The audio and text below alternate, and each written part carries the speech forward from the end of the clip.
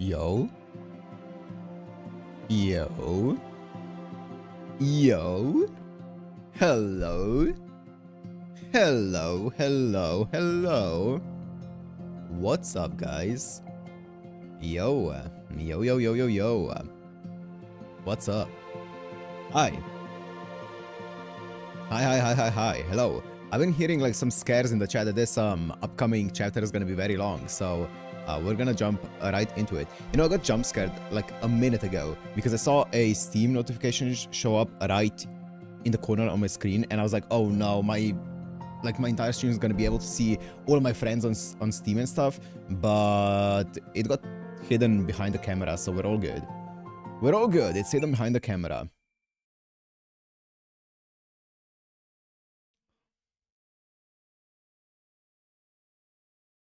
Yo, what's up, guys? Next episode, we have no other thing to do, so might as well. Night of the Witches 1. Let's go. It's Walpurgisnacht time. Night of the Witches. Yo, what's up, guys?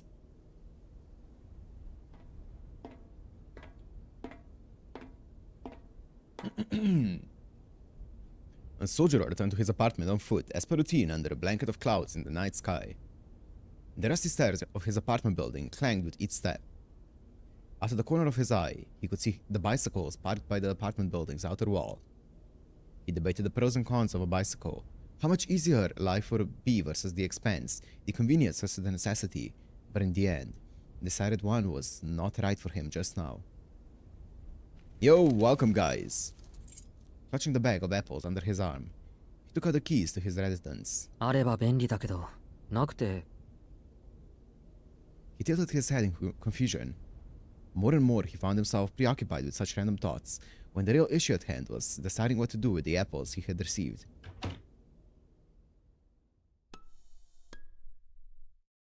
He placed the paper bag by the sink and switched on the lights.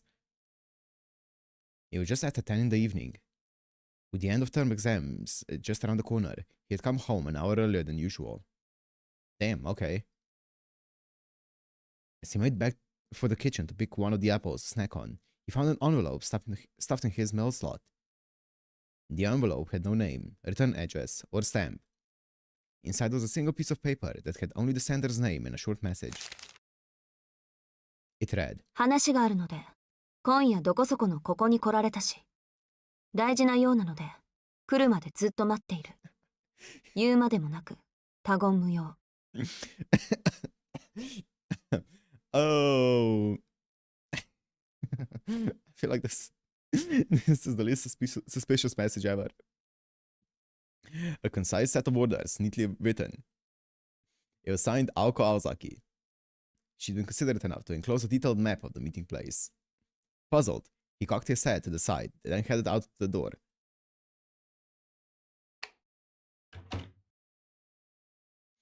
Afterward, upon the room's sole tenant leaving the premises, the envelope burst into flames and evaporated without a trace. Oh, that's cool. As though it had never existed in the first place. Okay, cover your tracks. I see you, Aoko.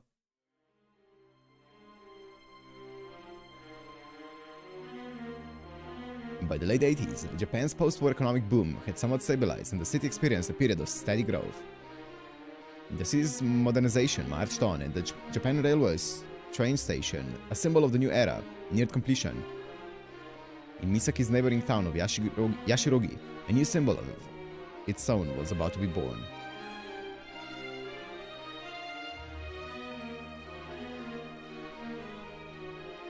Yashirogi bread and Kitsy Land. Oh!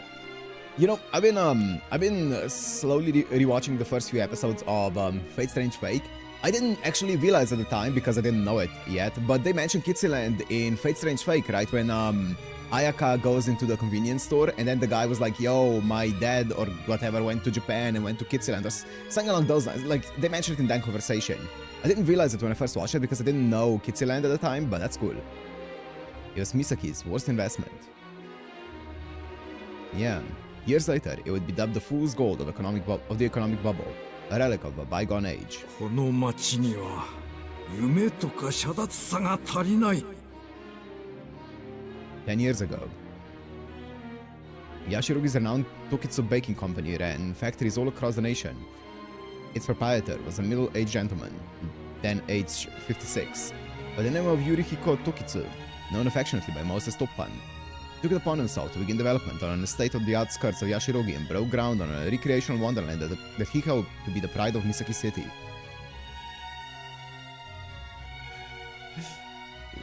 Yep. The long-awaited opening came in 1981. After 3 years of investment, this local amusement park, full of all kinds of hopes and dreams, began its short-lived tenure. It covered more than 85 square acres. Wow. Its magnificent merry-go-round dazzled all who passed through the park's gates. Its roller coaster twisted and turned about the edges of the park like a viring Japanese dragon. Its Ferris wheel, packed beyond necessity with gimmicks, was said to have tested the limits of modern engineering. 完璧だ。遊園地に必要なものをすべて積み込んだ。Old Yurihiko looked upon his creation and smiled. Only boosting his confidence was the fact that its grand opening was staged during a period of prosperity, the springtime of the world. But, in spite of this, they splendidly miscalculated the balance between aspirations and sophistication. Its mascot, Kitsy, was poorly designed and appeared like a cheap knockoff. The park was stuffed to the brim with bread stands. Even its impossible to navigate mirror maze seemed out of date from the start. There are no dreams to be had at Kitsy Land, only nightmarish satire. Numerous trade magazines lambasted Kitsy Land's shortcomings, and customer attendance declined. There was even an incident where a 6-year-old strayed from his mother, had an accident, and nearly died. In 1986, 5 years after the park opened, the situation had grown from bad to worse, and the park was hemorrhaging money. On top of everything, Yurihiko, who had bet everything on the success of mascot Kitsy, retired, and Kitsy Land's operations were officially in trouble. And thus, amidst the scorn of nearly all residents of the area, ended Misaki City's one and only amusement park. It's the bite of 86, yeah. What's more, perhaps best described as a footnote of this debacle, the self-proclaimed Parisian artist who designed the mascot, Toki Julich, was said to have snapped his brush in mourning over the closure of the park. Returning to the present. It was midnight, and the Kitsy Land of today was a shadow of its former glory. Like a doll abandoned in the corner of a toy box, the lonely park was illuminated only by the light of the town that continued to live around it. That's a cool line. Illuminated only by the light of the town that continued to live around it. Sojiro closed the Yashirogi guidebook that he had picked up on the way here. The story of its history was almost difficult to believe, but he supposed this was what people refer to as entropy. Sure. The park's front gate was unlocked. When he worked here the previous time, the iron fence was locked shut with a rusty chain, but the chain was nowhere to be seen and the gate left ajar. Following the map drawn in the letter, Sojiro quickly made his way inside.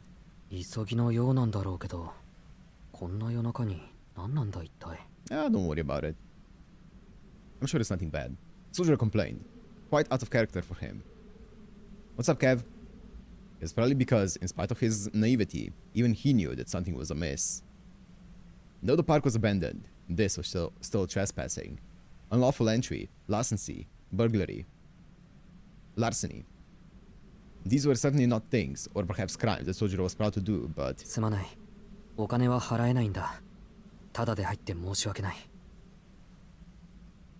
If Aoko demands it, I will break the law, he said. Money, apparently, was why his conscience was gnawing at him. He clapped his hands in apology toward the statue of Kitsy, on whose eyes the paint has begun to utterly dissolve. Sojiro passed the mascot, bleeding red paint from its eye sockets, and began to walk the night park. The building's colors had faded. The collection of machines was rusted. The man-made residents no longer felt the passage of time. Even the ghosts themselves could not endure the disparity between this forsaken place and its previous grand stature. It was like a fossilized dream. These are the ruins of a paradise both created and abandoned by man and reality. The economy had stabilized, and the standard of living was on the rise. Nobody was overly concerned with the future. These are the remains of a wild and exciting era.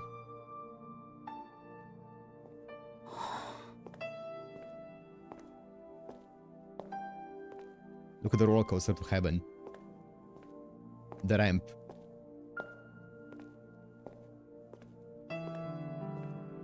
Oh, I didn't see. I thought it was a cutscene. His breath turning to white whisk before him. Soldier continued through the abandoned amusement park. Though void of human presence, this was not nearly as frightening as the darkness deep in the mountains. City suburbs can take many different forms, but Kitsy Land was unusual for an amusement park, in so much as it had been built adjacent to a residential district. The park was surrounded by a forest, but even that ultimately was man-made. It was no different from the curtains on a classroom window. If you were to scale the iron fence encircling Kitsy Land and break through the 20 yards of forested trees, you could make it back to the familiar townscape. Though the amusement park tended to arouse dread in the city folk, to Soldier it was little different from the commotion and terror of downtown.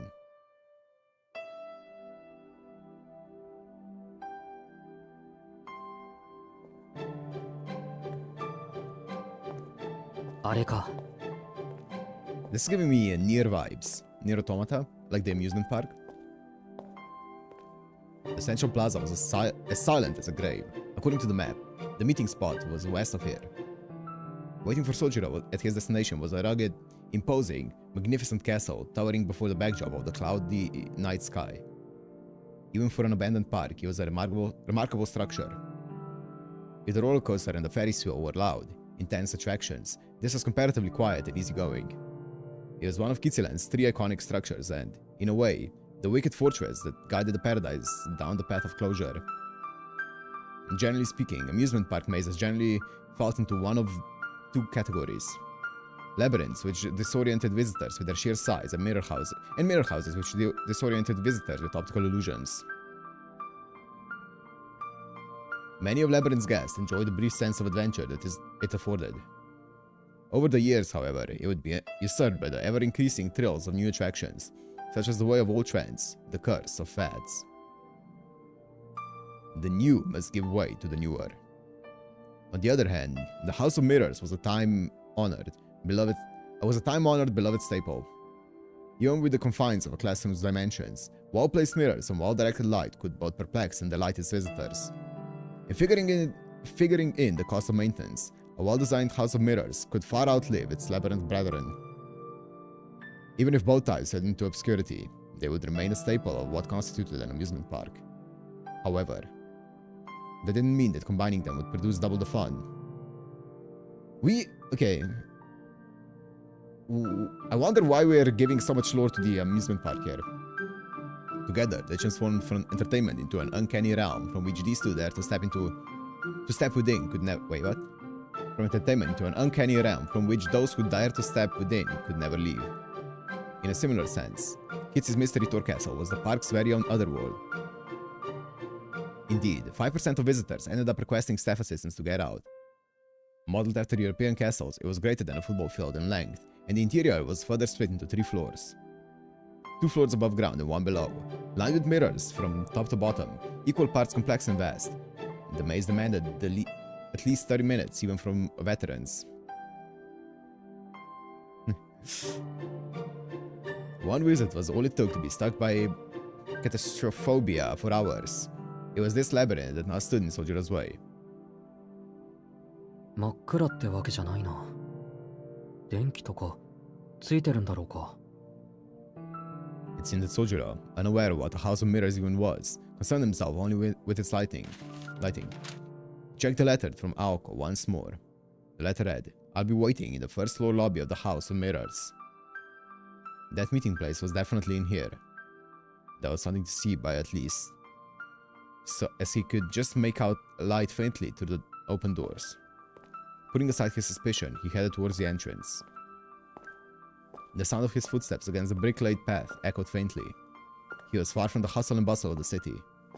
The park's clocks no longer made a tick nor talk, and the winter's bite no longer blew in the night. From within the silence, the stillness that would cause any onlooker to hold their breath. Sojiro stopped abruptly at the entrance of the House of Mirrors. ところで青崎、そんなところで何してるんだ？ He called out, turning back towards the plaza. Caught. Caught. Oh, oops. He caught her. A sound rang out, as if someone had dove behind a garbage can, and it fell to the ground in their haste. She failed the stealth mission. She failed the stealth mission. A short silence ensued. For a moment, the abandoned park returned to its previous hush, lost all of the aura that she was building up. Resigned to her having been exposed, the girl appeared from her hiding place.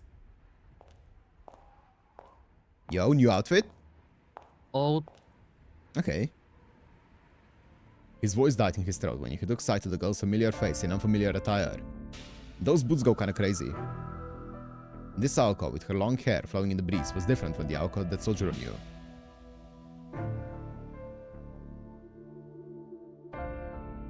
The resolute stance and posture she took exuded the strength of her will. She stared directly at him with a sharp-eyed, piercing gaze. Her eyes were glowing with a dim, phosphoric light, even enough to give Sojiro pause that he might be hallucinating.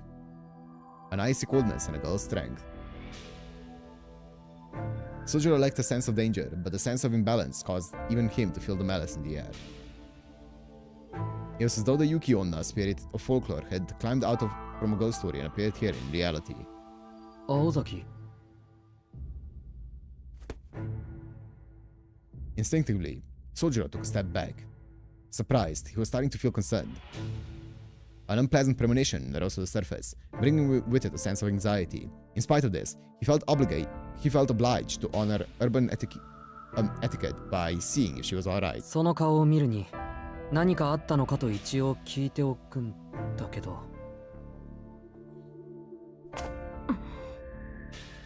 Without acknowledging him, Aoko took a step forward. Her figure, this atmosphere, Sojiro found himself recalling Ascent, a recent memory. His twisted and knotted apprehension melted away and was replaced with a growing realization.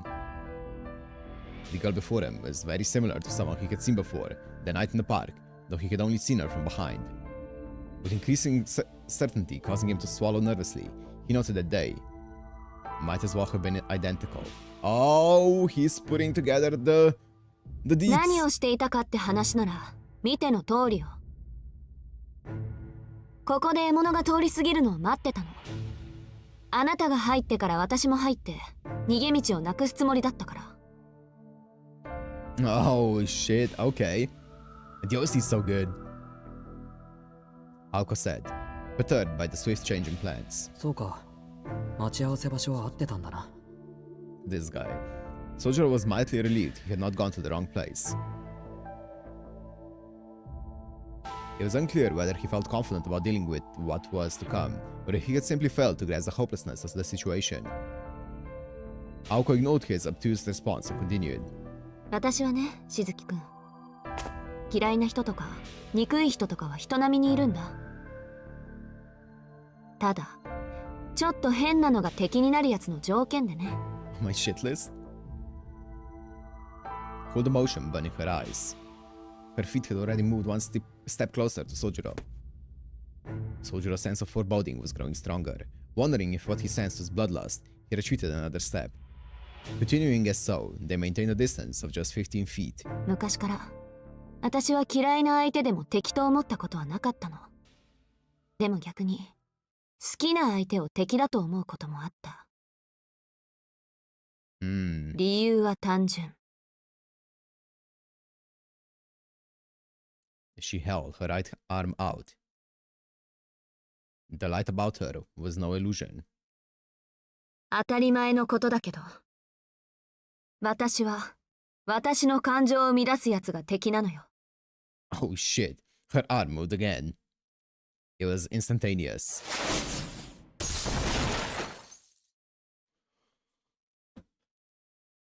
Something shot past Sojiro in the blink of an eye, missing him by just a foot to his left.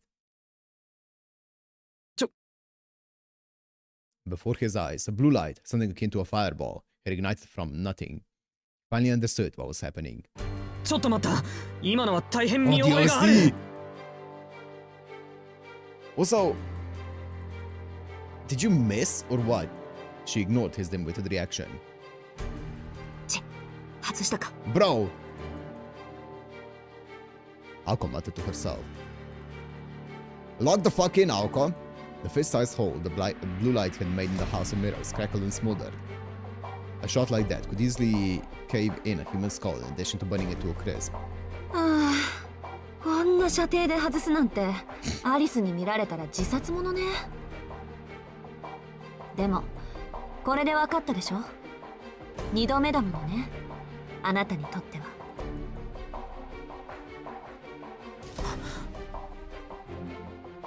Soldier backed away swiftly. Things were beyond incomprehensible. He was close to losing the ability to think at all. All he could make out was the figure of the dependable student council president, or at least what he had thought was the president, in the memories of the park that night 2 days ago.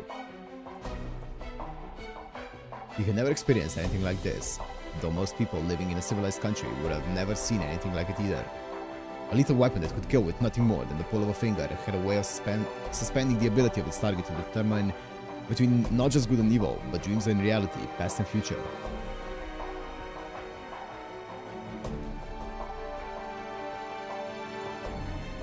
And the more peaceful someone's life had been, the stronger that suspension was likely to be. Suspending the ability of its target to determine. Okay. All he could think about was the fact that they were alive at that very moment. It was as if he was an unwritten character on a blank piece of white paper. There was no before, there was no after, there was only what came next. This was a very common thought process for anyone staring down the barrel of a gun. あ、命乞いはやめてね。意味ないから。でも、恨み事ならご自由に。殺す側の義務として一言一句聞いてあげる。Is it? By saying it was pointless, she made it sound more like she would not listen to what he had to say. However, Sojiro was in such a state of shock that it did not even enter his mind to speak up. All he knew, for reasons unknown, was that the girl in front of him wanted him dead. 嘘つきにも程がある。飛び丸のバカ。何がそんな生き物はいないだ。実際いるじゃないか、こんなお化けみたいなのが。To be fair, if she can't hit you when you're standing still, if you just run away, there's no way she's gonna hit you. Sojiro felt that he had said that out loud. The second blast would come even quicker than the last, so he kept it to himself. His mental expletives stirred his mind from paralysis to mere panic. This response came not from confidence, however. Someday, out of the blue, someone's going to kill me. While it may have seemed like a baseless belief to hold, でもそうだった。都会には殺人事件がある。ルールを破れば殺されるのは当たり前だってちゃんと教えてもらってた。To Sojiro, the situation seemed to perfectly align with his inexperienced understanding that the city was a coldly pragmatic place. As far as he was concerned at this moment, being killed by a classmate was not something to be so surprised by. Sure. In a society where murder was possible, he was able to accept this sort of situation as natural. Of virtually no concern was the series of events that led to Aoko's aggression towards him. Interesting. The only thing that truly confused him was Aoko's blue fireball. Sojiro swallowed with an audible gulp. A geometric probability of her hitting you if you're 5 meters away with 20mm shot. We need the recoil. The recoil and the weight of it, the velocity of it. Wait, to anyone who may have been watching, he was the responsible victim paralyzed by fear. Also the air そういうこと resistance. よ。ようやく理解してくれたわね。多くは語らないけど、あなたにはここで死んでもらう。魔術は隠匿するものなんて言っても、そっちには関係のないことだし。単に運がなかったって思えばいいわ。大事なのは私があなたを殺したってことだけだから。 Done talking, Aoko once again lifted her right arm. There was a hum like a machine. Blue light began to revolve around her arm beneath her sleeve. This was taking longer than last time, leading Sojiro to believe that it was going to be much stronger than the attack that was still scorching the wall behind him. The realization caused his panic to heighten. いやなんだつまり始末するとかしないとかあの夜のお化けは青崎だったとか都会は本当に込み入ってるとかそういうことじゃなくて His thoughts became jumbled. His heart pounded like a hammer. Instant with no air resistance, it should be pretty damn certain to hit. This is no time to be standing still. He was not sure if the girl in front of him was really human. More importantly, even if he could accept the events unfolding before him, when all was said and done. 待て人殺しはいけないんだぞ Yo! Flawless. Sound logic. Even if it was a fact of life in the city, Sojiro was not about to lie down and die. 分かってるわよそんなことは。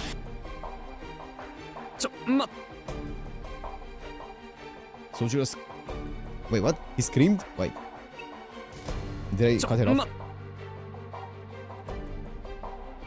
No, I didn't cut it off. Sojiro's scream, still entirely oblivious, was just a thing to invoke Aoko's full breath.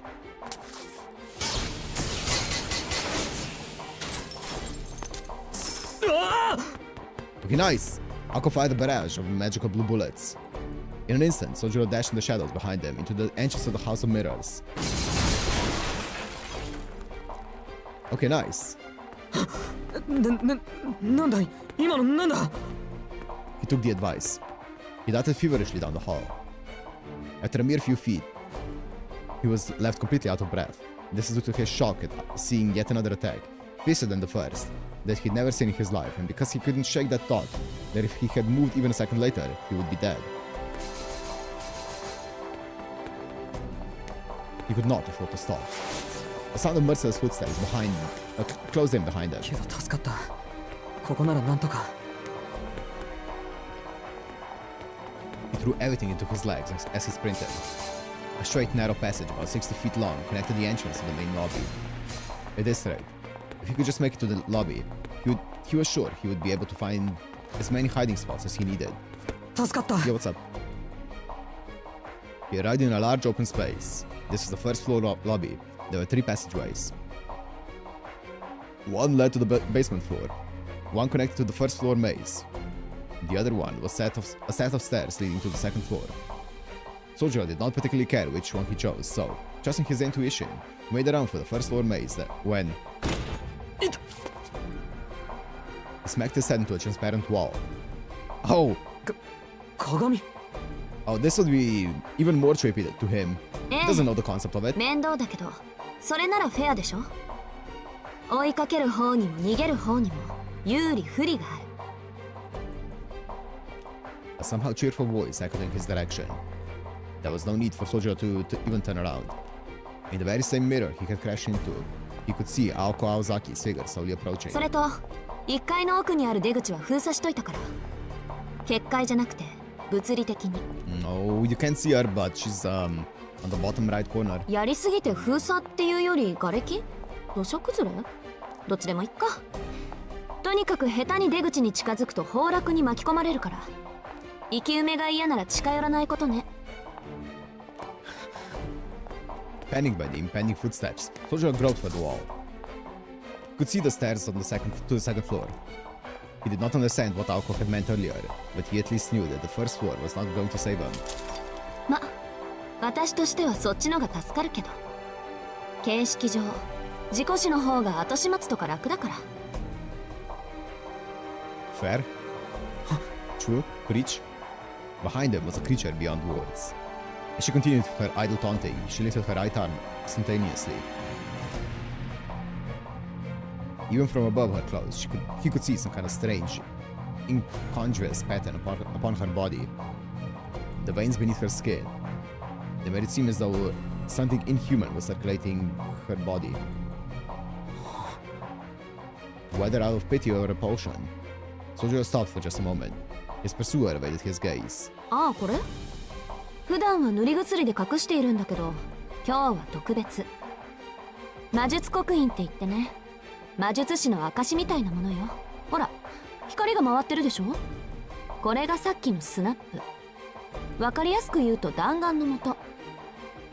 今日は調子いいし、私魔力を効率よく使うのだけは自信あるし。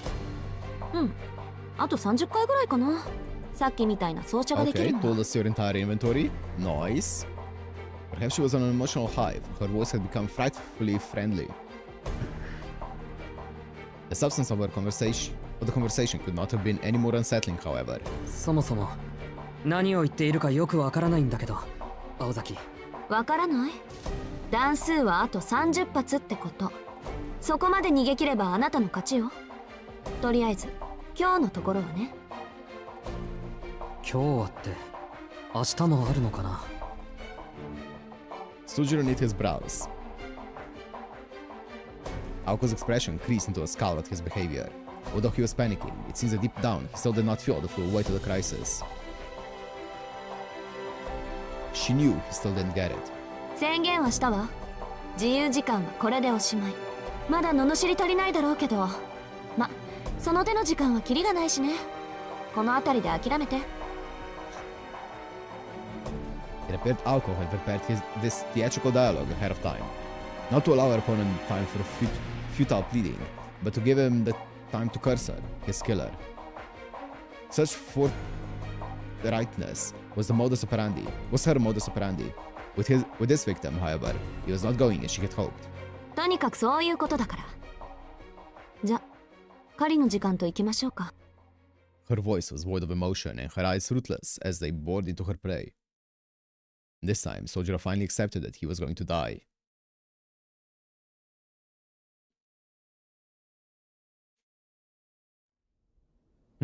How does this go then?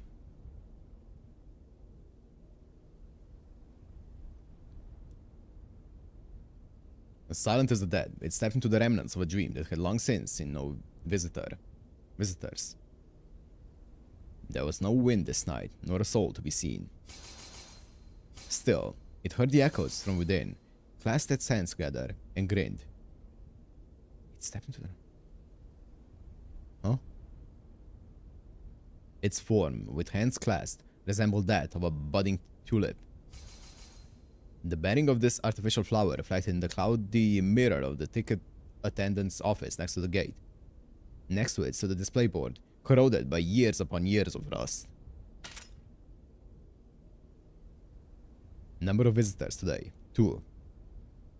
Number of... today.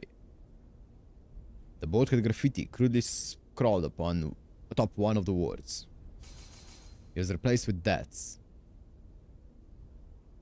The records board had long ago fallen to disrepair.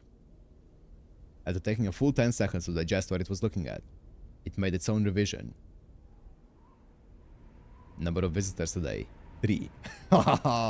Number of deaths today, 1. Oh, that's fun. Oh, that's a fun way to do that. Oops. Oh, that's cool. What the fuck is this? After appending this number with an index finger, she smiled like a flower.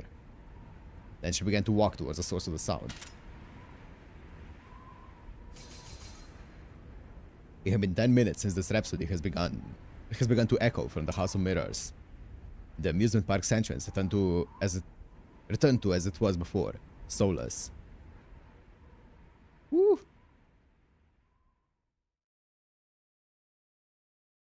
In the end, even if Sojiro had been the luckiest man alive, there was no way he should have been able to escape. The question, however, was how much of this was by design, and how much was sheer coincidence. Even Aoko, who had made all the arrangements, had no answer. Indeed, there were only 3 things she could say. It was taking longer than expected. He was putting up more resistance than she had anticipated, and that choosing the House of Mirrors had been a mistake. Yeah, I guess so, yeah. You made it not only harder for him to escape, you also made it harder for yourself to hit him. Also, this would have been all avoided with the first shot. She had really screwed the pooch on this one. The location itself was an excellent choice, as the House of Mirrors was perfect as a hunting ground, but seeing her own incompetence reflected in the mirrors was beginning to grate on her.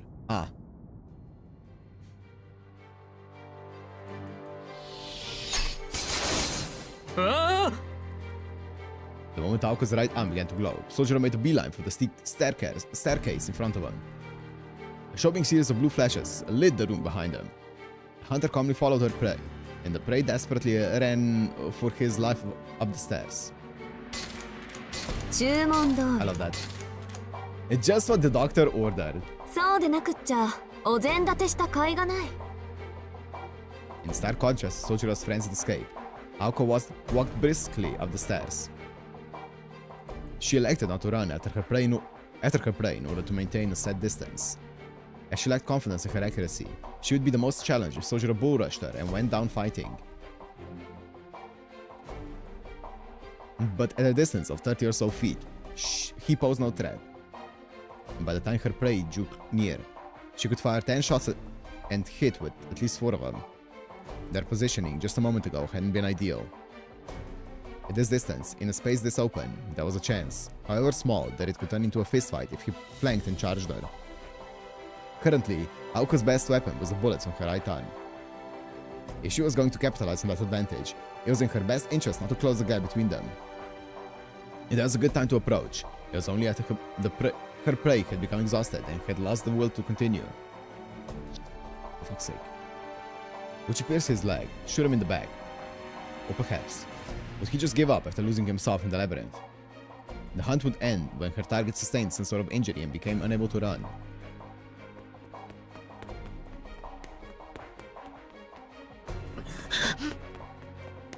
On Sojiro's end, he could barely bite back on screaming as he bolted through the maze. Even running in a straight line had become difficult, much less searching for an exit. The corridor stretched out far before him, or so the mirrors blocking the path had made it seem. Panicked, he made a turn to the right.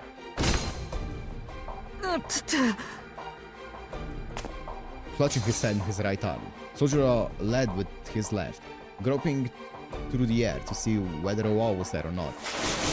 Oh! He dove down the hall to the left, narrowly dodging the bullets targeting his life. Urged on by the sound of approaching footsteps, he ran without thinking.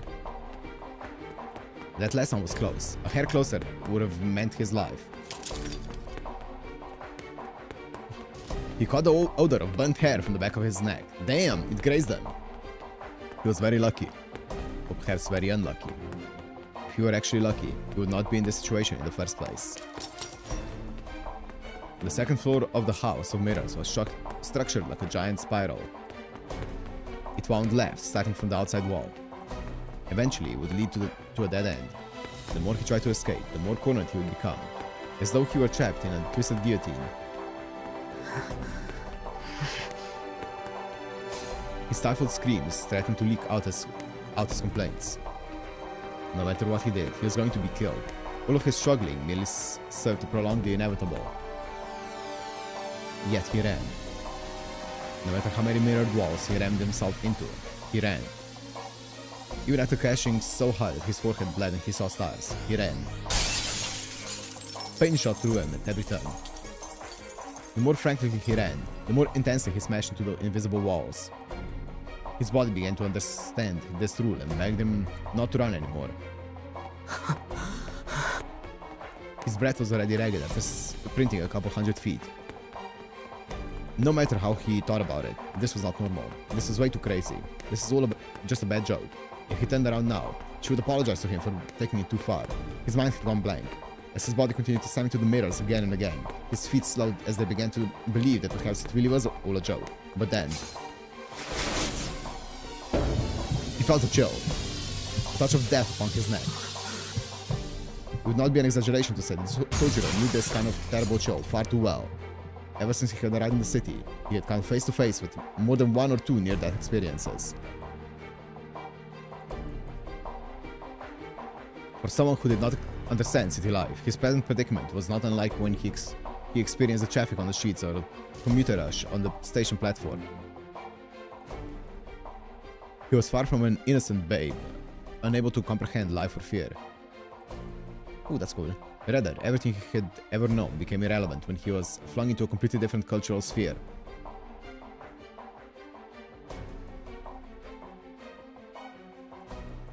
Even society's promises of safety, something urbanites took for granted, were threats unknown. So he was used to this already. Though if he were to be honest, he was dissatisfied with some things. Things superfluous to necessity.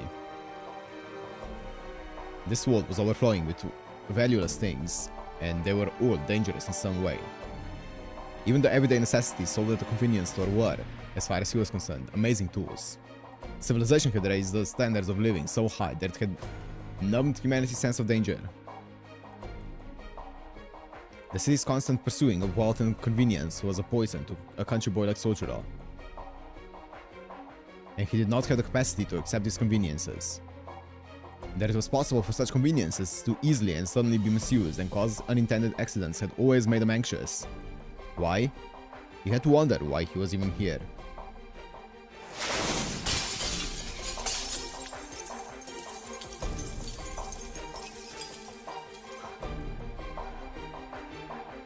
How ironic. It took the real threat of death to finally make him realize, like a divine revelation, what he had failed to understand until now. He always had to expect the unexpected. Near-death experiences were more common than one might think. To begin with, safety was something that came at a price. Being alive meant that the opposite was always lurking around the corner. Ooh. It was just like a streetlight at night. When the sun rose, this illumination would naturally disappear. Another barrage of strange projectiles whizzed mercilessly by him. He recalled in the back of his mind the charred remains of someone at the hands of that blue flame 2 nights prior. Somehow this situation reminded him of a horse being led by a dangling carrot. For now, he lifted his head and continued to run through the labyrinth. But for what purpose? Though he knew the pain in his chest was very real, he felt disconnected from it. The night sky, visible through the skylight, was a muddy ultramarine, no longer resembling the one he knew. And managed to calm himself down. Sojiro began to laugh in despair, as though something rather precarious had been broken, or precious had been broken. Everything had become meaningless anyway. Even so, his legs somehow made their way forward at the sight of her reflection in the mirror. Like a game of cat and mouse, Sojiro fled through the labyrinth of mirrors. Then, after 4 minutes, that strangely unreal tension ended.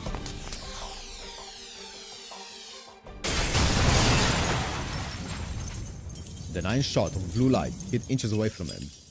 9th? It exploded the moment it made impact, launching Sojiro into the opposite wall. Of all the fire he had taken thus far, this shot indisputably brought him the closest to death.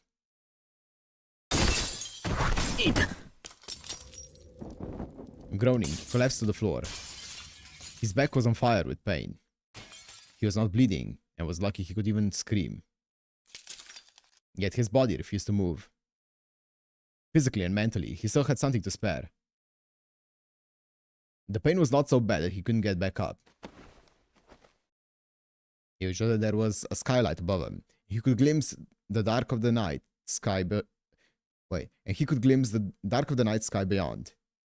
The feeling that overcame him was a raw, selfish bout of grief.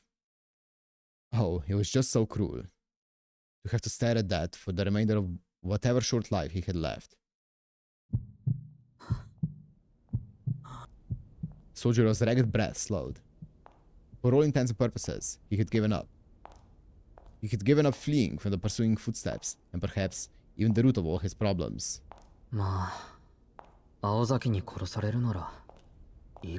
Preach. Sojiro Shizuki felt things that in any other circumstance he would never feel. Incidentally, without exaggeration or embellishment, this was the only mistake he had ever made in his entire life. Staring vacantly into the night sky above, Sojiro listened as the footsteps grew nearer. ギブアップ It was the closest her voice had ever been to him. Perhaps feeling that he had really given up, she approached his collapsed form.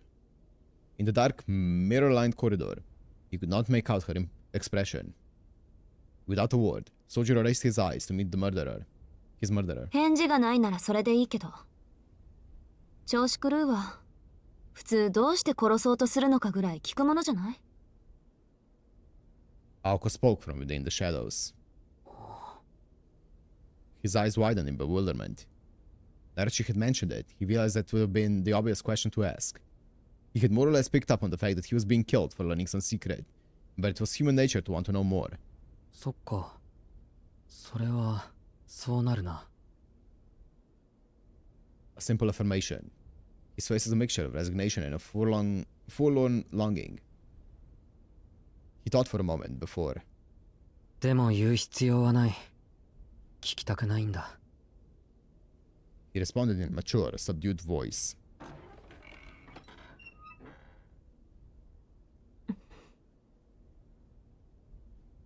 His response was clear, rather, gallantly so.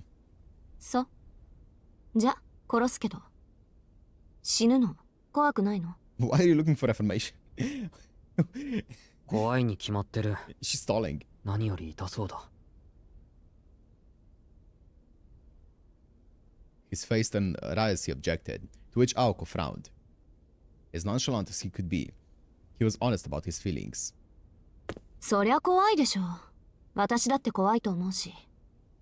でも悪いわね。我慢して。人でなしと罵ってくれて結構よ。今の私は本当にその通りだから。そういった意味じゃあんたと同じ。普通の道徳がないのよ。だから必要なら人も殺せる。Classic mage family. Sojiro's finger twitched in response to her indifferent tone. As if to say that, despite having given up on just about everything, his body could not let those words slide.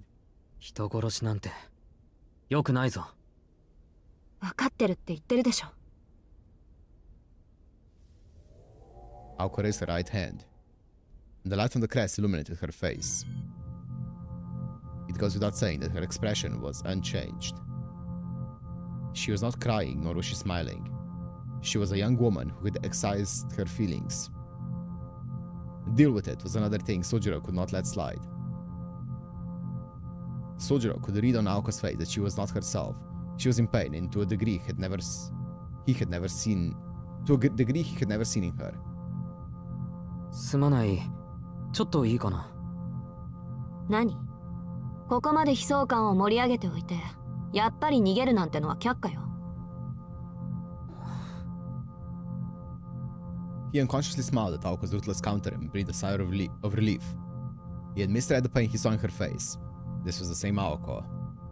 Sojiro laughed out loud in genuine joy, a laugh that most people would take as an insult. 遺言でも聞いてあげようと思った私が甘かった。っていうか、今の小バカにした笑いがあんたの遺言ってことで OK？ いや、そうじゃなくて、あそこにいる人は青崎の友人なのか？ That's such a scary thing to say. Yo, is that thing behind you? Is that your friend or something? That's such a scary thing to say. Yo, what's up, Sam? Oh, that's crazy. I would be tweaking. Yeah, miss me with that shit.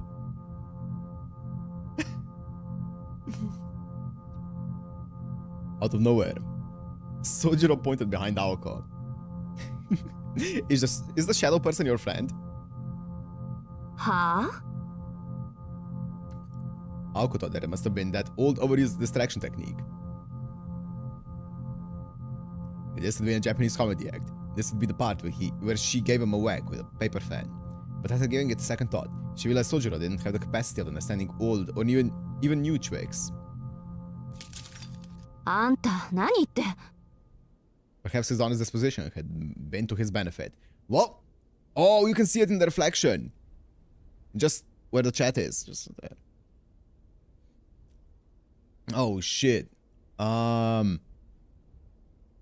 Is that a doll? I can't see it well. I was gonna say something. Fuck. Oh yeah. You get spared. You get spared, SonoG, for now. Thank the tulip. Without thinking, Aoko gave in to her curiosity and turned her gaze towards the direction in which his finger was pointed. And there, something that should not have been there in the maze. Something with a creaking wooden smile. Yep, a doll. It was the ominous, creepy, uncanny figure of a girl.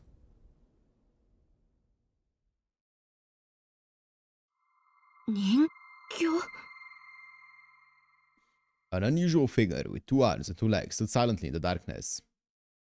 If only for a moment, its beauty, which was even apparent from afar, dulled the insanity of the current situation. Oh! Extend, extend, extend. The utterly unknown thread that made Aoko freeze on the spot. Avoiding it didn't even occur to her. Humans possess intelligence and knowledge, but when confronted with the unknown, they fail to process what to do and... Ah! Hello? A shriek escaped Aoko's mouth. The magical attack crossed the 30-foot gap in an instant. The arm of the girl who had appeared in the rear of the corridor was slender and quick. It extended to a near impossible length, striking Aoko from behind. Bro, it's a fucking overseer from Fate Strange Fate. Aoko crashed into the wall. She fought back, an anguished whimper. The attacker rejected her arm. Aozaki! Sojiro sprang to his feet. He darted to her side and used all the strength he could muster to get her to her feet. He could not believe how light she was. In Sojiro's mind, Aoko was an extraordinary individual. He'd expected that if he were to ever touch her, it would be apparent she was far stronger than he. But in reality, she felt about as heavy as you would expect a 100-pound girl to feel. Meanwhile, that thing continued to wheel in its arm, as if it were some sort of mechanism. Having extended more than 30 feet from the elbow joint, it clanked as it returned to its previous shape and size. 大丈夫か? やめてよ。わからないわ。なんでそんな顔できるの? Aoko tore her hand away from Sojiro's. Suddenly, she felt her knees buckle from under her, but Sojiro caught her before she could hit the ground and helped her to her feet. 無理するな。で、あいつは知り合いか? He looked back at the eerie shadow 30 feet away as it finished ejecting its arm. そうね。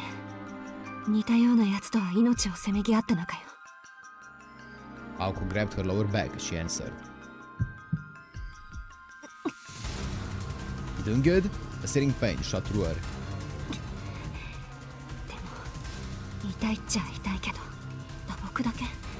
あれだけ絶好の奇襲をしておいて。それとも、この距離じゃ当たっても致命 Yeah, that's what I was 傷に thinking. な It る？ landed a hit, so... あるわけないか。 It did something to 何 her. か別の意味があると見るべきね。Aoko tried to steady her breathing as she assessed the damage done to her back. The pain was quick to fade, and her breathing returned to normal. For the time being, her motor functions were no longer hindered, which meant the real damage was elsewhere. Maybe the mage circuits, the magical circuits, kind of like what injecting an origin does with like the origin bullet and stuff. 青崎、あれ。分かってるわ。黙ってて。Blue light glowed across the gloom. The magical energy generated by her breathing was accumulating in her right arm. If magical energy was the fuel, the formula was the igniter. For Aoko, this was a little more than a reenactment of 2 evenings ago. Next time the puppet extended its arm, Aoko would fire a magic bullet as fast as she could. A battle at approximately 30 feet. As long as Aoko could secure a 2-second window, she could create a counterattack to end their duel. It made its move. With its its head tilted down. There was no expression to be seen, and in the darkness, its apparent age was impossible to make out. For the two humans, the puppet was not dissimilar to a faceless ghost. Its left arm slowly came up with a grinding sound. Its movements were dull, as if the joints were rusty. Oh, hello. The right arm, which had been extended earlier, hung at its side. Though the puppet mouth was hidden by its long locks, the sense was that it was smiling. Sure. さっきと用途が違う。あれが本命。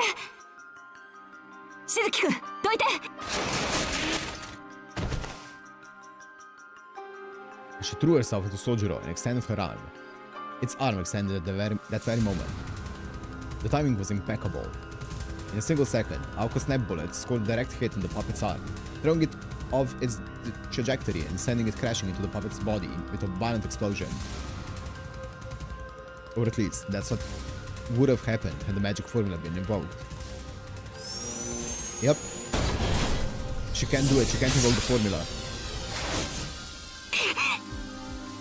And she barely avoided being shot once again. When her magic had failed her, intuition took over, and she just managed to get away.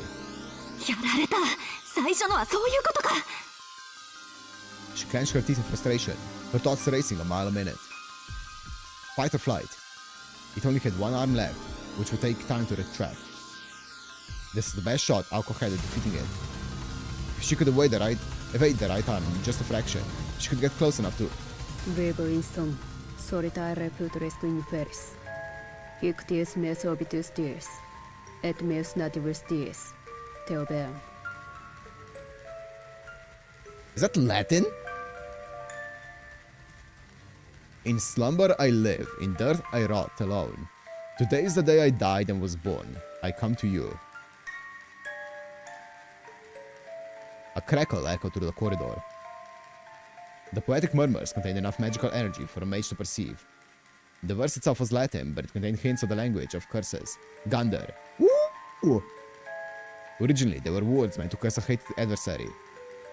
However, Mea animae mortalis, otem me futura negata sunt. Manes sum, animam definire ambiguum est. Teodi et te am, conveniamus insomnio ipso. life is immortal, though my future was destroyed, I'm a ghost. The definition of life is ethereal. I hate you, I love you. Let us meet in a dream. The puppet was directing the words at itself. Curses beget curses.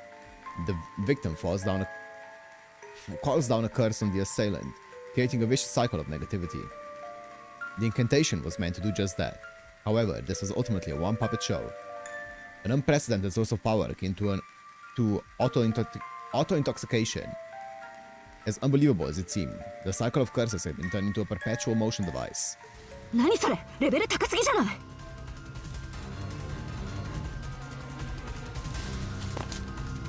Aoko abandoned the idea of digging her heels in. It was time to flee with all due haste. 何してんの、あんたも来る。 She grabbed Sojiro's hand and ran as fast as she could, deeper into the realm of mirrors. The crackling voice continued its murmuring behind them. Proximi mich negligentes ferunt. Omnes nos peccantes fims. Among us, Et omnes nos edem fims. Omnes nos peccatores sums. Venite domum meum. Lut simile somnium. Et pulvere simile quotidianum. Corprebo. Te judico.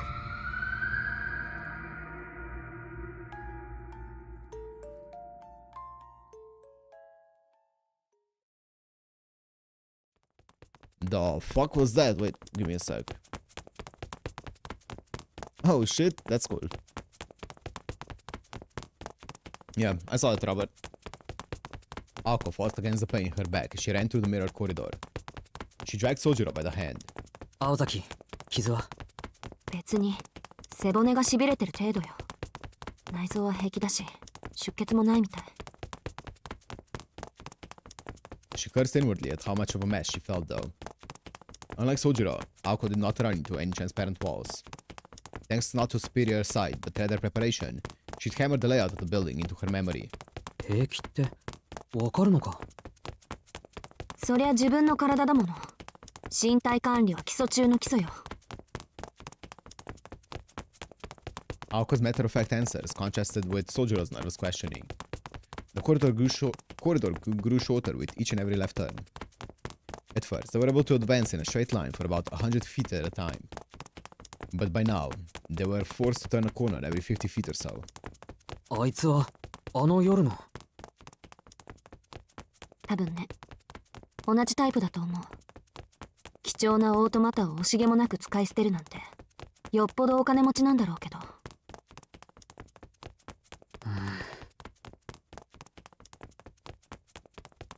Sojiro furrowed his brows. He was grateful that she was answering his questions, but baffled by the strange word she was using. 青崎ストップ。もう随分走ったぞ。あいつは曲がり角一つ分向こうだ。少し休もう。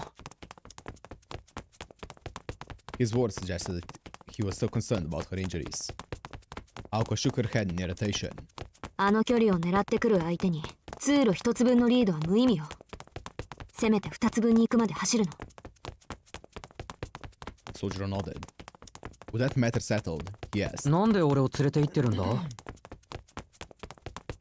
逃げられたくないからじゃない、バカ。Yeah. Answering curtly, Aoko glared at her naive prey. The two of them headed for the next corner. Their legs began to slow as they rounded one more. Aoko rubbed her back as she tried to catch her breath. Though Aoko had insisted that she was fine, it appeared to have been bravado. Even the usually clueless Sojiro felt the desperation they were in. He stood behind Aoko with his arms folded. While they had a moment, he tried to make sense of everything. First, Aoko had nearly killed him. And though he was saved at the last possible second, it was by the strange, stretchy woman Aoko had burned to ashes 2 nights prior. He could barely make it out that night, but he considered it her because it looked female. Yeah, good job, man. The woman's attacks wounded Aoko's back and forced her to flee. What's up, Maze? Aoko had taken Sojiro with her, claiming that the reason she did so was to prevent her prey from escaping. In other words, 青崎はまだ諦めてないんだな。当たり前よ。あんなやつ、仮に2体と半分始末しても、あんた用の余力は残せるわ。her tone was sharp, but even Sojiro could see that she was struggling to stay confident. The damage to her body was too much to afford her any optimism. Still, the fury of her eyes refused to accept her circumstances. 中がところどころショートしてる。あの右腕は回路を混戦させるジャミングってわけね。Though the proper response would have been for her to tremble in fear, she did nothing but shake her fist in anger.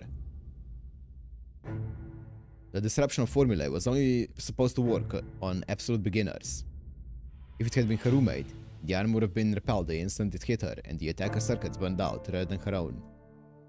Attempting to establish a link with the magical circuits of another mage was like presenting your heart on a silver platter. It would be of no use in a battle against a superior mage. I mean, she is a beginner though, right? She is pretty new to this entire thing. And yet, her adversary had been designed to do just that.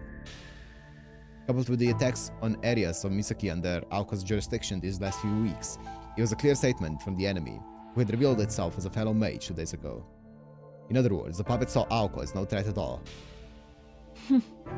敵ながら正確な判断だこと。 While she was still angry, the whirlwind of emotion within her started to fade.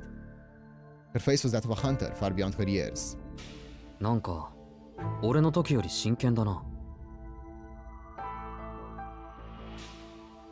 まあね、あんたの時は遊びが入ってたし。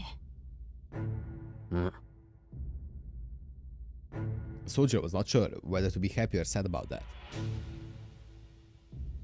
わからないことだらけで何を聞いていいかわからないんだけど、一つだけいいか。Aoko didn't respond. Her eyes were focused on the darkness before them. The silence was heavy, and the darkness was like a noose closing in on them. but Sojiro continued in spite of her indifference. 青崎はあいつも殺すのか? A stillness fell over them. It was as if the gloom was pulling them in. No response. Their breathing was the only sound echoing in the dim corridor. There stood Sojiro, forcing her to confront her sins, and the magician girl continued to ignore them. They spent a few seconds, seemingly frozen in time. そう。それがあなたのキーワードみたいね。Aoko whispered in a lifeless tone. Her sigh was tinged with both resignation and contempt. 何? 独り言よ、忘れて。それと、言っとくけど、あいつは人間じゃないわ。信じられないだろうけど、自分の意志で動く人形なの。この前の、今のやつもね。Sojiro nodded as he processed the information. Not only did he not doubt her story, but he seems to have accepted it at face value. なんか落ち着いてるわね。まさか、もう何が何だかわからないから、あまり考えないことにしてるだけだ。Okay, head empty. ただ、人形に関しては別にどうということはない。It kind of looks like a doll, yeah. もしかして他でも自動人形を見たことあるとか？ん？都会の人形ってああいうものじゃないのか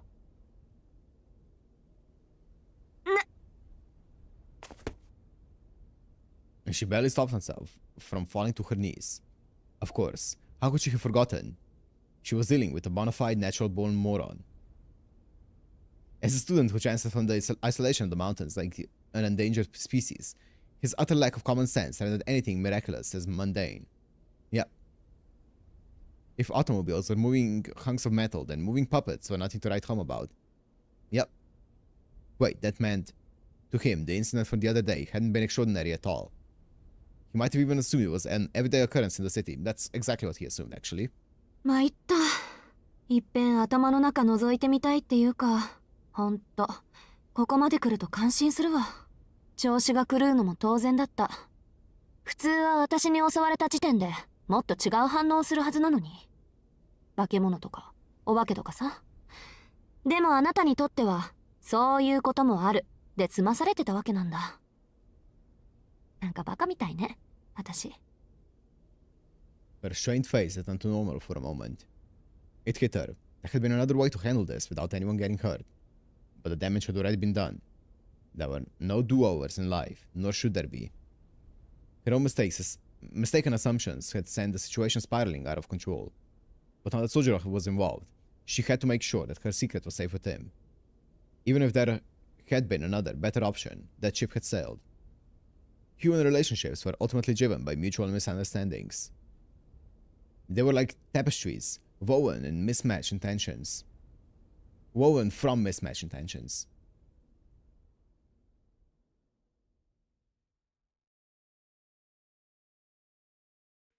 Break time was over. There stood Aoko Aozaki and Sojiro Shizuki. Their first ever idle conversation had come to an end. Now that they had a choice in the matter. It was a jarring murmuring from around the corner that cut it short. Nemo mev nus meminit, vidroit extinct cest. Initio eraberamos dom brevimus dolores sunt. Nemo adiuvat. The enemy was just around the corner, visible in the mirrors parallel to it. 悠長に話してる場合じゃないわね。とにかく今は距離を。Oh boy. In contrast to Ako's elegant blues, its lights were a malicious red. ガンダ打ち Yep, it's Gander, baby! Nemo mentioned. It's Gander! I've seen this one before! There was a momentary flash of light before she even extended her arm. But the instant she saw the enemy, her dormant feelings erupted once more. さっきから邪魔なのよ Oh, nice. She channeled all of her pent-up anger and shunted it into her right arm. The fog that filled the corridor was no magical weaving, but rather a barrier of raw energy. It was equivalent to setting ablaze 3 buckets of gasoline to create a wall of fire in the hope it would stop an arrow in flight. If the puppet had attacked with its arm, it would have pierced such a wall easily, but because it had loose curses with no definite form, the wall of energy repelled the attack. What was a huge waste of magical energy was the only means Aoko had to protect herself at the very moment. Unfortunately, its protection was reserved for Aoko alone. Oh, did he get hit? Sojiro held his hand to his mouth. While the curse had been weakened to the point where Aoko could no longer feel it, it had plenty of effect on Sojiro, who was not a mage. As if it understood that fact, the puppet turned its gaze from Aoko to the unanticipated human behind her.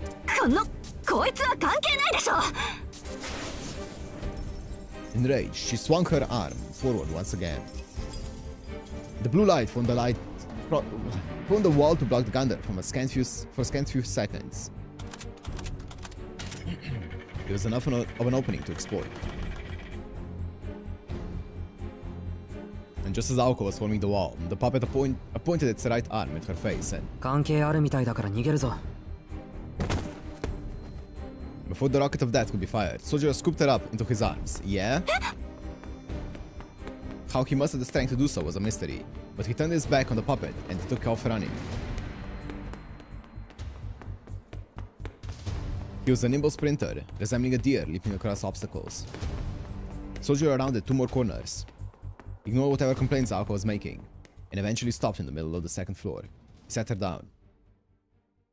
よし、ここまで来れば少しは休めるな。 Sojiro's shoulders heaved as he caught his breath. As light as she was, running while carrying someone else would make anyone winded.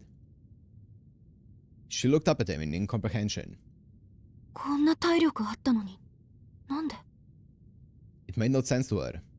If he had the stamina to pick her up and run, surely he could have stood up and escaped when he had been downed earlier. ああ、あの時は諦めてたから。 His words were unfiltered as ever. Though by then, fighting for their lives, he lacked some of his usual absent-mindedness. 諦めてたって。さあ、忘れた。 Though he may have turned away because he regretted saying it aloud, his words spoke volumes. For some reason, it pained Aoko to see him like that.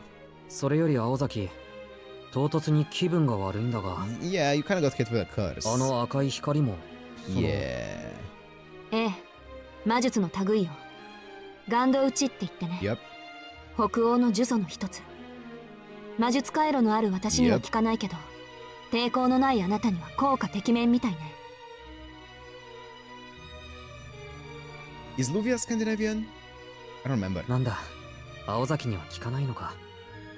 じゃあ、危ないのはあの腕だけだな。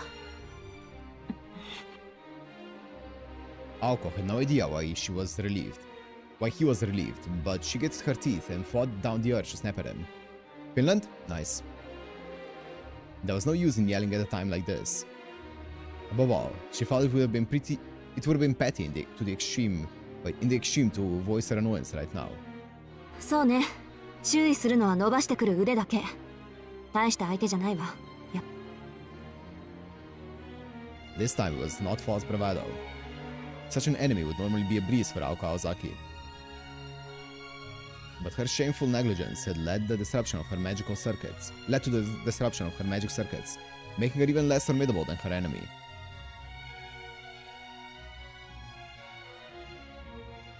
At this point, Aoko had no way of attacking. The only option left to her was to wait for it to expend all of its magical energy, but its perpetual curse mechanisms made that a non-starter. This game of tag would not end until one of them was dead. She realized that she was in the same position she had cornered Sojiro in earlier. She glanced at her right arm. She could not imagine how she had gotten into such a mess with her magical energy at more than half of its capacity. This had to be karma, for having enjoyed toying with Sojiro earlier. 呆れた。いるところにはいるものね。She grumbled under her breath as she shifted her focus. She had the fuel for the fire, but not the igniter. That killing machine would chase her until the end of time if need be. What she should do next was blindingly clear. She had to get back to normal. 青崎。ごめん、考え事してた。確か。よし、合ってる。しずきくん、そこに横道あるのわかる？あ？ Aoko pointed, but he could see nothing but the walls of the corridor. For one thing, the floor had nothing but left turns, and Aoko was pointing to the right. 2階は中心まで行くと1階に降りる階段があるんだけど、それは私が壊したから使えないの。Okay. けど、ここの作りも意地が悪くてね。よく見れば、右に曲がる通路もあるのよ。上級者だけにわかる抜け道ってやつ。あとは注意して探せば、1階の階段までショートカットできる。悪いけど、一人で行って。Aoko turned her back to Sojiro and started walking the opposite direction of the escape route and down the long corridor toward the puppet in pursuit. あいつは無差別だから、ここで壊さないといけない。魔術師は魔術師同士で争うのはいいんだけど、Yeah, makes みだりに sense. 一般人に手を出しちゃいけないって決まりがあるの。Makes sense, especially since he's so much more affected by Gander shots than she is. So him being there and her protecting him would be a liability. あいつの目的は私のわけだし、結果がどうあれ、すっきりするでしょ。If Aoko won, the puppet would be destroyed. If Aoko lost, its objective would be complete and it would shut down. Either way, then going their separate ways would mean Sojiro survived. This is what Aoko meant. Though she explained it as if the events were happening to two totally different people. 運が良ければ入り口までたどり着けるわ。One Piece. それじゃあ、また明日ね。Even Sojiro could tell she was just trying to act tough. But she had already disappeared around the corner by the time he thought to stop her.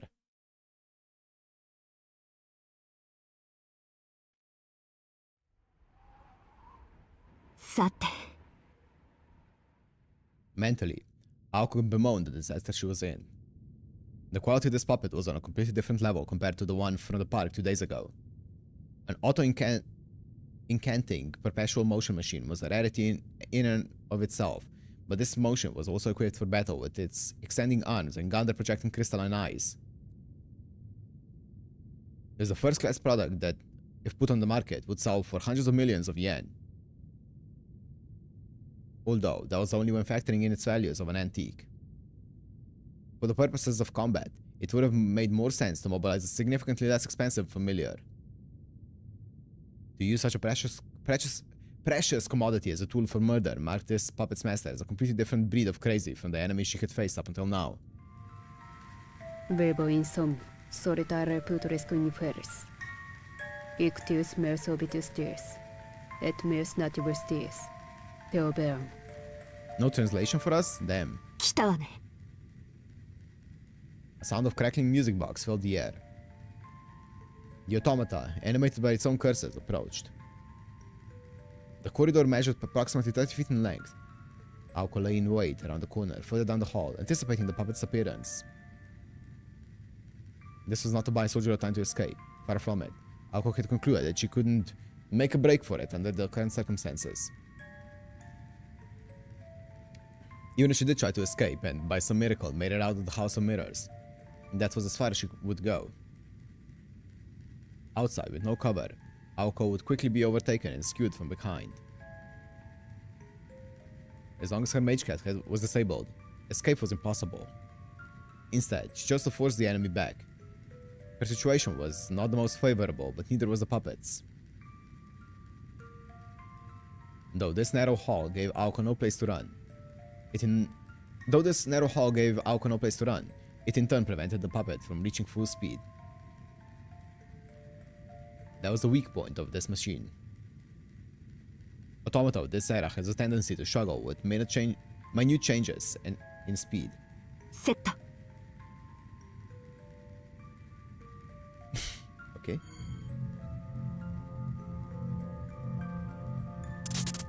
She flowed energy into her shorted circuits.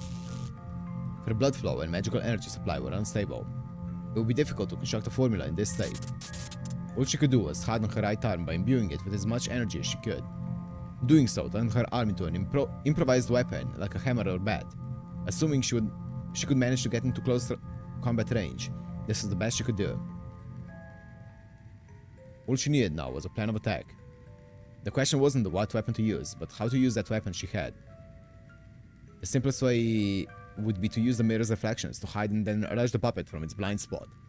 Except for one major problem. It did not have a sense of sight in the first place. Yep, no blind spots. The puppet's view of the world around it did not stem from visual feedback, but from mapping the topography of its surroundings. In theory, it was the same as a bat's echolocation. The environment could be measured based on the emission and return of high-frequency sound waves. Yep. Those chants served as a sensor pulses. As far as the puppet was concerned, the mirrors were no better than transparent panes, making even the thought of an ambush laughable. Yep.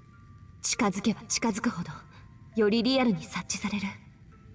本当は遠距離からの狙撃が最適なんだけど、ガンドを撃ってくるならフィンの一撃ぐらい隠してるわよね。Gander was Scandinavian in origin and, considering its simplicity, highly versatile. It was most effective at impairing a target's health by pointing a finger. As a single-action magecraft, it was limited to only causing illness, but there was a secret technique said to be the greatest mastery of the Gander shot, the Fin shot. It could do more than cause simple illness. It was a deadly curse that could stop the heart. Okay, some Zabania shit. The wound on her back set her nerves on fire. An unarmed girl and a deadly automaton. It was clear that she was the one destined for death. She considered her slim chances of survival when... Oh, Riding Hood? A vision sent chills down her spine. Quietly, using everything she could to clamp down on the feeling, Aoko faced her all too familiar illusion. She clenched her teeth to keep them from making a deafening clatter. But there, the sensation of fingers crawling up her neck. Behind her, the specter stared and laughed. This alone made Aoko want to bolt. On top of it all, when Aoko tried to mentally stimulate mentally simulate the coming fight, she estimated a 2 in 10 chance of dying in the first 5 seconds. 20%. At times, her predictions were harsher than reality. If Aoko fought the puppet 10 times, she would die twice. She could not stop herself from visualizing her own corpse. She imagined herself collapsing, crumpling under the puppet's curse. Her eyeballs swollen like a blowfish, blood and other fluids oozing from every bodily orifice. 1 in 5, 1 in 5, 1 in 5. A 1 in 10 chance of death was bad enough, but 1 in 5? It drove her crazy.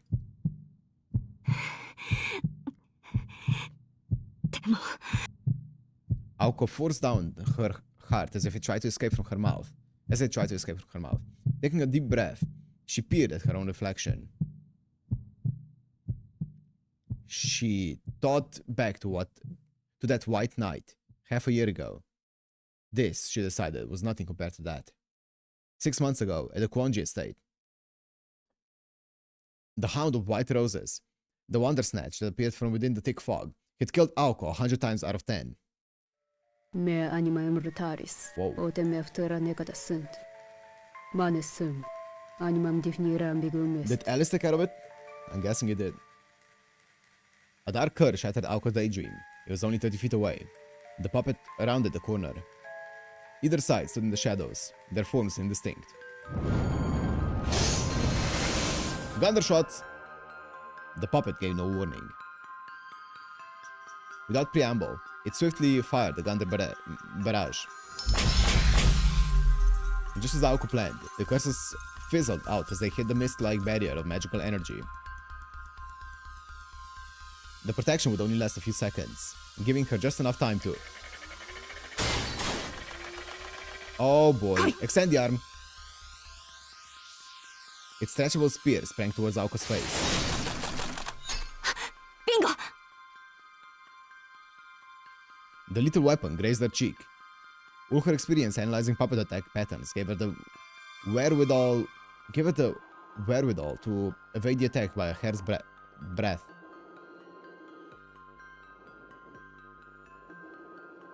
It was one thing if a puppeteer were pulling the strings, but autonomous dolls had their limitations. Aoko had bet everything on the skilling machine following a predefined template. The puppet would use a given attack for a given range, and she could adjust her tactics to that.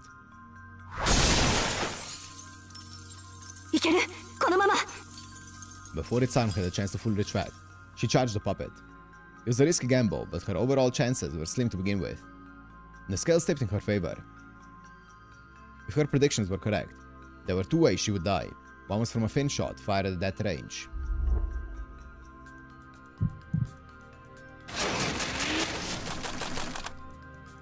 And the other was if the puppet's attack pattern was beyond her ability to foresee. Instantaneous mass transfer, otherwise known as mass displacement. Oh shit! Immediately after Aoko dodged the puppet's arm, something smashed into her abdomen. Oh, that's not good. The head-on collision from its shoulder felt like a rocket. But where could the ability to propel itself come from? Puppets like this were not built to have the ability to jet around like that. Doing everything in her power to stay conscious in spite of the pain, Aoko could just make out what had happened. 今の推進力じゃなくて牽引力。 Yes, the puppet's arm had not returned to its body. It was lodged in the wall and drilled itself in from the other direction. Yeah, that makes sense. I mean, that makes sense. That's smart. そんなのありか。 Swallowing her surprise, she hastily pulled herself back up. Her abdomen, specifically her diaphragm, had been dealt a significant blow. The attack left her disoriented. Thankfully, the puppet was surprisingly lightweight. Her bones and organs were intact, and she had sustained no life-threatening damage. She was having a hard time breathing, however. She was shaken, though she managed to keep her calm. In another 2 seconds, she'd be back on her feet. No, that was 2 seconds too long. She told herself to calm down, but she was already calm. She'd only briefly lost her bearings, but she was fine. She could recover her breath and her vision later if only her body would move. Interrectus non necessaris est. Dies quiescat. Un nostro abulato fit. Ratio fix tantum est. Ratio. Dolores nitium cerebrum fit. Above her, Aoko could hear the warped noise of a powerful force. 足動け。でもどっちに行けば。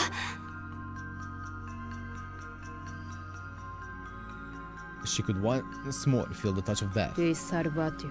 Is salvatio. Is salvatio. The puppet was so close that Aoko could reach out and touch it. It also meant that it could reach out and kill こいつ Aoko. の右腕の死角に入れる。 Blind spot? By intuition alone, Aoko rolled over to the puppet's right flank. Its arm was still embedded within the wall.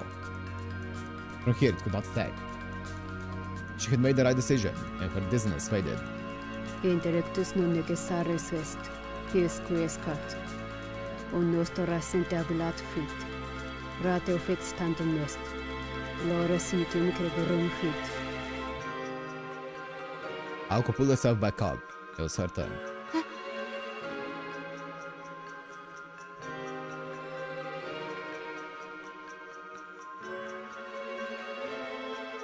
It was only an instant.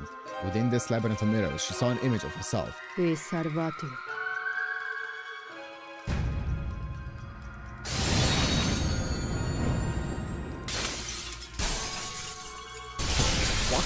What the fuck is this? A blinding, brilliant light flashed. Lacerations appeared across the walls.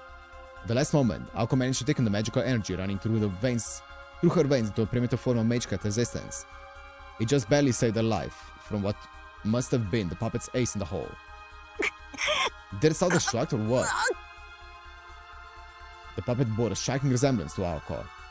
This powerful curse was not satisfied with stopping Aoko's heart, but destroying her entire being. Aoko did not even have the time to be shocked.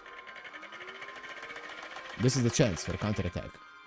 The puppet's balance was unsteady, its right arm still embedded in the wall. Its right arm. Aoko prepared to give its defenseless body a strong kick, but her knees buckled and she collapsed into a heap on the floor. Verbo in sum. Solitare putores cuniferis.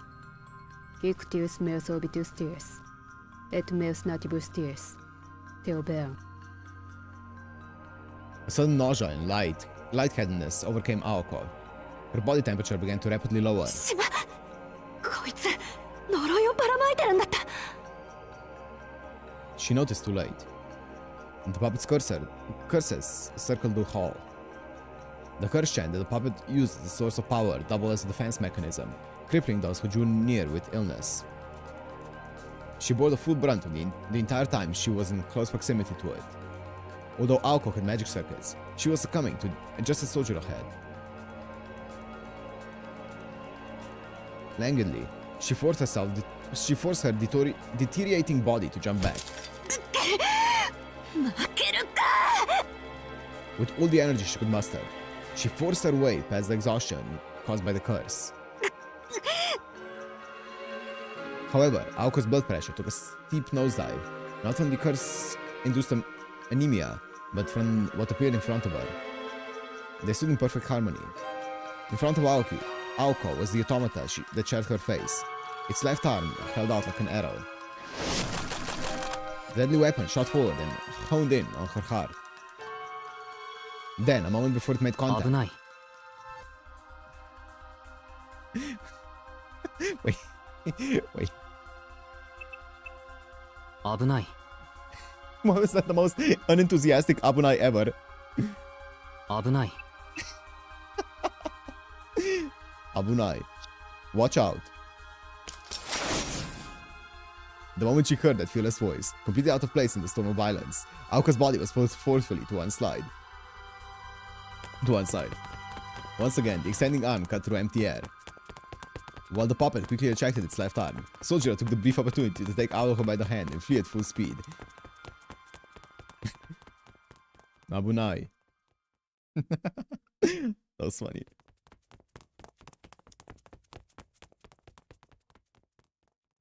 Now Sojiro ran through the corridor as fast as he could, only stopping when he had put enough distance between them and the puppet. Yeah, I kind of thought this was gonna happen. That's why I'm not surprised by it. I was waiting for Sojiro to appear. その考えてみると Though he had saved her, she looked angry rather than grateful. This did not keep Sojiro from saying his piece. 明日はどうも忙しいみたいなんだ Don't kill me tomorrow, please. In other words, let's finish this today. A rather awkward proposal. Aoko remained silent. She was also rather angry. Not that she could not figure out what made him tick. Nor because he'd returned after escaping. Not even because he was spouting his typically airheaded lines. He was, she supposed, that instant. The fact that when he grabbed her hand, her mind had gone completely blank, Aoko found it unforgivable. Which beckoned the response. あなた、正気 We know that already, Aoko. We know that. In the heat of the moment, she blurted it before she could stop herself. それとも自殺願望でもあったわけ私もあいつもあんたなんか殺す対象に過ぎないのよ少なくとも恩を売る相手じゃない言っとくけど私助けられたぐらいで曲がる信念は持ち合わせていないから The soldier nodded, clearly unperturbed. 青崎がそんな可愛らしいもんじゃないのはこの夜だけで骨身に染みてるよ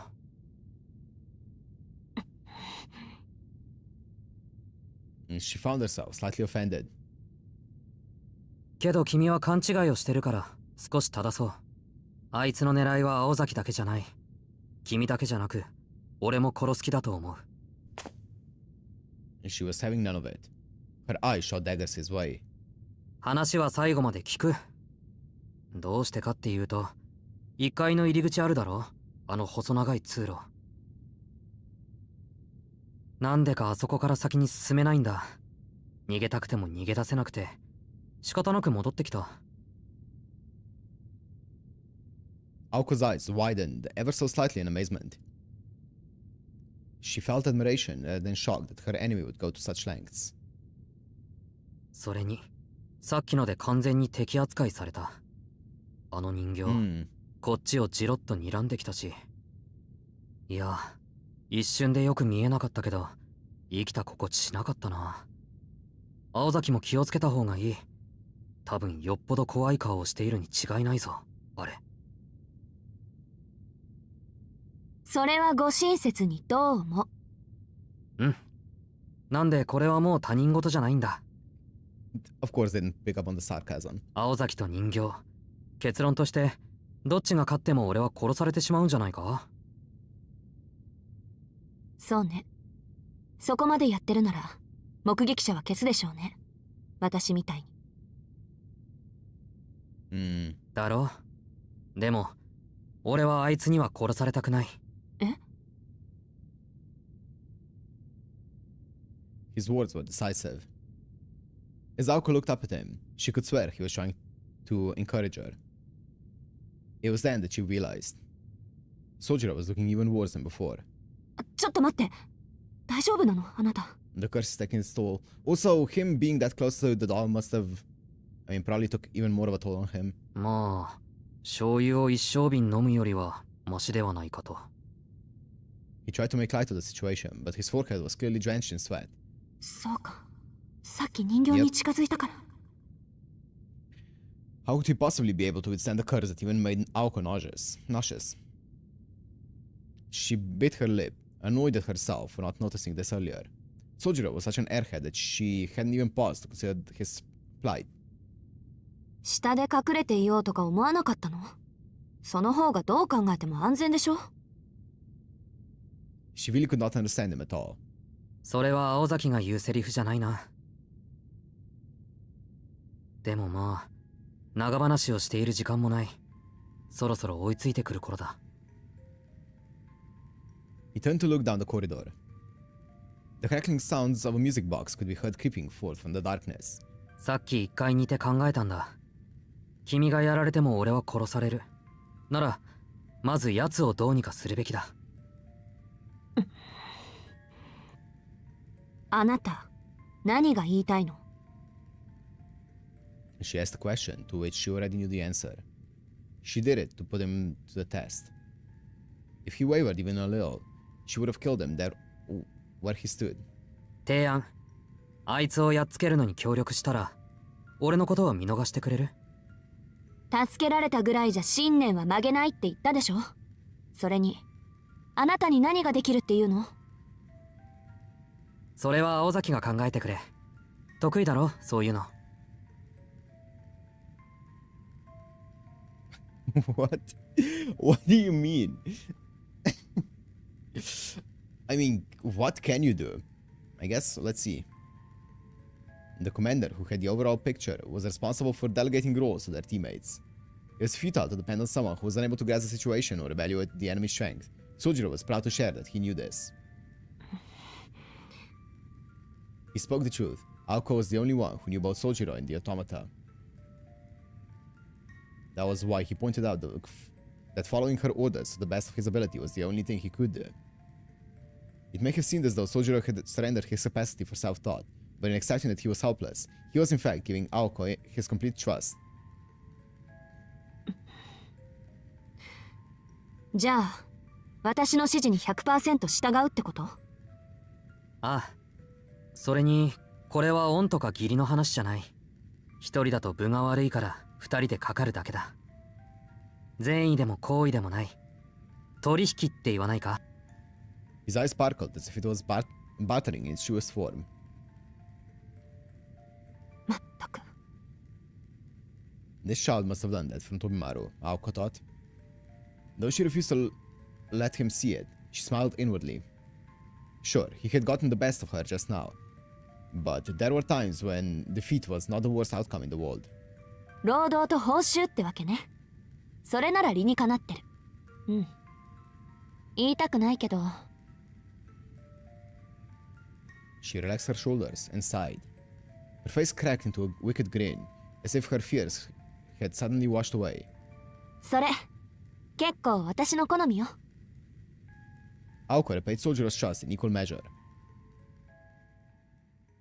Okay, let's see what she comes up with. 結構きついかもね。あなたの役目。Aoko warned Sojiro, moving as fast as she could without her footfalls causing a din of noise. Are you sure about that? Sojiro remained near the center of the spiral maze on the second floor. 実を言うと、もう一つ用意しておいた仕掛けがあるの。自分でもやりすぎだって呆れたもんだけど、あなたがここに来るのが遅かったから。ん？仕掛けって俺用の？ Sojiro tilted his head like a squall as Aoko freely discussed the final ace up her sleeve. 地下の柱に着火型のちょっとした魔術式を刻んでおいたの。中心の柱に点火することで連鎖的に他の柱に仕掛けた魔術も起動する。ジャミングを食らう前に作ったものだから、直接魔力を叩き込めば一気にこういくわ。Sojiro was a little unsettled by how unclear that last bit was. 青崎、こうじゃわからない。できるだけ明確にどこまで爆破する気だったのか白状してくれ。あと、もしかして俺早まったか？ I don't think you have much of a choice. いや、単なる保険っていうか、追いかけっこの途中であんたを見失ったら、いっそ建物ごと爆破しちゃおうかなって。I guess that's pretty smart.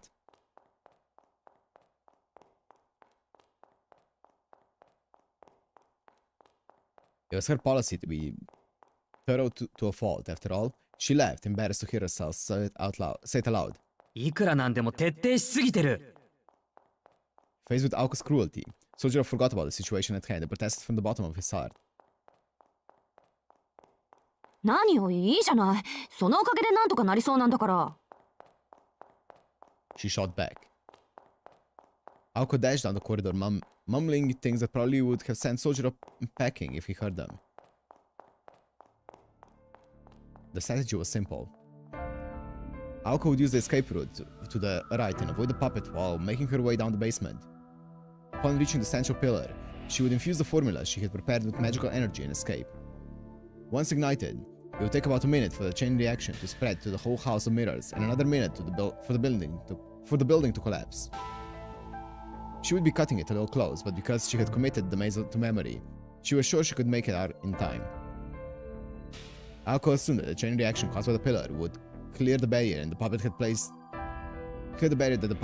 at the entrance. And even if it was strong enough to withstand that blast, it would not be able to stay standing once the foundations buckled. Sojiro's escape was assured as long as the formula in the basement was activated.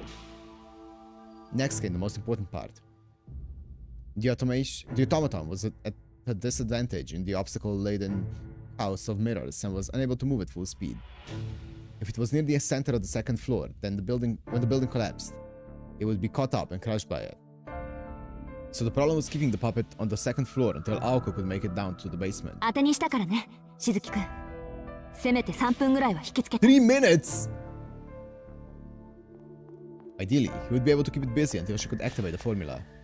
If that failed to work, him luring it down to the first floor would be the next best thing. She understood perfectly well the danger she was putting Sojiro in, but his lucky streak and running speed were nothing to scoff at. ただ逃げるだけなら、もしかしてとんでもないことをしてくれるかも、あいつ。Aoko made her way through the hidden passage of the maze, her hopes pinned on Sojiro. Meanwhile, well out of earshot, Sojiro was readying himself for another desperate chase. He calmed his beating heart using a method of his own making. What mattered most was that he remained calm.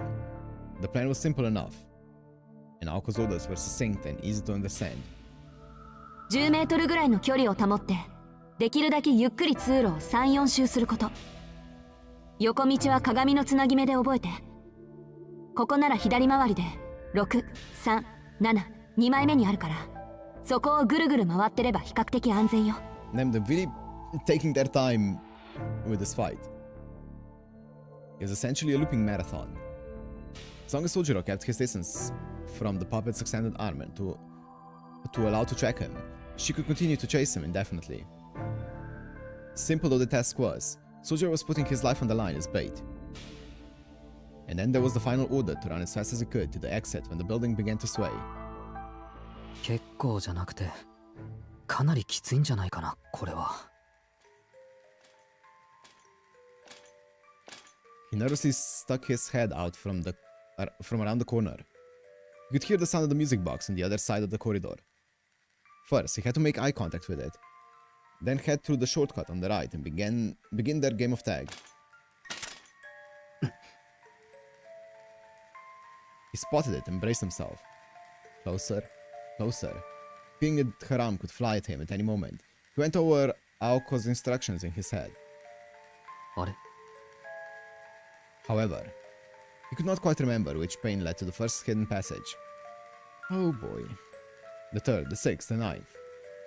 Oh boy. No. He was sure that was mistaken. Oh boy, he's dead. He was confident he had it memorized moments ago, but his nerves had gotten the best of him, and his head was now spinning.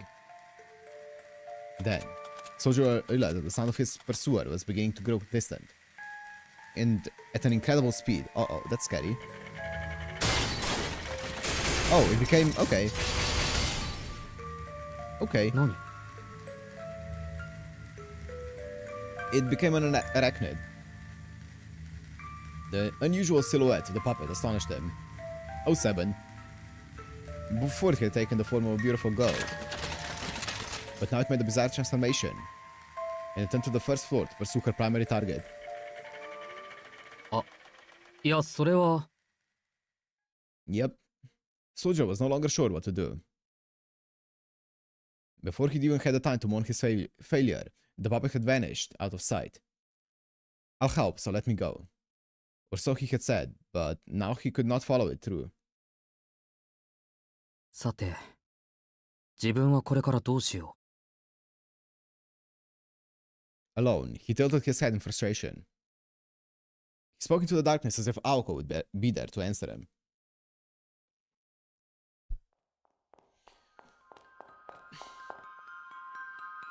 Meanwhile, downstairs.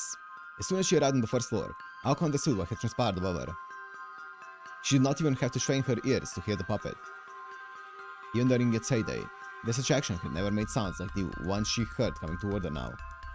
It was the sound of despair, as if a horde of monstrous hedgehogs were scraping their way past the mirrors in her direction. あのドジ、3分どころか10秒持たないってどういうことよ。 Rather than buying her time, Sojo had instead stolen hers. He had one job, to run away, that was all. She cursed him under her breath. 複数の足音。ってことは、二足から多脚に切り替えたのね。 The echoes made it sound like dozens of feet were approaching. Aoko's mind conjured an image of a giant six-legged spider tearing its way down the corridor. It was no wonder that it was so much faster than before. Its perception of its surroundings through echolocation was of particular use in the dark. Compared to sight-dependent humans, this automaton was far better equipped to navigate its way through the labyrinth of mirrors. If it could not keep pace earlier, that had been because its bipedal mode made it less maneuverable. Now, the stability provided by multiple legs gave it speed that far exceeded that of any human. どうする？どうする？ Her thoughts spun out as she tried to come up with a plan B. All she knew for sure was that this was a pivotal moment. If she continued standing still, she had seconds left at most. Even in her current state, she knew she could easily neutralize the bounded field blocking the entrance without casting a spell. All she had to do was feed a little of her own energy into it. Aoko could sprint with all her might for a little more than 3 minutes. The puppet had far more stamina than she did. She could only come up with 3 options. The first was to escape to the exit in front of her. The second was to hide somewhere on the more complicated first floor. And the third was to run to the basement and be stuck like a rat in a trap. なんだ。考えるまでもない。 She made her decision with zero hesitation, moving her stiff legs with determined strength. The oncoming storm was almost upon her. Exit?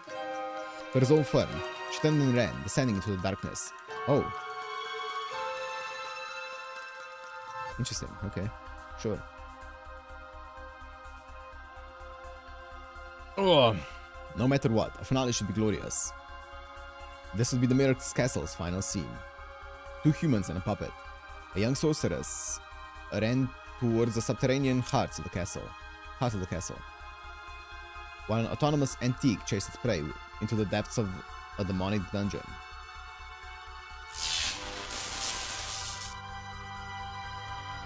A minute later, a faint blue charge would ripple through the castle. That was the main pillar of the deepest depths of the basement. Though not critical to the castle structure, the pillar was a visible symbol of it. The girl concentrated her magical energy into a fist and thrust it at the pillar.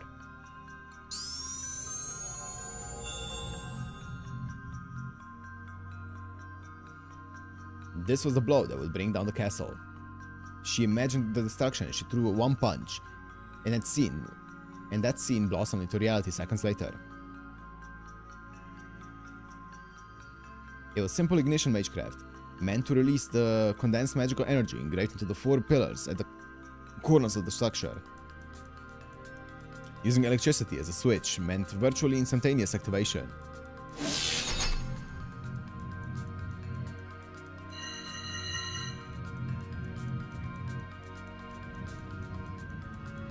It happened swiftly and elegantly. A hammer of destruction descended upon the castle of dreams that had stubbornly resisted its fate for 2 years.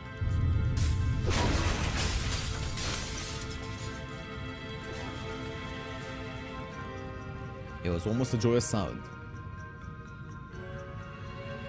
And so, the lifeless and abandoned castle of mirrors set the stage for its final and most spectacular performance. Aoka's magical energy became an electrical charge that activated the magecraft formula engraved into the pillar. The chain reaction would lead to the castle's destruction. ご苦労様。でも、思ってたよりくたびれてたのね。これじゃあ1分持つかどうか。The plaza in the center of the basement. Aoka tried to steady her breathing while rotating her magic crest at full speed. She wreathed her arms in blue light, fully aware that she could no longer activate another formula.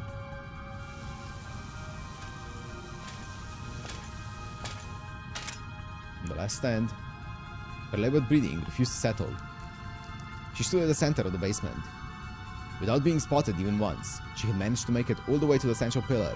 It was a 100-meter dash in 13 seconds flat, undoubtedly a new personal best. She spurred on her weakened heart, knowing full well the fate that awaited her. 入れば追ってくる。地下に行けば逃げられない。当然よね。最後まで逃げ回ろうなんて虫のいい話だった。Hindsight was 2020. The castle was only a minute away from collapsing completely. If they'd stayed here, they would both be crushed by the rubble. The puppet certainly did not care. With no life of its own, its sole concern was the elimination of its target, Aoka Aozaki. Indeed, the enemy had been willing to die from the start. She resented her own lack of resolve. It wasn't like her to tuck her tail and run from an opponent that didn't fear death. Vivo in somno, solitare putoresco inferis. Ictius meus obitus dies, et meus nativus dies. Teobeam. そもそも自爆覚悟じゃない。六足歩行とフィンの一撃は使いすぎよ。もう呪詛による魔力補給じゃ間に合わない。Such a perpetual motion device was only as good as its ability to regulate its energy consumption. Using so many functions at once meant it was burning through fuel quickly and losing the ability to process the curses that powered it. It was using up all of the functions it had been given to achieve its aim. This is the pride of a tool, and if such things could have ego, but those endowed with sentience could never hope to understand. A beast born to do nothing but run would burn any human who faced its resolve. ほんと、もったいない。こういう無茶をするのは姉貴だけかと思ってたけど、いるところにはいるもんね。Toko mentioned. But Aoko did not intend a sacrifice play here. She respected her adversary now, and she was done regretting her choices. There was no time to waste. 行くわよ。ここできっかり。Aoko had every intention of paying it back double for what it had done to her. Let's see it. The energy Aoko had accumulated exploded out of her right leg. She aimed for a single thing, a head-on attack. What the fuck? The enemy responded with a little curse that reached for her heart, like a set of talons. Humming with power, it meant to rend Aoko's heart and burn itself out in the process. As soon as she saw it, Aoko kicked the floor as hard as she could. Her long hair swirled around the air as she flipped aside. The lateral move almost sent her tumbling to the ground, but a quick swing of her arm allowed her to regain her balance. A shot grazed her arm. the curse scorching her left shoulder. She did not flinch. Aoko knew she could hold on as long as she continued to avoid a direct fin shot. スナップ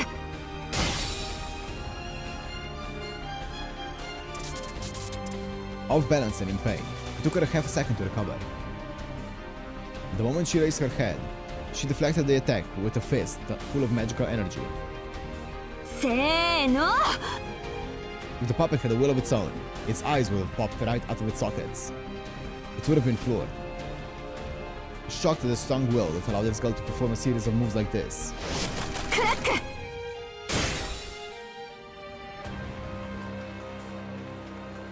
Aoko's response was instantaneous. While her power was not sufficient to completely redirect the arm's trajectory, it was just enough to deflect it harmlessly past her head. Unity Raberamos, Don Baby Must Laura Sunt. Nemo Aduvat, Nemo Aduvat, Nemo Aduvat. The chant became a curse that robbed Aoko of her vitality. There still has something left in the tank, or was it actually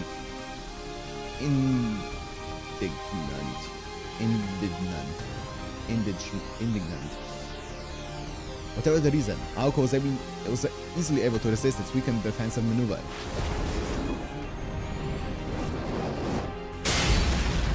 Nice. Nice, send it packing. グライダー A glider, and her right leg, pulsing with magical energy, shot up into the puppet's chest from below.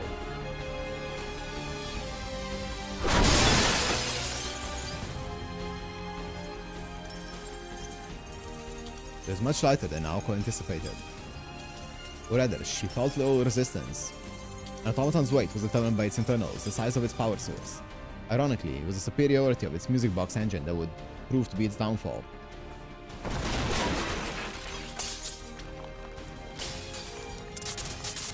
Venite, venite, venite.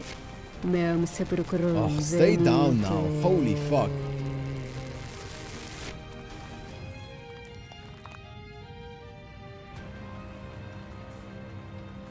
A stuttering curse. Having taken the full brunt of Aoko's kick, the puppet bounced from ceiling to floor, collapsing in a heap.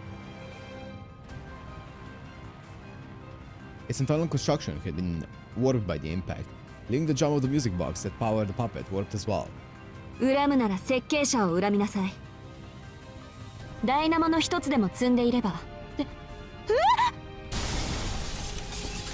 The building's collapsing, you need to get out of there. ASAP.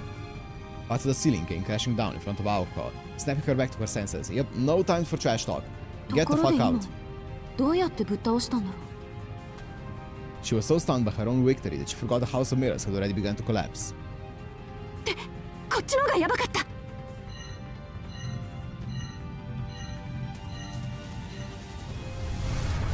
There was no time to relish in her victory or pity her opponent, not unless she wanted to meet the same fate. As the situation stood, she found it hard to imagine getting out alive. 急げ、ダッシュだ私。 Oops. She clapped herself on the cheek to motivate herself anew.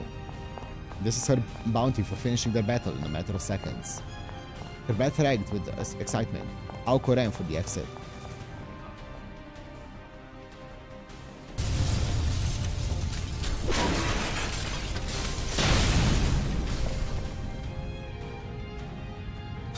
'07 Kirby Land.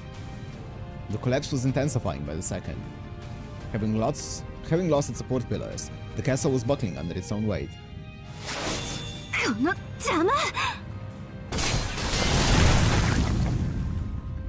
Escaping from the basement was proving to be no easy task. While she was taking the shortest route possible to the maze, she was nearly crushed by a falling piece of the ceiling along the way. This was the second time, no, third she had to deal with fallen rubble along the way. She destroyed the debris on the stairs with magic bullets as she ran. The automaton's jamming had long since worn off. The earlier attack had damaged the vast majority of its functions.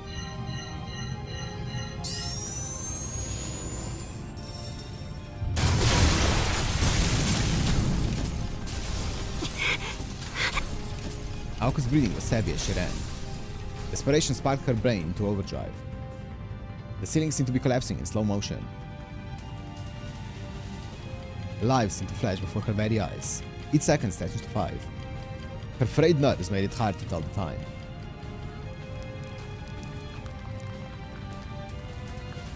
Bro, there was debris riddled throughout the stairway, forcing her to crawl up it. She emerged from the destroyed basement into the collapsing first floor. That the plaza was still traversable was the miracle in itself, and fortunately for her, the crucial path to the exit was still intact. よし、ついてる。 Don't come back, man. Don't come back. The corridor to the entrance was still intact. The basement maze only extended as far as the plaza, so the entrance corridor wouldn't collapse. Only the ceiling would cave in, leaving the scaffoldings around intact. She got herself this far by telling herself repeatedly that fate would decide whether or not she reached the plaza. Her gamble paid off. It was her lucky day. All she had to do was muster the last of her strength and keep moving forward until she hesitated for a fraction of a second. Was it naivety? A sense of responsibility? She pushed aside the image that popped into her head and continued running down the corridor. 言っとくけど、時間合わせの余裕はないわよ。そんな上等な作戦じゃないし。お互い、できることをやったら最速で出口に向かいましょう。That was 5 minutes ago. At the same time, SonoG had nodded with trepidation, and Aoko had not bothered to ask herself why. 何様だっての私。今は走ることだけ考えろ。This corridor was giving out too. If she were to look back, she was sure she could see the building collapsing in on her. She was also sure that she had no time to waste doing so. Her luck was fading as fast as the building's structural integrity. It was a small miracle that she had escaped serious injury up to this point, and she could not afford even the slightest slip-up. An ankle sprain, loss of balance, or even a sneeze would be fatal. A simple pat on the back was enough to end it. So naturally.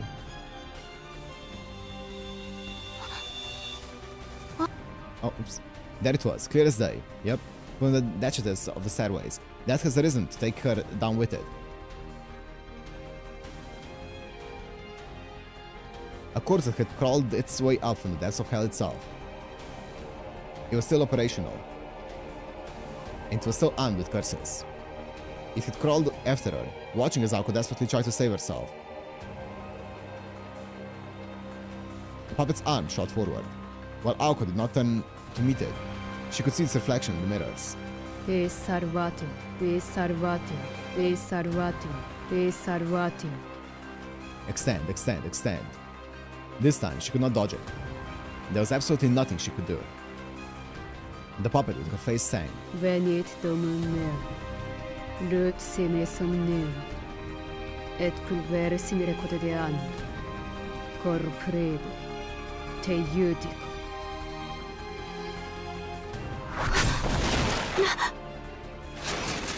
Brother, we're not dying. Just chill for a second and just die. Stay down. We're not dying, we're the main characters. For a moment, she could not believe her eyes. It was the last thing she'd expect to see. しつこいぞ、お前。A fierce expression adorned the face of a boy who had been waiting in the plaza, as she smashed the puppet's outstretched arm. Anger really did not suit him at all. His weapon of choice was a fire extinguisher. He must have searched the maze for something to use as a weapon. No, never mind that. It was too crazy to contemplate, but had he stayed behind, for her...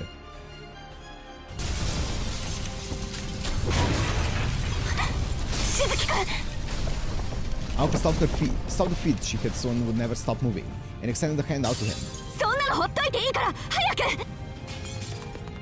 Sojiro tossed the fire extinguisher aside and took off running.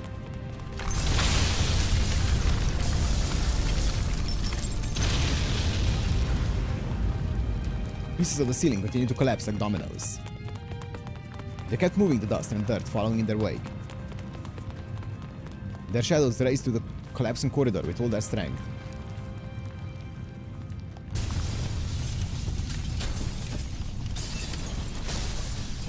The castle was in the throes of death. With a massive crash and a cloud of dust, the final chapter of the fairy tale that had been Kitsy Land came to an abrupt end.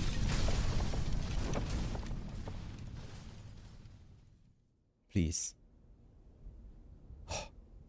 It's the end, finally. Holy.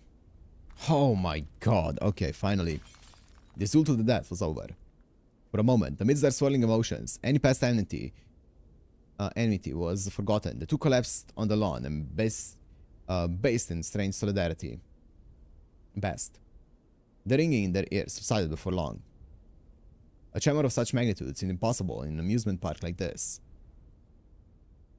As the sound of destructions echoed across the park, Aoko addressed the individual at her side. ねえ、生きてる？うん。チェ。 While the click of her tongue was adorable, the meaning behind it was anything but.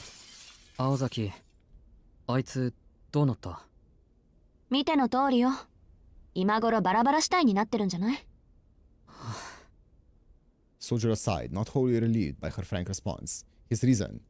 でも、そんな心配より自分の心配をした方がいいと思うわよ。Oops. He wasn't out of the woods just yet, after all. 青崎、子供の頃はいじめっ子だっただろ。I could see it. 可逆趣味はないって自負してるけど。それで、今の自分の立場、分かってる？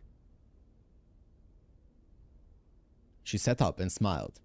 Sojiro hung his head in shame, wondering why her kind tone and expression were so chilling. 面目次第もございません。かしこまってもダメよ。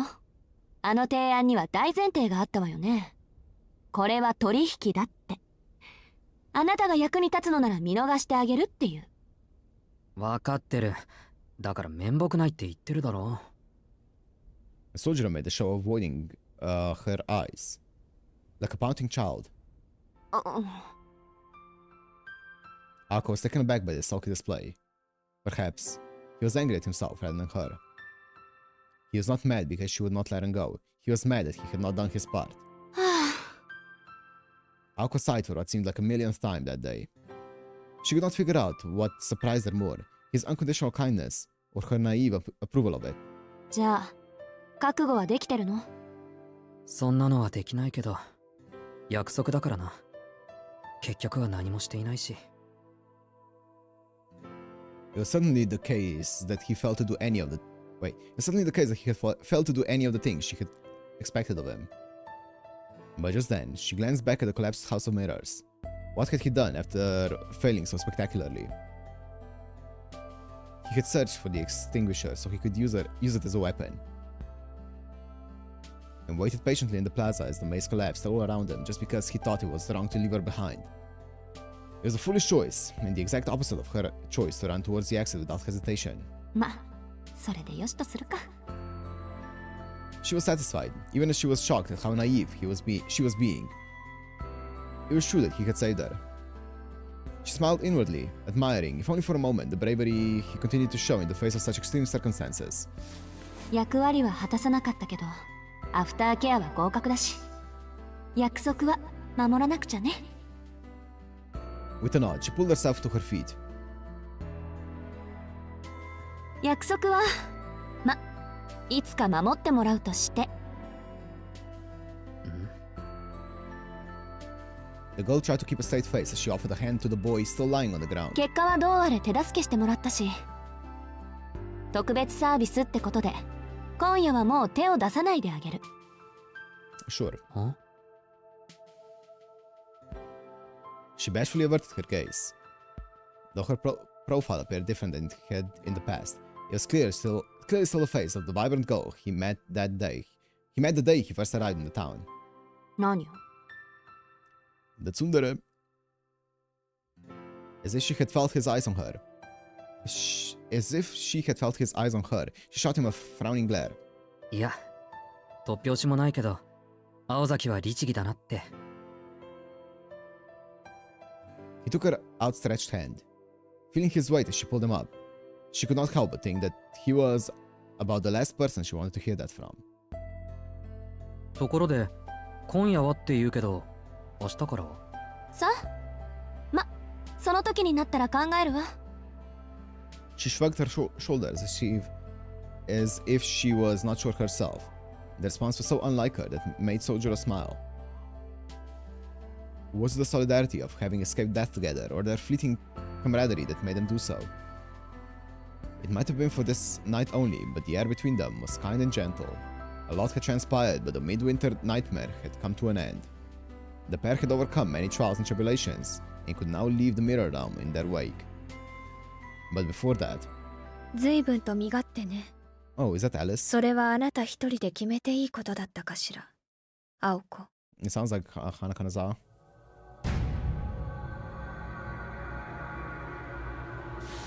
Yep. It was the voice of a beautiful songbird and a merciless machine, all rolled into one. アリス。 Her voice quivered as she spoke the name. Well, 07. The lady in black made her presence known. The night was not over yet. Her name was Alice Kuonji. She was a witch whose name struck fear into the hearts of Aoko, an avatar of the night who would allow no witnesses. Yep, I know Hanakanazawa voices Ayaka as well. Okay, part 1 of this is done. Let me take a bit of a break, a minute or two break, just to get some more tea, go to the toilet, and then we're gonna be back.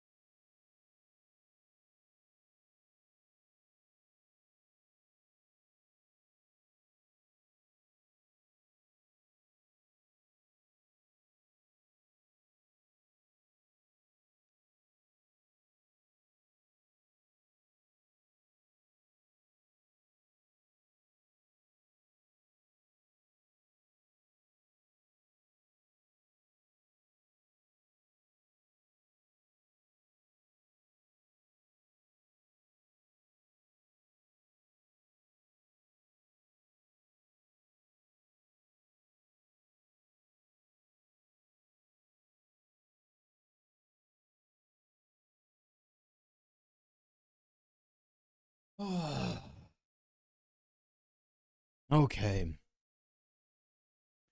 Oh my god. Okay. That was a long chapter. Jesus Christ. That fight. Oof. I was ready for that fight to finish yesterday. It just kept going on and on and on. Man, okay. But we finished it. Damn. Okay. So. Interesting.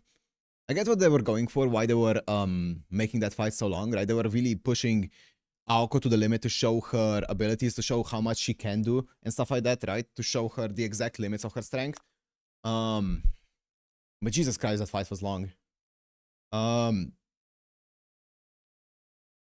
Jesus. Well, I'm boring. Ooh, it felt like it was dragging at some points. Definitely, I was ready for it to finish at the halfway point through the fight.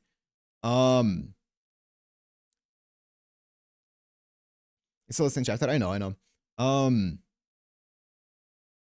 SonoG, man, I was thinking a lot about SonoG during this chapter. So far, he's a bit of a hit or miss for me. Sometimes I like his not banter, his chemistry with Aoko. Sometimes I'm not a fan of it. Sometimes it takes me out a bit. I'm not sure. I'm gonna have to see more of him. I'll see. It's a hit or miss so far. I'm sometimes not a fan of how their chemistry works. It kind of feels very what's the word? It like jumps around all the place. They don't really have much chemistry oftentimes because of how he reacts to everything that she says, right? We'll see. I'm sure it's gonna develop. The fight in the movie, 5 to 10 minutes, that's fine.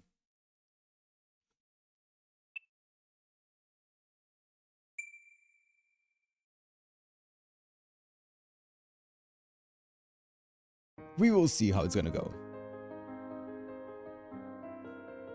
SonoG is also not much of a character so far, so he's a fun guy, but I want to see what kind of character, like his story and all those things in the future. That's gonna help a lot. The melodies turn an emotion like nostalgia within them. Something once so familiar, but now lost in this world. They believed that beyond a shadow of a doubt that it would play for all eternity. From opening stanza to final coda. It was a mysterious siren song, merry yet longing, that heralded a return from dreams to reality. The night shook. The song was spun. Now, their lost paradise was unearthed. Abandoned dreams. Forsaken idols. They all responded to the cry of the blue cat.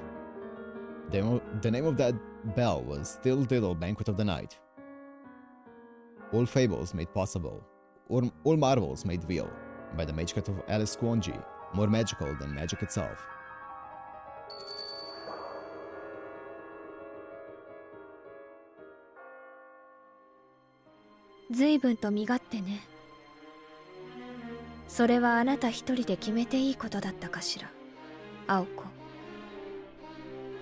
Alice had perched atop the clock tower like a black bird of ill omen. She smoothed the ruffles of her skirt as if she were preening. Preening? Sure. Alice. There was tension in Aoko's voice as she lifted her head. The calm atmosphere was from a moment prior had long since been shooed away by Alice's gaze. In front of the school, yep. Sojiro searched his hazy memory. He could not clearly make out her face at this distance, but he was sure he had seen her around town a number of times. Where and when eluded him, however, as tension in the air kept him from connecting all the dots. 驚いた。随分と仲間思いになったのね、アリス。今夜は私に任せるんじゃなかったっけ?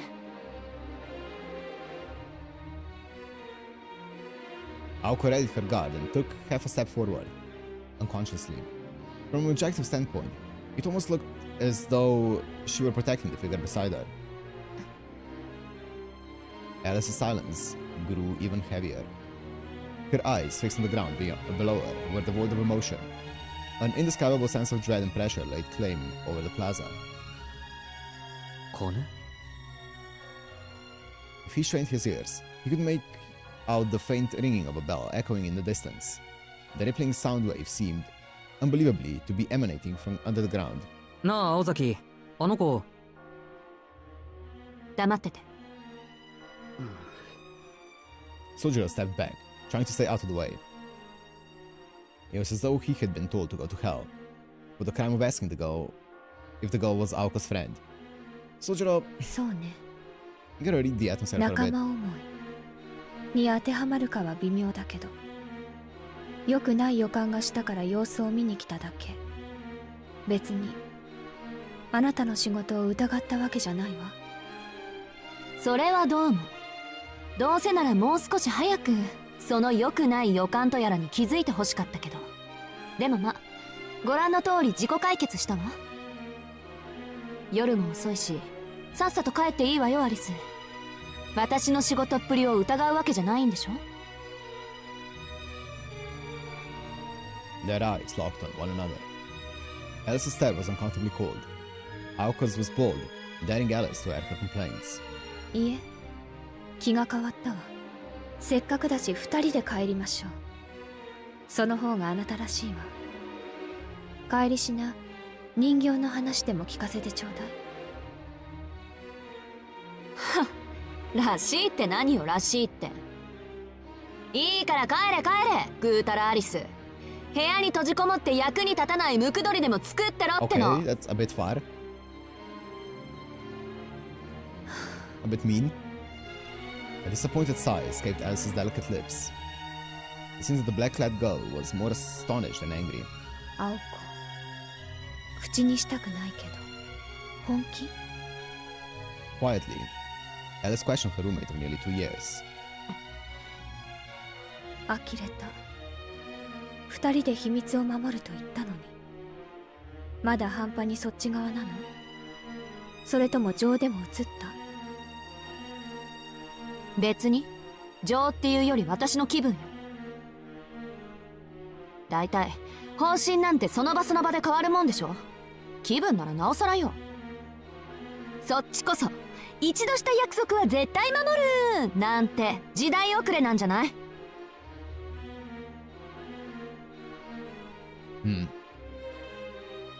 The proverbial knives were out now. No quarter was given nor taken. Sadly, their partnership was one of convenience and had not reached the level of mutual understanding. Their version of friendship was both delicate and unique. When a conflict of opinion arose, each would refuse to budge until the other crumbled. Neither was concerned for the other's plight. And at least for now, that was how they liked it. そうね。今の暴言はあなたらしいとは思うけど。Once again, she let out a sigh, even larger than the one before. 言い争いは後にしましょう。そこの彼をいなかったことにするのは私だけで十分だし。Finally, she struck straight to the point. As if making to move a chess piece, Alice lifted her slender finger.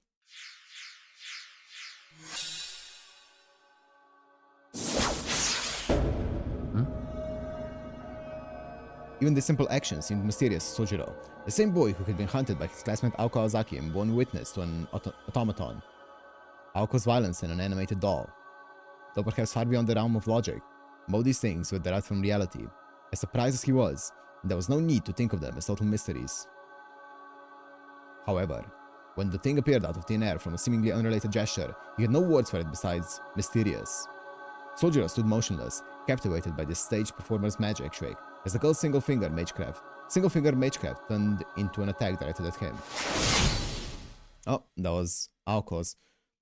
I wonder how powerful Alice is, because from what we saw during like 1.5, she seemed like she is fucking nasty. And Aoko, or did I say Alice? I meant to say Alice if I said Aoko. And Aoko is, I feel like Aoko is like an okay mage. She doesn't seem like she's like high tier or anything along those lines. She seems like she's very much a learning mage still. I wonder how powerful, how much more powerful Alice is. Blue light flew from the side of the repellent, annihilating it without a trace. Yaba. Aoko immediately regretted her reflexive shot. どういうこと？約束を曲げただけじゃなく、ルールまで破るつもり？ The already chilled midwinter air plunged below freezing. Alice looked calm and collective on the outside, but in reality, she was sometimes even more hot-blooded than Aoko. This was especially true when it concerned her familiars. Accidentally breaking one would often result in a week of silent treatment. But against someone who maliciously destroyed her things, Alice was prone to retaliate without warning. あっちゃー、いつかやるとは思ったけど、ついに激鱗に触れちゃったか。 Aoko sighed at herself. Even she was exasperated by her own stupidity, yet she couldn't help but feel a pang of relief. She did not intend to make any excuses, and she had no regrets. If she had broken the rules, then so had Alice. 青子。なんていうか。 If anything, this took a load off her mind. After all, Now there was no going back. Aoko never intended to break her own rules.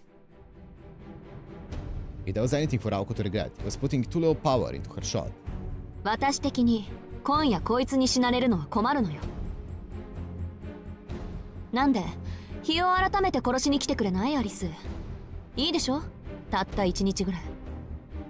Yeah, to me their fight, from what we've seen, seems like a level 1 crook versus level 100 mafia boss. We'll see.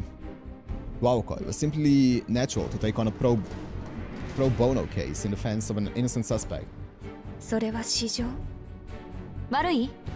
一宿一般の恩義って割と大事にしてるの、私。私との協定より。ええ、時と場合によっては。Soldier's human rights had not yet entered the argument. The girls were busy pouring oil on each other's flames. The girl clad in black was the first to move, or rather, to erupt. そう。よくわかったわ、青子。私は彼をここで殺す。あなたは彼をここだけ生かす。つまり、私と戦う。Oh, oops, sorry. そんなのいいわけないじゃない。Aoko bit back in retort. She was very familiar with Alice's magecraft, and knew painfully well how many mystics were hidden in Alice's tiny body. The odds of victory were essentially non-existent, and once the first shot had been fired, Alice Kwonji was without mercy. Whether facing a roommate or a friend, the most beloved family member or a stranger, once Alice began to fight as a witch, she became a heartless, unflappable monster. As a witch. Aoko advanced another half step forward as if to encourage herself. It was too late to back down now. The situation was no longer a trivial quarrel over a witness. The bedrock of their so-called friendship had nothing to do with their individual abilities, and everything to do with being equals in will. That is why, in order to stay true to herself, Aoko had no room for compromise or deception. もちろん、あんたを殺すことになっても、そこのバカは生かしきるわ。それに。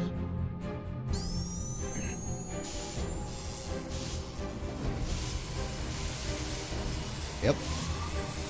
Her magic circuits howled as they kicked into gear. Her body, which had mostly been dormant during the battle with the puppet, ignited, preparing to demonstrate its true worth. それに、どのみち最後には殺し合う仲でしょ、私たち。Her courage overpowered any fear she had for her opponent.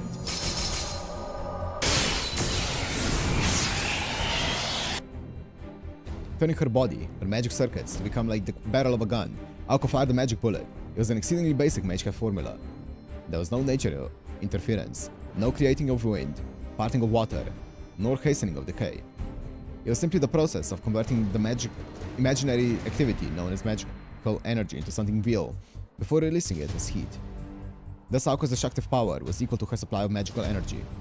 The magic bullets she had used against Sojiro were among the most basic single-action magecraft that did not require an incantation. At her present ability, Aoko's main mode of attack, her magic bullet, could be fired at 3 levels of power. These were at the 2nd level. This required a double-action magecraft, a casting through activation on her crest combined with simplified incantation. Yeah. We'll see. I don't see a world in which she scratches her. However, without blinking, Alice dispersed the shot that Aoko had mustered all of her spirit to fire. Yeah, sounds about right.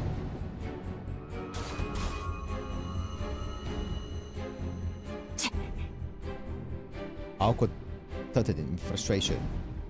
A swift sneak attack that used a simplified incantation would not be enough to break Alice's guard. 相変わらずお堅いこと。 Coughing baby with a nuclear bomb, that's 一 what 段 it と feels 独り like, よがり yeah. になってるんじゃない？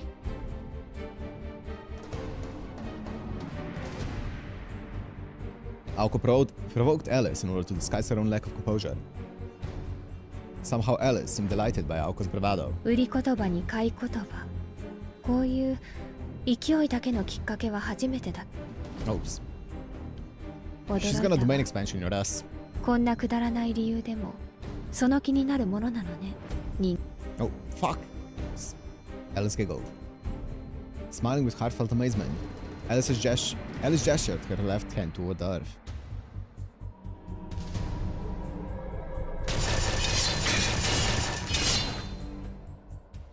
Stab, stab, stab, stab.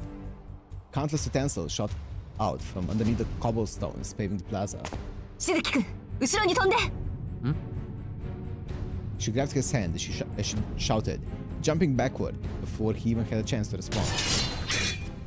As if they had wheels of their own, utensils that had suddenly appeared from the ground gave chase. As the barrier of spears grew around them, Aoko and Sojiro put some distance between themselves and the clock tower. Clock tower mentioned. これで終わり？ Just under 30 feet stood between them and Alice. The little weapons that had crumbled the stone beneath them fell short of what Aoko had anticipated. They now encircled the clock tower, making the scene look like the burning of a witch at the stake. 普通逆じゃない。ここは私たちを逃がさないよう槍で周りを囲むものでしょ。The path behind them was safe. If they wanted, they could try to make a break for the main gate and escape. いいのアリス。悪いけど逃げられるなら逃げるわよ。私。If she could just make it back to town, it would be Aoko's win. All she wanted to do was let Sojiro get away for the night. So if she could get him back to the city, it would be, for the most part, mission accomplished. Huh? Or she had thought. Without even offering a glance at her targets below, Alice carefully and lovingly pulled out a bottle from her pocket. 緑のフラスコ？あれって確か。やば！とにかくファイヤー！ Uh-oh. Her shot was deflected with ease. Gone was Aoko's earlier bravado. It was only natural. Aoko had indeed grown as a mage. Over the last 2 years of study, her studies had progressed well, and she'd more or less gotten a grasp of her roommate's tendencies and abilities. This made her conceited enough to believe that, under favorable circumstances, she'd be able to show Alice a thing or two in a fight.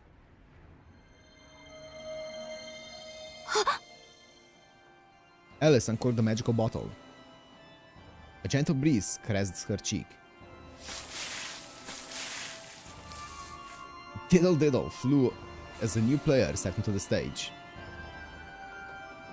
But from where would it enter? The sound of footsteps, a nostalgic parade approached.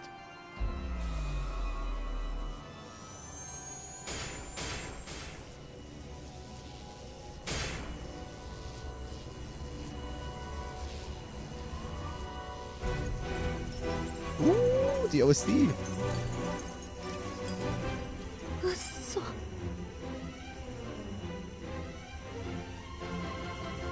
Ooh! That's a fun OST.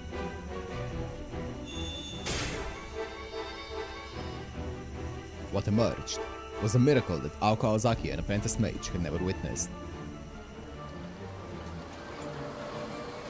The dead came to life. The inanimate awakened. The woods were enveloped by the mists. Fire-breathing lizards lurked in the swamps. Puppets made merry at midnight. Alice Kwonji's slender fingers had transfigured the entirety of the park, as if gently stroking the back of an elderly cat. But that's cool. ごっこ遊びをしましょう、青子。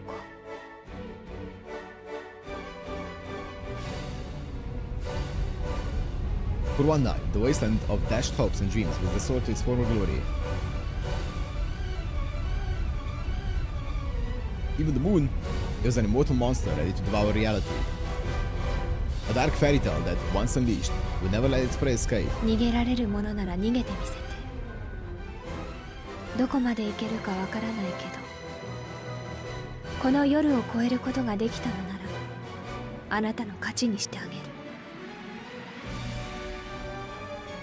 Her declaration marked the start of a desperate battle. The witch in black laughed at her friend. Her musical mirth filled with affection, sadness, and innocent delight. A single eye, yup.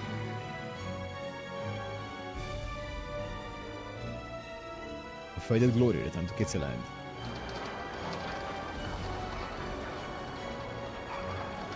The neon glow of innumerable lights illuminated the night.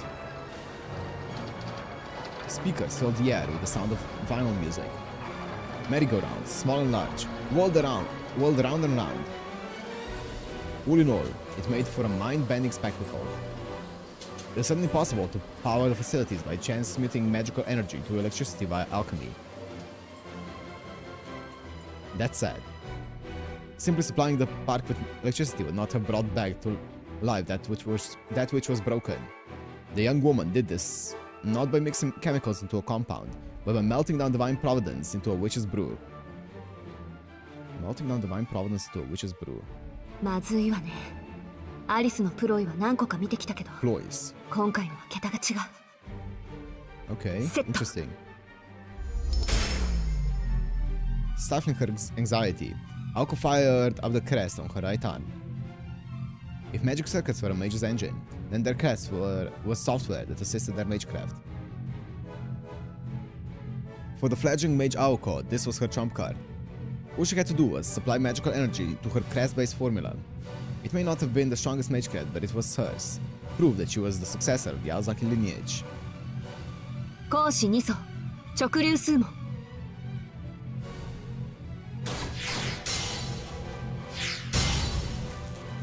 The pattern of her crest shifted to execute the formula, which then connected to her magic circuits.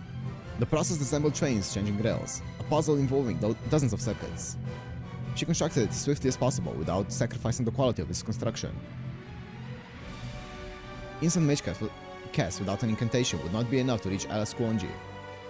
Aoko had gauged the strength of Alice's defense with her initial shots. She would dial up the power 5 times the next time, jamming 20 tons of force into her target. Alice had the protection of the thick hanging fog and the dense barrier around her. However, this attack would be more than enough to pierce through both. If Aoko struck home, it could cave in Alice's chest and end the fight. At worst, it would at least knock Alice down from her position atop the clock tower. そろそろいいかな。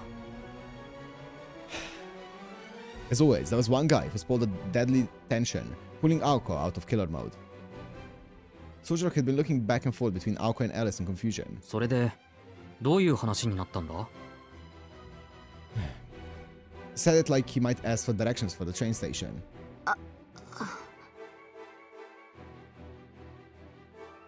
Normally, she would have lashed out in response, but his deadly serious tone shocked rather... Wait. His deadly serious tone shocked rather than angered her. 信じられない。慣れてきた、私。 Aoko swallowed back a sigh and returned her focus to activating her crest. 交渉は決裂。ちょっと怒らせすぎた。あの子から見れば、まあいい機会だし、遊園地ごと私を亡き者にしようって腹ね。SonoG tilted his head as if begging for a simpler explanation. 私、割とあの子に恨まれてるから。捕まったが最後、どんな風に殺されるか想像すらできないわ。要するに、あんたも私も、あの子をどうにかしないと生きて帰れないってことよ。そんな、とばっちりだ。まあ、そういうことになるかもね。As SonoG protested in a tone wholly inappropriate for the situation, Aoko let another blast rip from her right arm. He's like Rouge, but instead of always smiling, he's just feeling confused all the time. Yeah. She was not aiming at SonoG though. A little earlier in the day, and Aoko would have been happy to do exactly that, but now, her attention was focused on the girl in black atop the clock tower.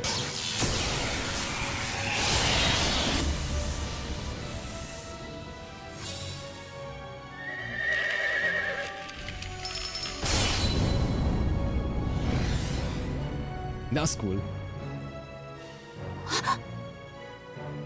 Aoko's mind struggled to catch up with her astonishment. Aoko... I'm gonna be honest, Chief. I don't think you can land any kind of scratch on her. I think it's pointless. She said she's gonna let you go if you survive the night, so I think you need to focus on doing that somehow. I don't know how, but maybe go to the Ferris wheel and take a ride for a bit. She had fired the strongest, fastest magic bullet she had the ability to conjure, and Alice blocked it. That much was to be expected.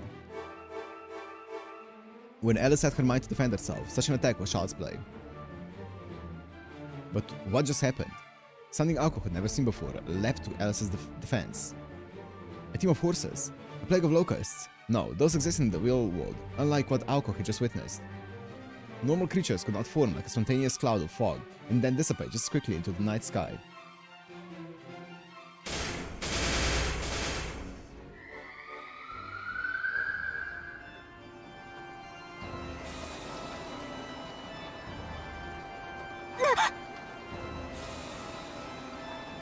Impossible things moved in impossible ways. Alice was not even supplying them with any power source. Those things never needed power in the first place. So is it true magic? Those broken and discarded things do not follow the rules of mankind. Oh, that's a cute mascot. This is an invasion of fairy tales. Compared to them, the automaton looked merciful. Autonomous puppets were products of magecraft, but even they behaved as puppets should. These newly animated things, however, were nothing of the sort. Empty vessels became living creatures. Dummies warped into malformed beings. There was a fog so dense with magical energy it visibly spread to all corners of the park. I remember when people were talking, like when we were talking about Alice for the very first time, when I checked out the animations and stuff.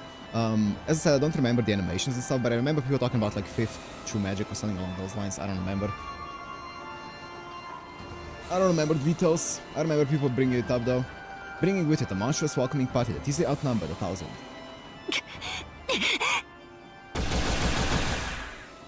Spurred on by the shuddering sensation running down her spine, Aoko fired a barrage of single-action magic bullets. Obviously don't talk about it in the chat, cause I'm sure it's gonna get explained as we play, but her impulsive attacks scattered futilely.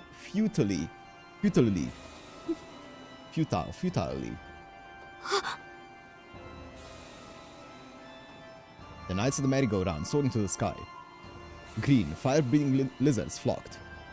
The bakeries opened their doors once again, and human-sized loaves of fresh bread marched from their ovens as platoons of newly baked soldiers. Aozaki, uchiro! Aoko and Sojiro were completely surrounded. The Ferris wheel creaked as it gently turned. A rickety train car raced about the roller coaster tracks with Kitsy, tears streaming down its face aboard. It was a grossly twisted fantasy. The girl in black reigned over the insanity-fueled park. Oh, now we're screwed. Aoko was transfixed by the scene unfolding around her. Then, she realized what was happening. Alice had once told her of Meinster's familiars. Among them were three in particular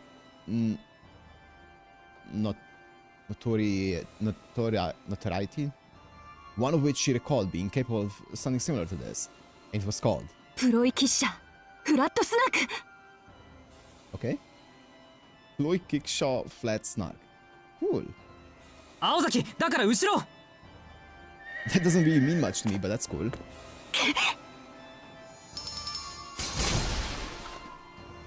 Shocked by Aoko's bullets, the creatures exploded into splinters. It was clear Aoko's shots are becoming more powerful, but it is also the case for these beings being less robust than your average automata. Aoko turned away from the clock tower, got his hand, and began to run. Aozaki! ごめん、これ無理。逃げるわよ。逃げるってどこに？どこって、とにかく行けるところまで。She shouted as though trying to persuade herself as she valiantly cleared the path. Aoko's magic bullets flew like a scream. Blowing away the creatures that blocked or simply gathered around their path, she made a hole for them to escape through.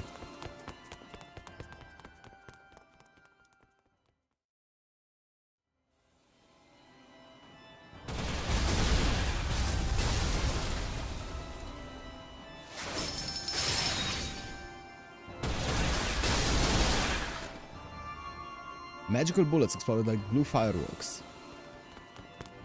Aoko and Sojiro ran down the bumpy brick road. Their bond, forged in the heat of battle, went far beyond mutual convenience. They headed for the park's exit at full speed without exchanging a word or a look. Their weirdness only extended as far as the park border, so they would be safe as long as they made it outside. But, speaking in pure numbers, the difference in strength was 2 versus an army.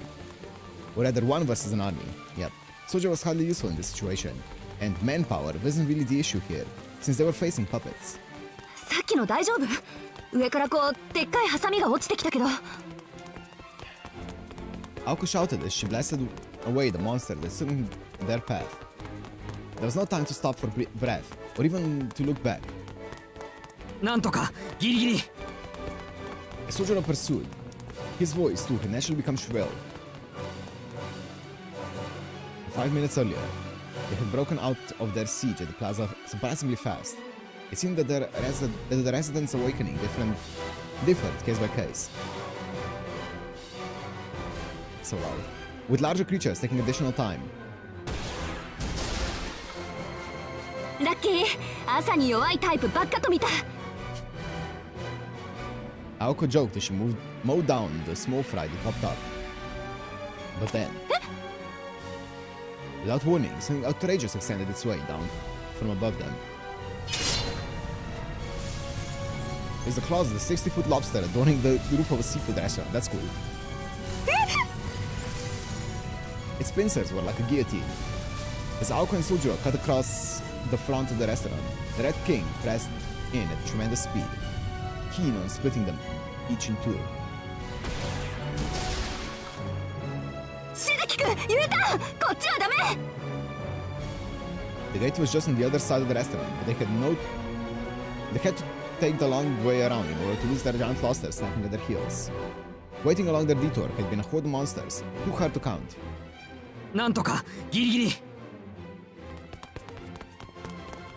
Sojiro called out in response, recalling just how narrowly he had avoided his head being severed clean from his body. 手前、うわ、なんだあれ、焼きたてか。Yeah. そうみたいね。要するに下級兵士よ。Aoko halted her sprint and set her crest into full operation. 7、6、5メートル。あの程度ならスナップだけで事足りる。Sliding along the brick path, she brandished her right arm. She loosed a shower of magic bullets. A snap was a single action spell that favored a rate of fire over power, and it mowed down the monsters with the satisfying pops. Man, I feel like this is one of those parts, all of the fighting scenes that we see here, I feel like can be done so well in the anime. Because I feel like a lot of the things that they're fighting here, and that require like 10 minutes to read, can be done in like a minute of animation. Like really satisfyingly. I'm excited for the movie. 青崎そっちも。了解。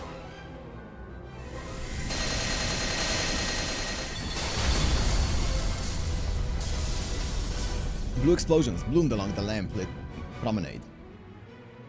Aoko's curtains of fire fanned out. It was a marvelous Starmine fireworks show.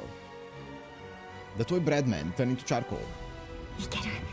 数でこそ押されてるけど、この状態が続くなら逃げ切れる。しずきくん、そっちは？いない、空いてる。ここからなら入り口の東側に出られるはずだ。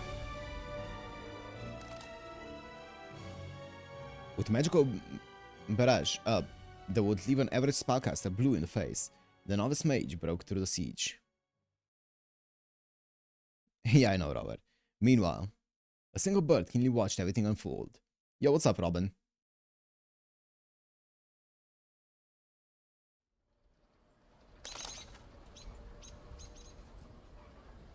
Yeah.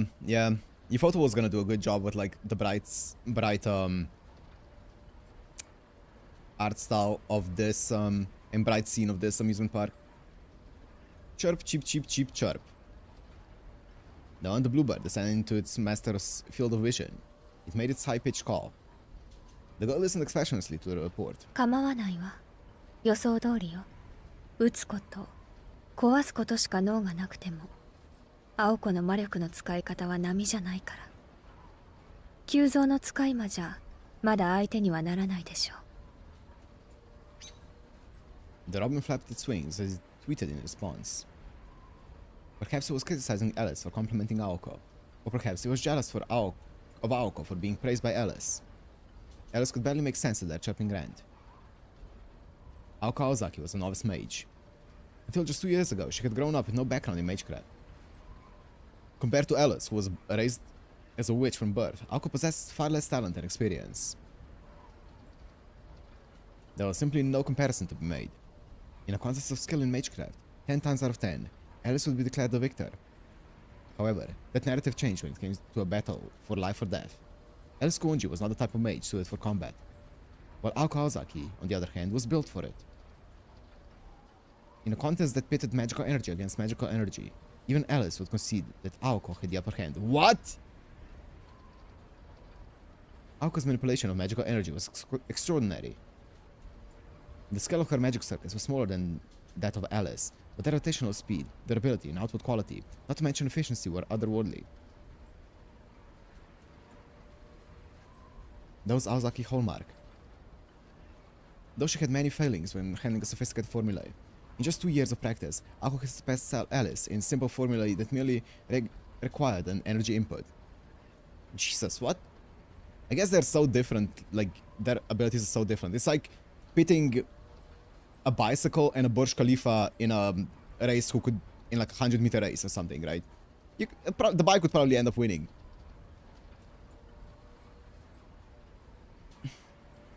She also had a genius instincts and adaptability. Though Aoko was not particularly proficient at executing magecraft, she was terrifyingly fast. If she had been born outside the Aozaki clan, she would have doubtless risen to fame as a competitive sharpshooter. でも残念ね Sharpshooter, huh? In a straight shootout, Alice did not stand a chance.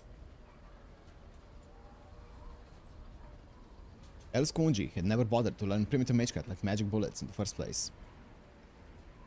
She was the classic puppeteer. Her familiar served as her arms and legs to carry out all the particulars of a battle.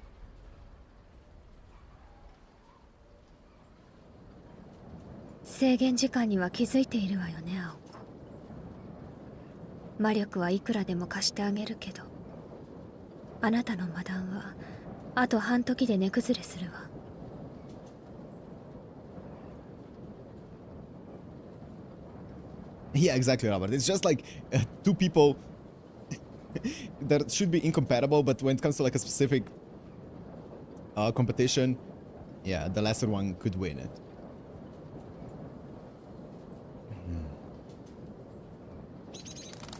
Sure. Chirping as if in agreement, the robin took flight.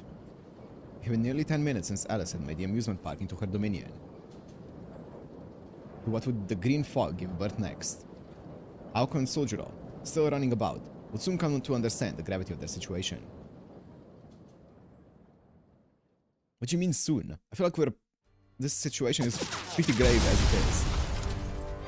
Shizuki-kun, 正門ってこっち? ああ、その店を曲がれば出口だ。Running non-stop at full speed had them at their limits. Their breath ragged. The duo rounded the corner at breakneck pace. Amusement park though it was, this was still the infamous Kitsy Land. It would have taken a high school student 20 minutes to sprint the entire circumference of the park. And though they were now intimately familiar with the park's geography,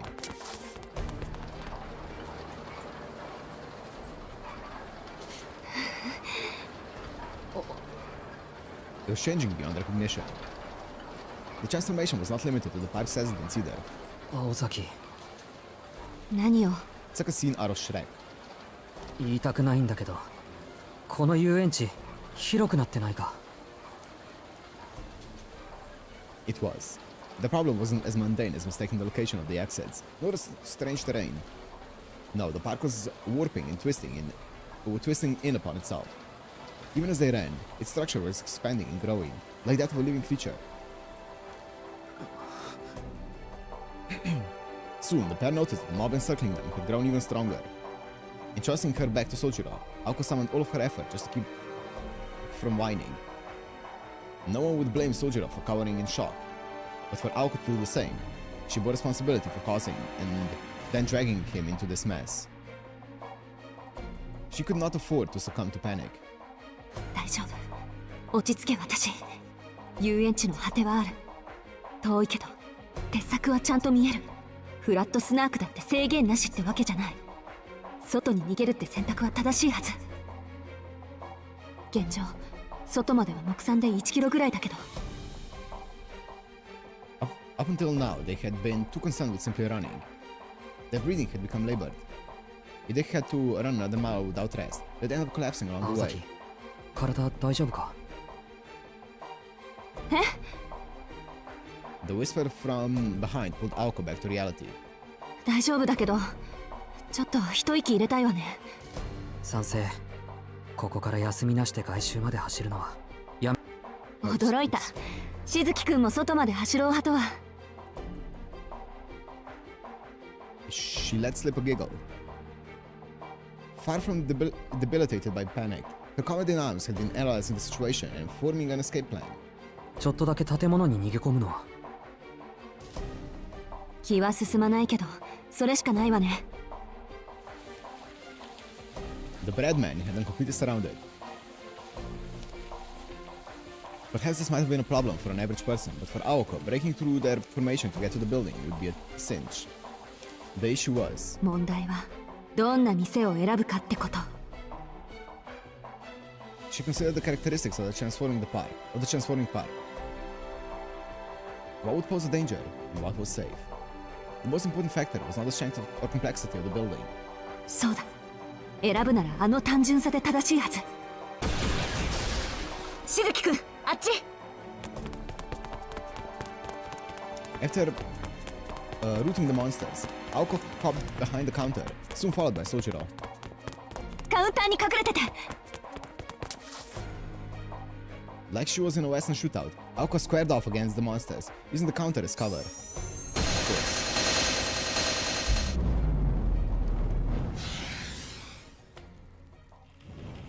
ビンゴ。ここならスナーク化しないんだ。Snarkified. After assessing the current state of the enemy, Aoko sat down under the counter. あいつらは店の周りで地団打踏んでるわ。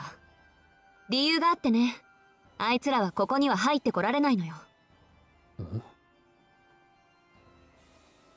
Aoko gave the perplexed Sojiro a grin and took a moment to catch her breath. She heaved a heavy sigh of relief and fatigue. とりあえずコーヒーブレイクね。ここは遊園地の中でも遊びのない場所だから、あいつらにとっては鬼門なのよ。レジスターも調理器具も最近のものだし、擬人化されたマスコットもないし、スナーク化するにはちょい文明圏すぎるってこと。スナーク？あいつらの名前よ。つけたのは私じゃなくてアリスなのかしらね。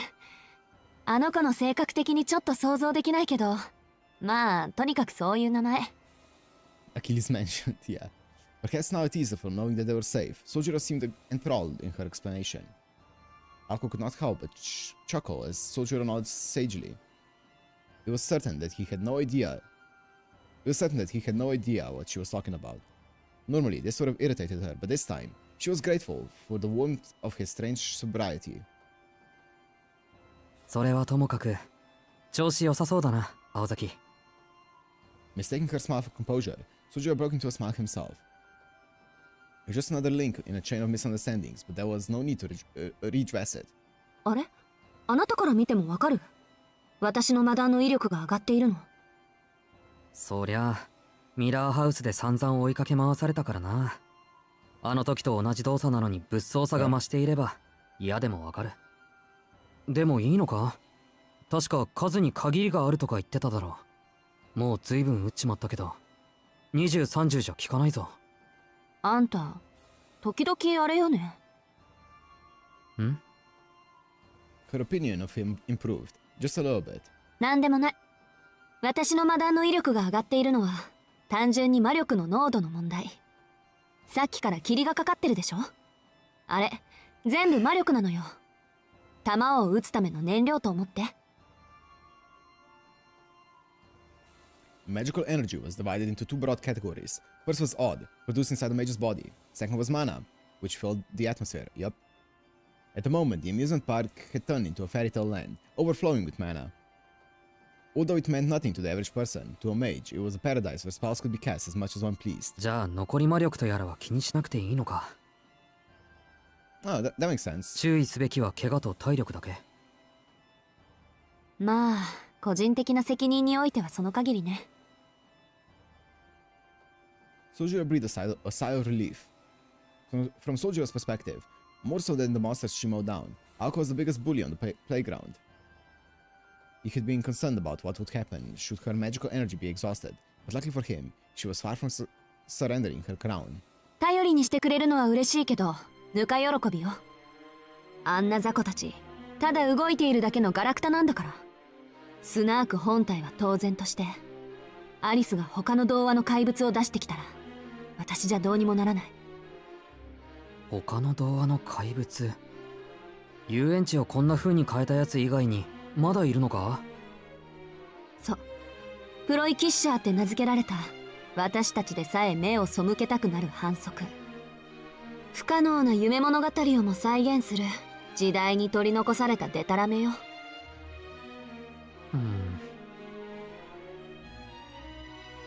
Sojiro's expression seemed to be calling her out into hypocrisy.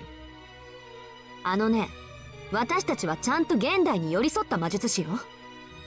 できないこともあるし、当たり前のことだけど、近代兵器にはかなわない。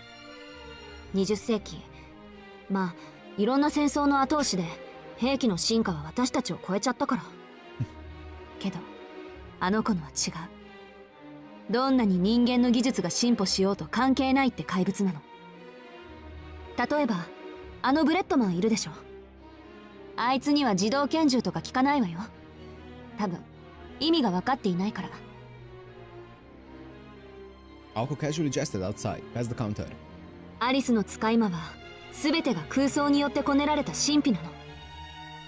前提からしてありえないことだから、通常の物理法則と折り合いが悪い。空想と現実は両立しないっていうごく当たり前の理由でね。なるほど。ブレッドマンってのはあの動く焼きたてパンのことなんだな。Sojiro seemed to have ignored the majority of Aoko's explanation and only reacted to the part that caught his curiosity. 話を戻すけど、あいつらと近代兵器の相性は最悪。ロケット弾でも効果はないわ。意思の疎通、秩序の共有ができてないから。プロイキッシャーにとって彼らの世界には存在しないもの、意味がわからないものは触れることなく無賛する。彼らに通じるのは同じ神秘を帯びた魔力だけっていうデタラメぶりよ。makes sense. もう完全に概念空間っていうか概念宇宙っていうか。要するにあいつらは伝承防御っていう特別なルールを持っていて、単純に強い力、強い魔術じゃ効果は薄いの。元になった童話にちなんだ欠点をつかないと倒せない。ギリシャ神話のアキレスあたり分かりやすい例えなんだけど、知ってる？ As an example, as always, for the bajillionth time, Sojiro shook his head. In fate, in the Nasuverse. Bro gets 無事帰れたら飛び丸あたりに教えてもらって。定番だけどいい話よ。Would be giga rich. Sojiro was feeling pretty lost, but he did his best to grasp the situation. He thought that Ploy Kickshot was scary enough to chase Aoko and their puppet from before out of the house barefoot.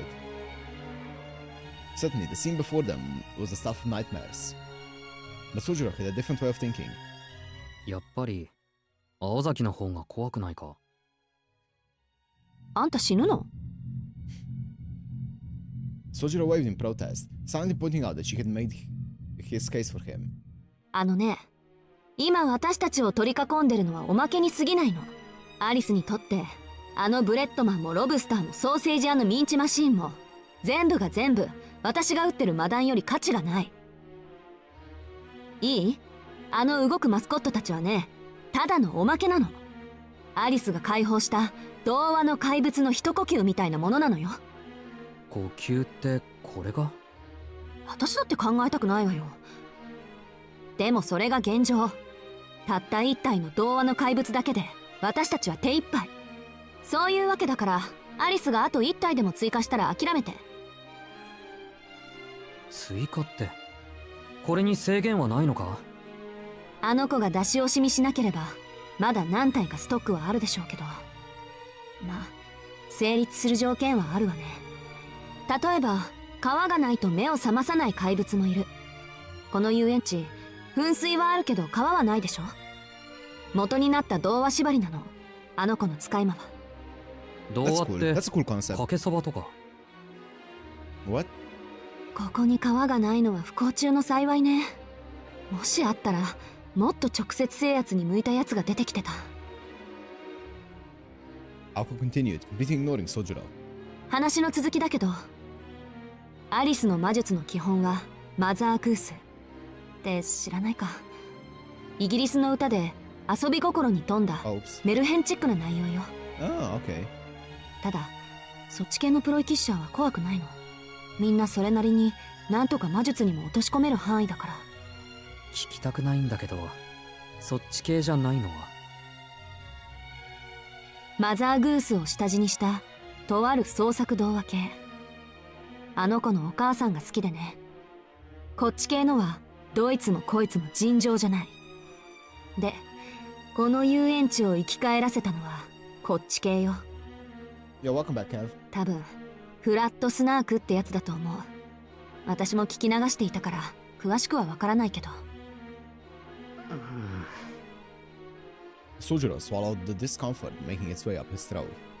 He really wanted her to explain things a little less vaguely, but something she had just said necessitated further investigation.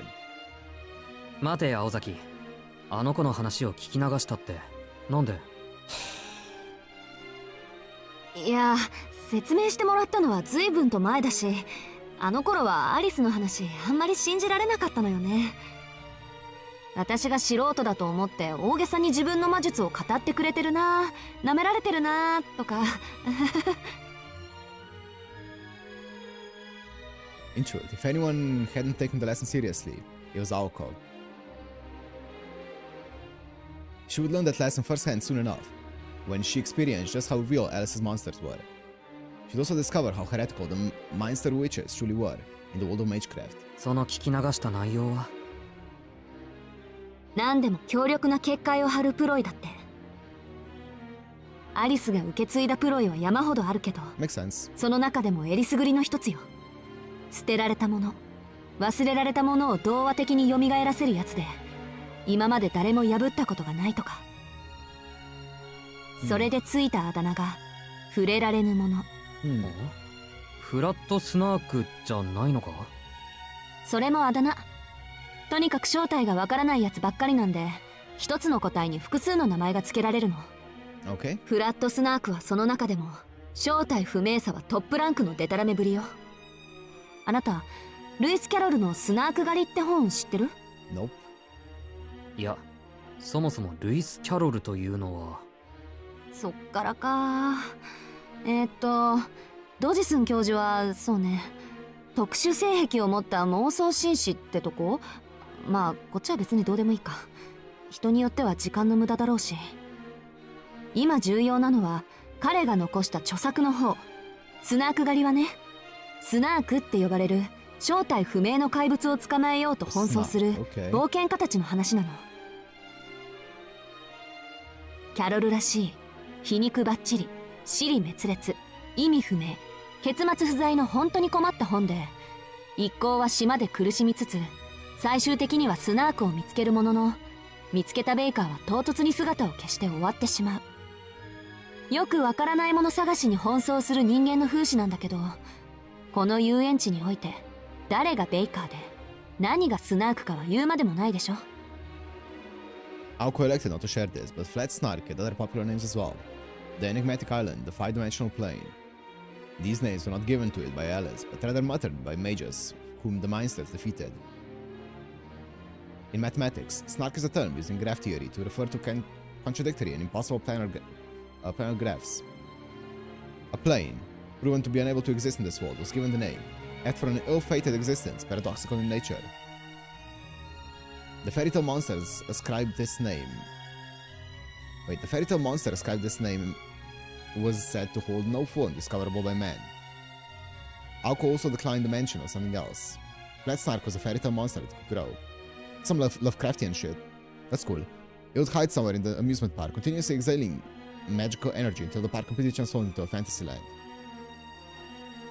ま、脅かしてもしょうがないし。何か言ったか？別に。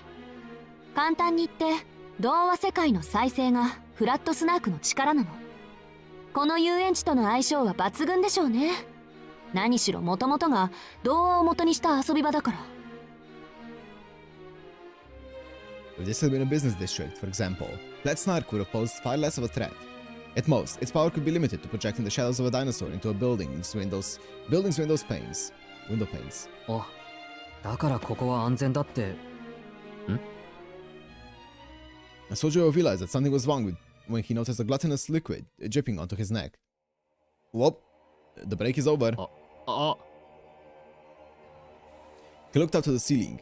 Their eyes met. Before he had a chance to think, Sojiro hopped up from the floor. 青崎外だ! Taking the initiative, he jumped out from behind the counter. バカ、何して! Trying to stop him from committing an act of suicide, she also came to her feet. Immediately, she noticed something coming to life overhead. やばっ!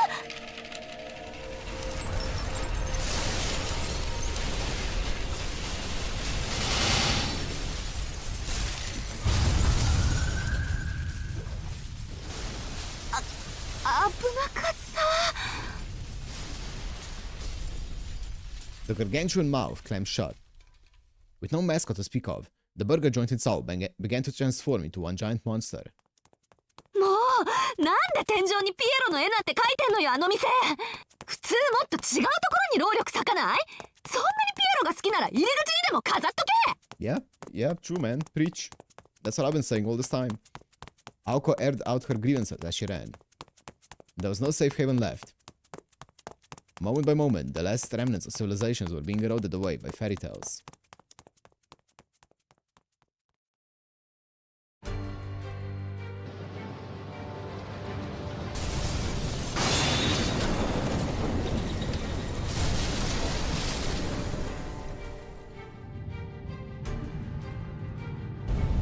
The amusement park had reached the final stage of snarkification.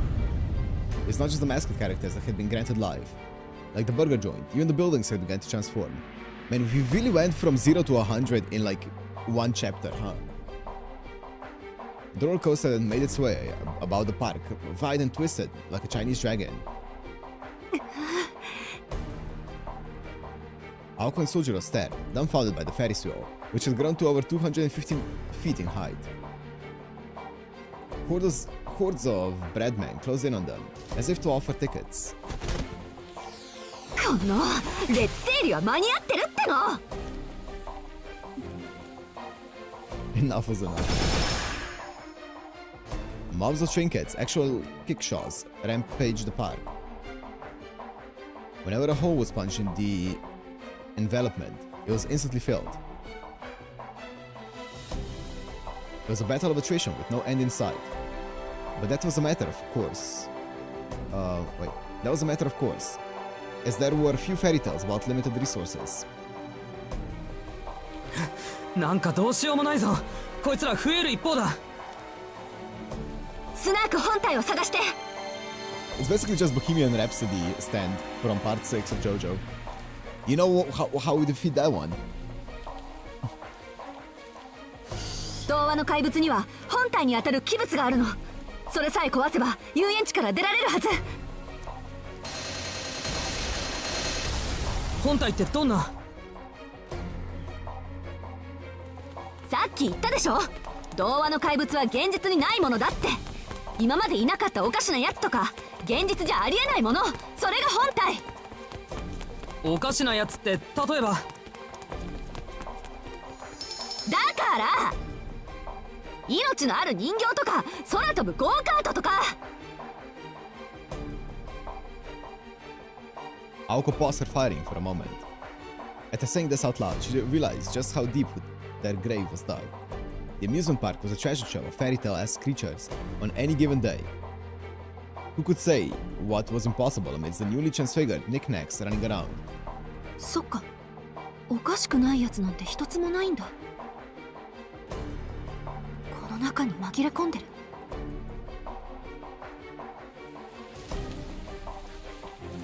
Hoping that she was wrong, Aoko bit her bottom lip. That snark was the type of Floyd that deployed bounded fields. And seeing as it was commanding so many familiars, it would not be unusual for its main body to have little or even no defenses. Furthermore, it was modeled from a story about it being untouchable and unidentifiable. It would be logical to assume that it would collapse in on itself shortly after being discovered. 逆に言えば、見つければ私たちの勝ち。そ Find ん the な脆 Achilles いやつ heel. が雑魚に紛れ込む。木の葉を隠すなら森の中って言うけど。Konoha.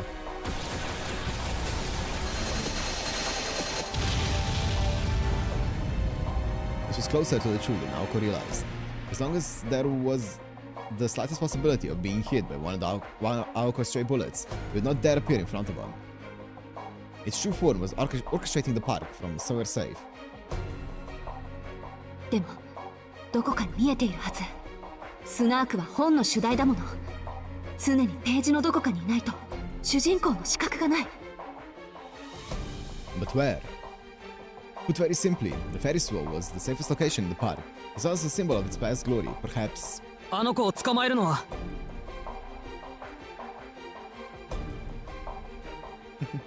Her eyes opened wide at the sudden suggestion. While Aoko had been trying to come up with a plan to overcome this stalemate, it seemed Sojiro had been racking his brains as well.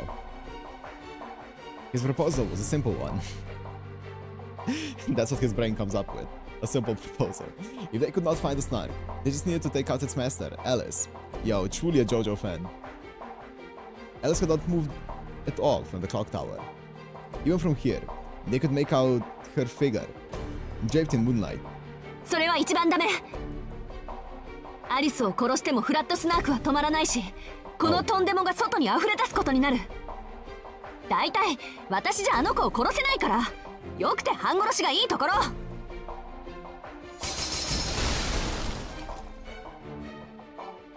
A breadman, angered at the insults hurled towards its master, moved to attack and was mercilessly burnt to a crisp. The two stood back to back, catching their breath. With no plan to speak of, and no route of escape, they had reached rock bottom. Meanwhile, the oddities were forming a circle around their prey, as if they smelled blood in the water.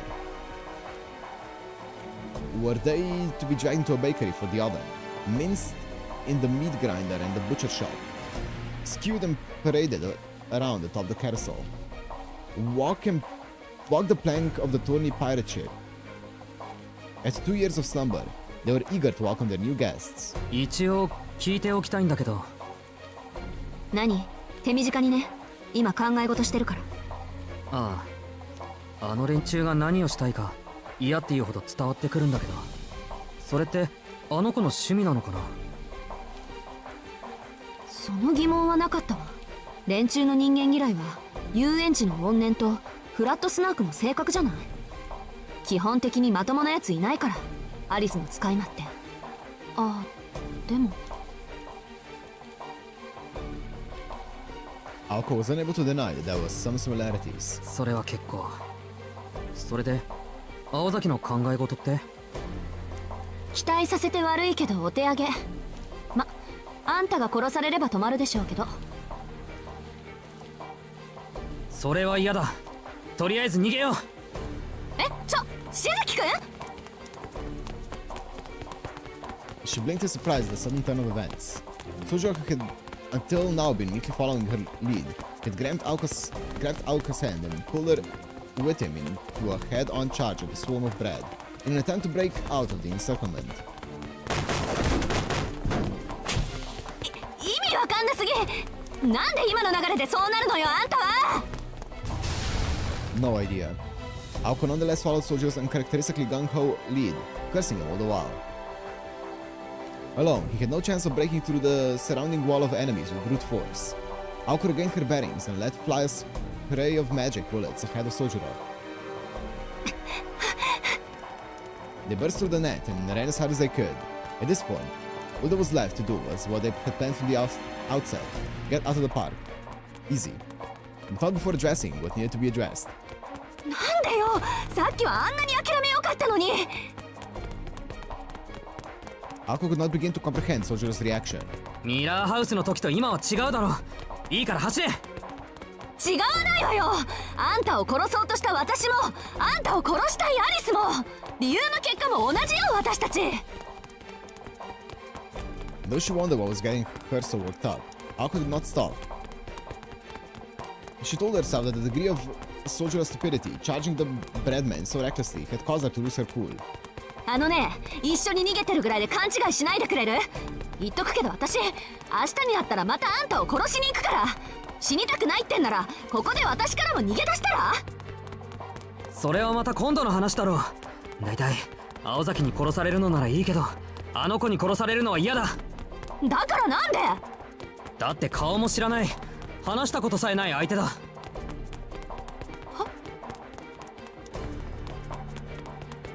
What? It was like someone had doused water over her blazing fury. Aoko's anger was snuffed out by the absurd simplicity of his reasoning. 顔も知らないって。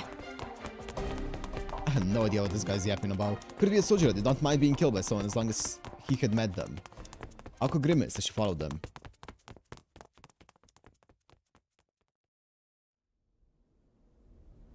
From her spot atop the clock tower, the girl observed the growth of her familiar, Black Snark, a savior of the discarded.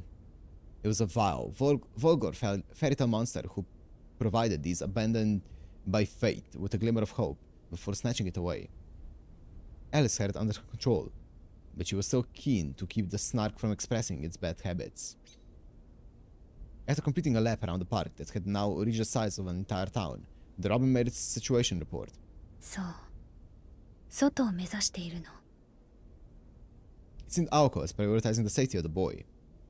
Even if it resulted in wasting an entire day, choosing not to capitulate on a decision was very much like her. 青子のことだから、時計台ごと私を焼き払いに来るかと思ったけど。The bluebird cheeped in response. Was it denying the master's portrayal of Aoko, or agreeing that it was Aoko's style to do exactly that? An outsider might interpret its interjections either way. 退屈？ The robin jumped at being addressed so unexpectedly. It chirped and flapped its wings like a flustered servant, frantic to say otherwise. 珍しく気があったわね。いいわ。せっかくのゲームだし、もう少しだけ盛り上げましょう。What's that? Calmly, she pulled out a small object from her pocket. It was a dark grey Easter egg, and emanating from inside it was the ticking of a clock. The robin knew it to be a ploy kickshaw with a bad attitude far exceeding Flat Snark's, known to be among the best in one-on-one situations. Queen Alice? 称える時間は20分に設定したわ。いつも通り、控えめに壊れてきて。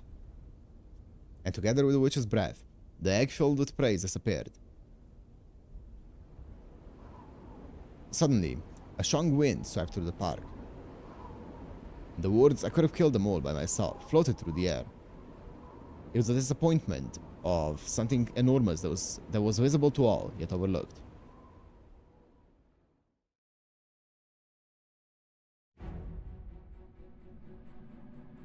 Aoko and Sojuro continued their dash toward the boundary separating the park from outside. The Curio horde that stood in their way had reduced in number. The iron fence that separated the two of them from the outside wall was just over 300 yards away. Fortunately, there were no particularly large buildings barring the path. If the Ferris wheel had stood in their way, that would have spoiled the end, but thankfully, it had yet to reach its full strength. The only thing that appeared before them were weak oddities that could easily be handled by Aoko's simple magecraft. これならなんとか。Yeah, surely, man. She would have said make it to the fence, if only her lungs would allow it. Since Aoko was utilizing the ample mana filling the park, her tank of magical energy was nearly full. Moreover, the condition of her body circuits were steadily improving to the extent that she would be able to unleash at least one all-out onslaught. Until something unusual was hovering above her field of vision. It was locked on Sojiro, hovering 10 feet above him over to one side. しずきくん、ちょっと。ああ、さっきからついてきてる。Sojiro had seemingly noticed it before Aoko, hence his previous awkward glances towards the sky. In truth, it would have been strange for him not to notice, as the thing was practically glued to him. Queen Alice, Moon,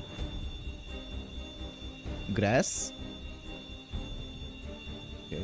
In terms of its size, the floating object measured about 3 feet in diameter. Tiles covered its exterior, about which a multitude of spinning lights danced about. 卵かな。 Sojiro asked, not really sure what to call it. 卵？卵って言ったら割れる卵。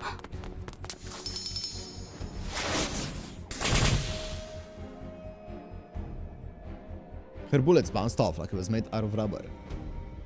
That trait, the ability to deflect all outside interference, confirmed to Aoko that this thing was undoubtedly a ploy kick shot.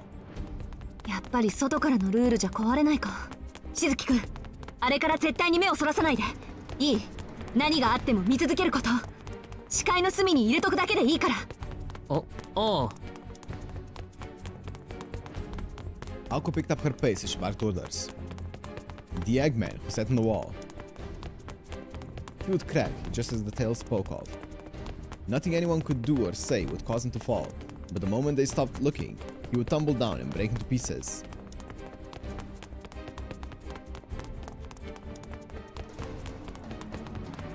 Okay. So you just need to keep your eyes on it? いわく、王様の軍隊でも元に戻せない数の破片。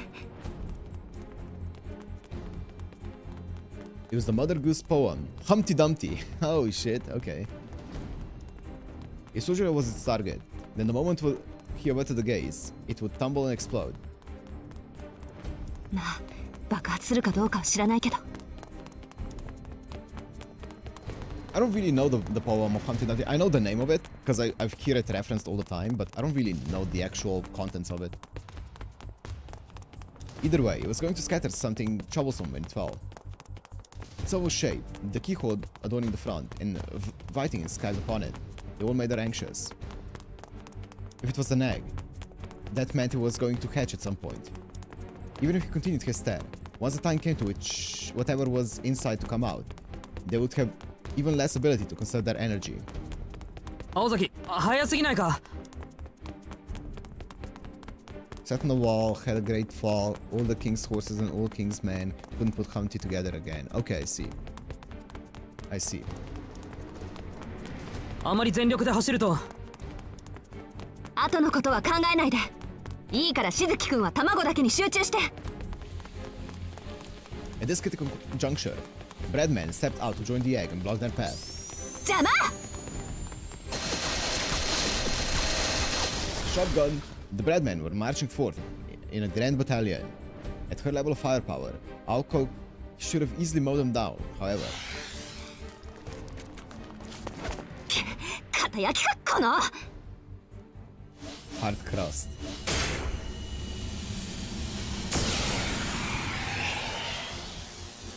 If Snap failed to do the job, that meant it was time for her to put her crest to use. Draw a formula triggered bullet encased in a full wind jacket. If her previous shots were the equivalent of a machine gun volley, then this was her artillery shot.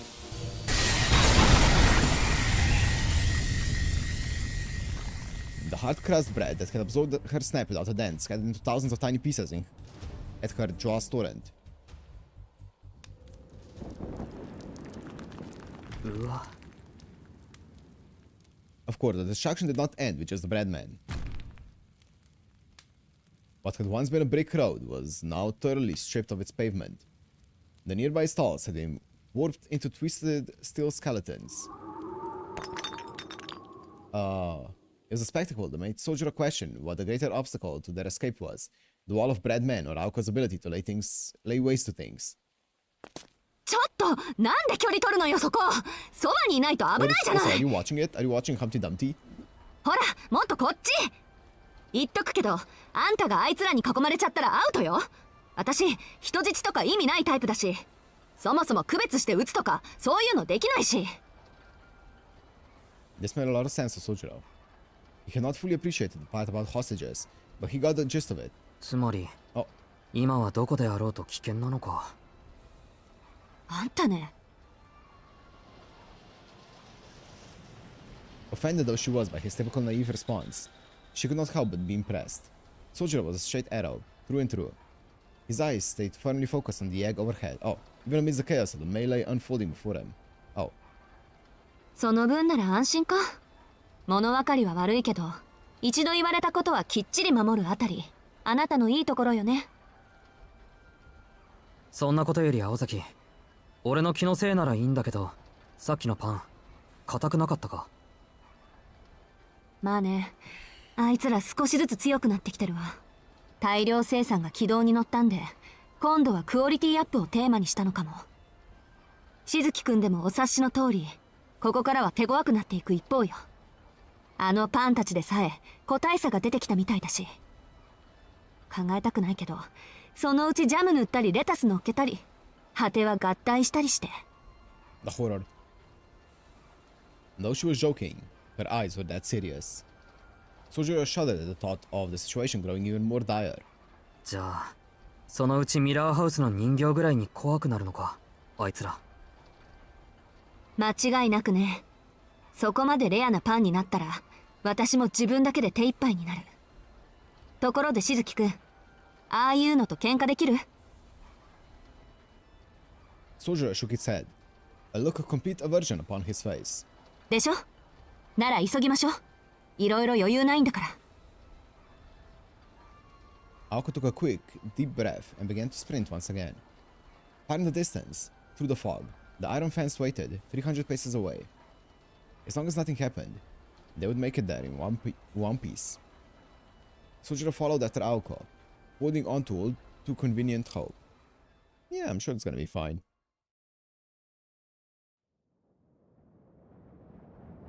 But hope was something ever fleeting. Yup. In fact, it lasted not even 300 yards. The edge of the amusement park may well have been the edge of the world. I mean, you can't really escape a bounded field, you know? By walking out of it. You need to break it, right?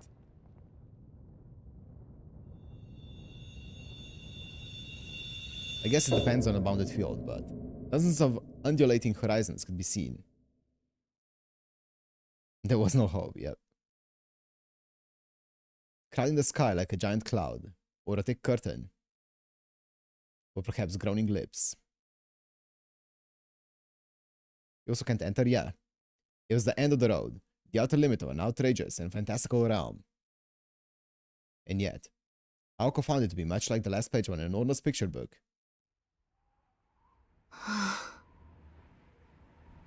The sight turned her mind blank. Well, this is about as bad as it gets, she thought. The snark, this sound of despair, had, at last, brought Aoko to her knees as she stared at the swelling border. The park indeed had an end. Even now, as Aoko and Sojiro had expected, a fence divided the amusement park from the residential area neighboring it. It had both doubled in height and been made sturdier, another hurdle she had foreseen before even laying eyes on it. Expecting it to have been snarkified, Aoko had come prepared to demolish an obstacle or two. But this construction before her went far beyond a mere wall.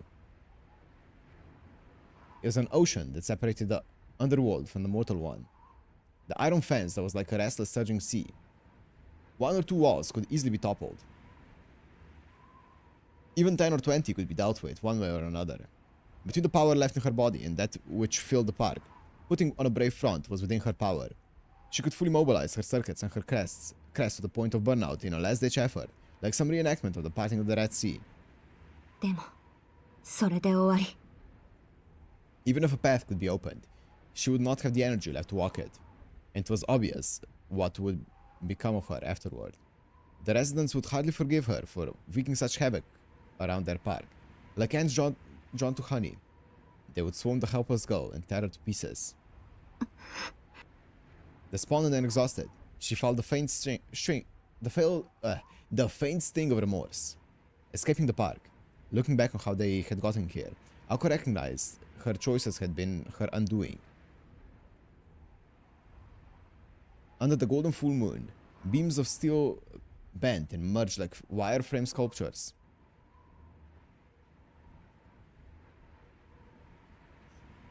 It was only a matter of time before the amusement park itself became one colossal monster.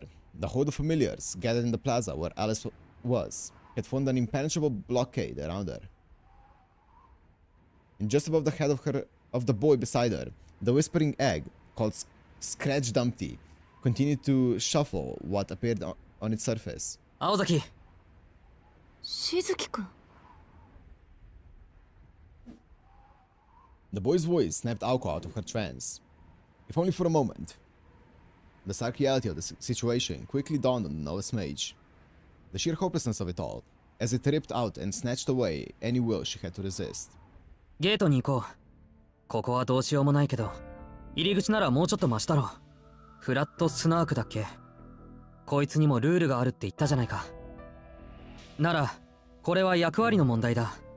初めから鉄柵は通れない壁だけど、ゲートなら出入り口として機能しているかもしれない。That makes sense. Sojiro had not given in to panic. Aoko found herself honestly admiring Sojiro's ability to analyze Snark's characteristics, given the circumstances. Now calm, she still her resolve. そうね。確かに門はあると思う。けど、たどり着くのは難しいわ。一番弱かった焼きたてパンですら、今はもうあれだもの。広場や入り口には、もっと上等なのがたむろしてるだろうし、門だって、あの観覧車以上の怪物かもしれない。確か、大きなキッツィちゃんだったでしょ、正門って。青崎はゲートには行かないのか。まあね。それよりこっちの方が現実的だし。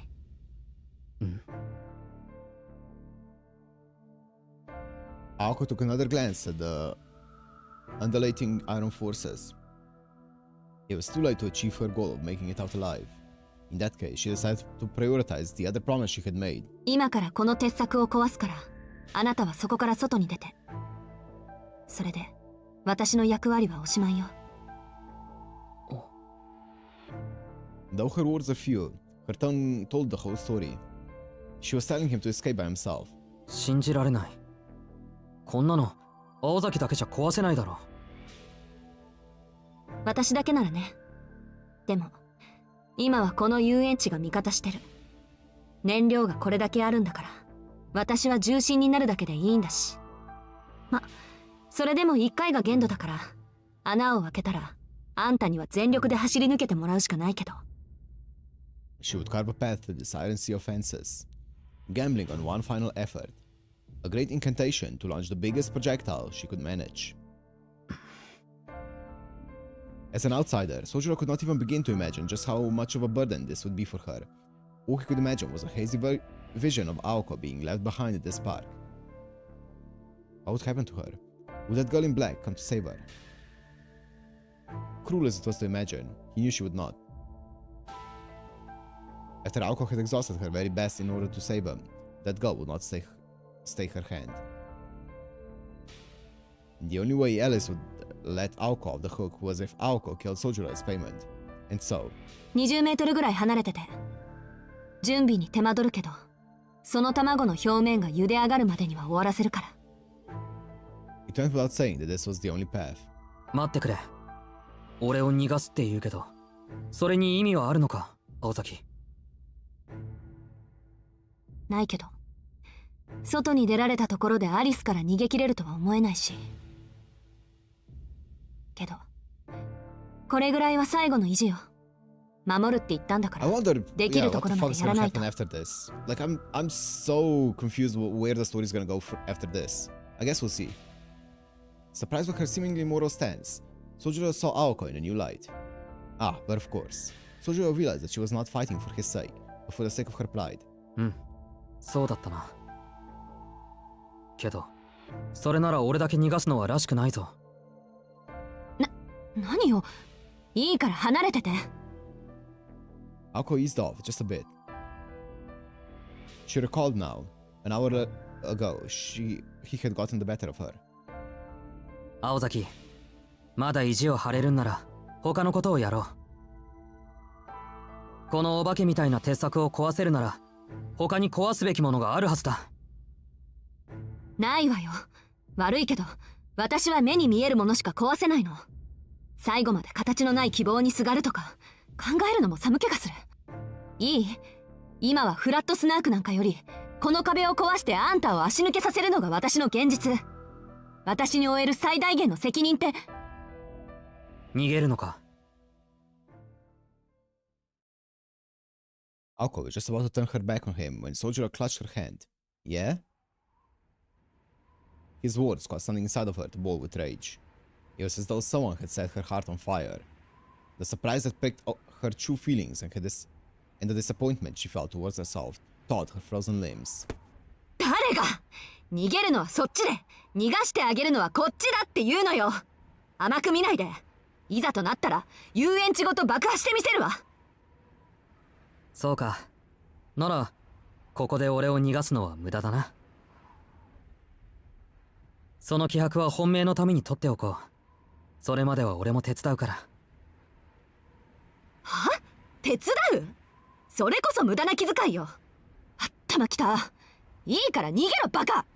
だいたい走り詰めで息も絶え絶えなやつなんか使えないわよ。そりゃいい加減ヘトヘトだけど、そういう青崎なんか疲れ以上に傷の方が傷んでるだろ。 Not to mention the injury to her back that Aoko had nearly forgotten about. Even now, she couldn't ignore the pain that the automaton had inflicted on her spine. With iron will, she'd managed to push it out of her mind, mostly. ほら、魔術とか抜きにすればまだ俺の方がマシじゃないか。入り口までおぶっていくことぐらいならなんとか。できないことは口にしないで。もういいから言って。慣れているもの、私は。でもあなたは違う。こういうの初めてでしょ。だからいいの。The fact that they were a team, the fact that she would still have to kill him after all of this, none of the irony was lost on her as she said these words. It didn't matter anymore. Still, Sojiro didn't let go of her hand. He gripped it even harder. His expression was the same as ever. Aoko frowned, trying to figure out if he was upset with her. 確かにこういうのは初めてだ。けど山じゃ危険な目ぐらい合ってる。鹿に襲われたことだってあるんだぞ、俺は。As a city girl, she had no idea what it meant to be attacked by a deer, but his determination was apparent enough. True, looking back on it now, he had maintained his composure through it all. A normal person would barely be able to talk to such panic. Perhaps growing up deep in the mountains, far from civilization, had taught him how to stay calm in the face of so much. だから信じてくれ。少しでいいから。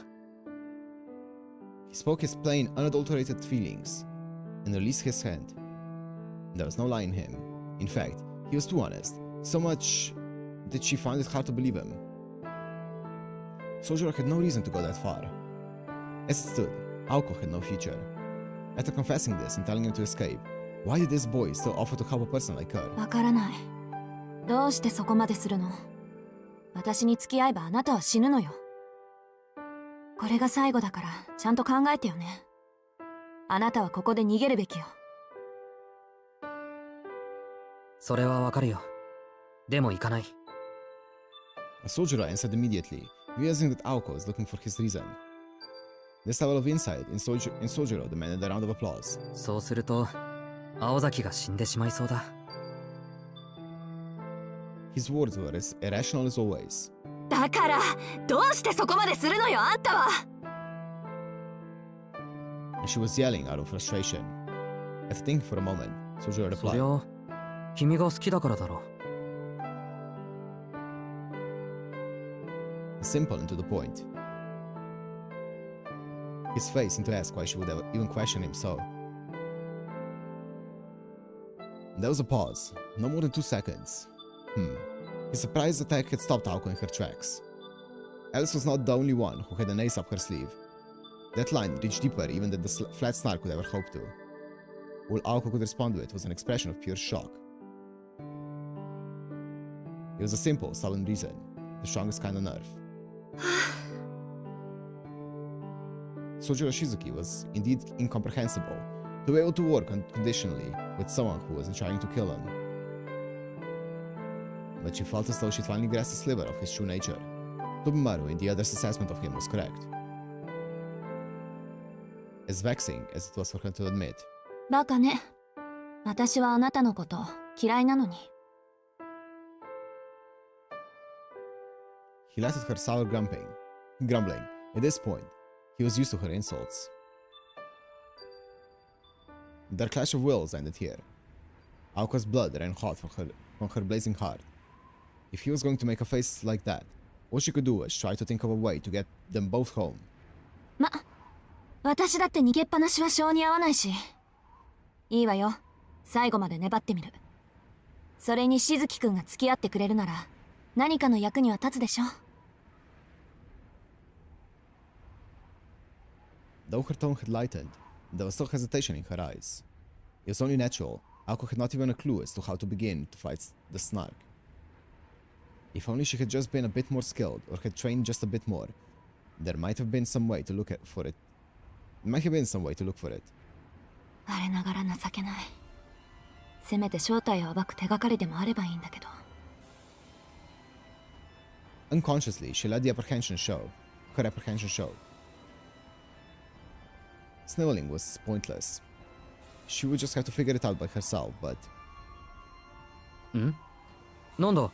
正体さえ分かればいいのか？え？ Aoko gave him a look as if to ask what that was supposed to mean. いや、だからおかしなものはどれかってことだろ？ Sojiro also made a face that suggested you should have brought it up sooner. わかるのあんた。多分。いや、結構前から気になっていたんだけど。Sojiro whispered in her ear quietly, so as not to be overheard. あ？ It was certainly unexpected, but then again equally obvious. After he explained the mistake, she knew right away that he was correct. At last, she had an inkling of Flat Snake's original form, namely...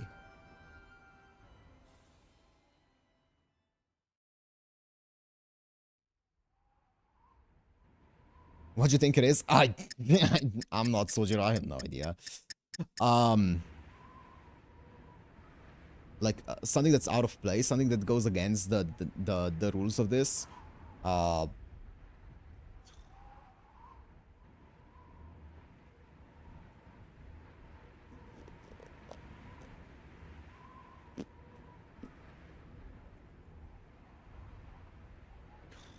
the fuck is that?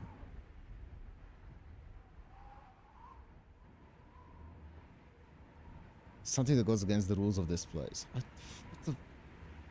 What are the fucking rules? Like everything comes back to life.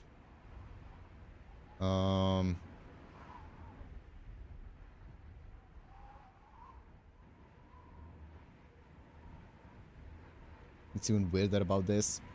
I feel like the only thing that's weirder about this place is fucking Sojiro. They strategized for 10 minutes. After deliberating the Snark's true form and figuring out a plan of attack, the two exchanged nods and acceptance of their rules. それじゃあ、ここからは別行動ね。でも、ミラーハウスの時みたいなのは勘弁してよ。この作戦の肝はあなたなんだから。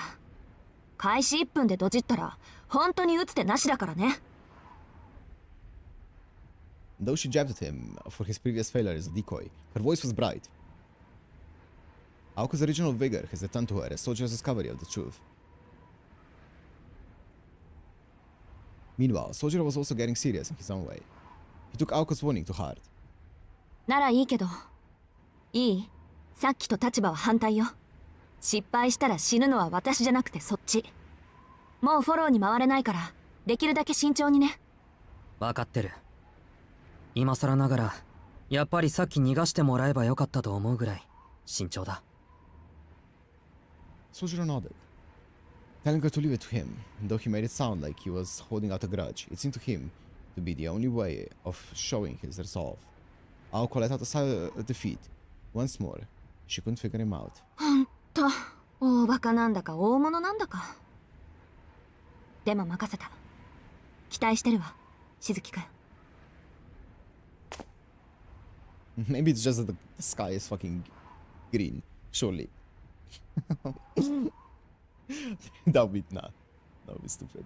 She wanted to say that she believed in him, but apparently that was too embarrassing for her. Aoko turned away from Soldier and began to run. She had begun to think that maybe this change of pace was not so bad after all.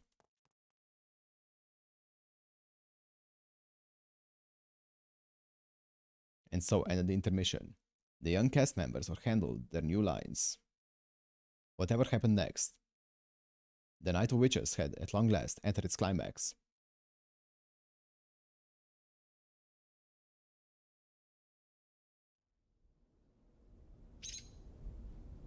She was filled with foreboding at the Robin's report. Apparently, they had gone in opposite directions. The park's residents had set off after the boy witness, and it would take mere minutes to capture him, so the bird said. どういうこと？追いかけているのは本当に彼？青子が変装しているのではなく。The robin flapped its wings, chirping away any doubt. He had seen them with his own two eyes. Aoko was heading for the plaza, while the cocky brat was making a run for the roller coaster. 青子が彼を見捨てた？そんな簡単なことならいいけど、ダンプティは彼に張り付いているの？ The robin nodded enthusiastically. He didn't know about the other birds, but with its superior night vision, it had seen that sucker clearly because he had moved to a high point. ダンプティはなんて？最後まで歌わせろ。 The moon is also looking mighty こんな tall, 褒め殺した mighty い間 big. 抜けはまたとない。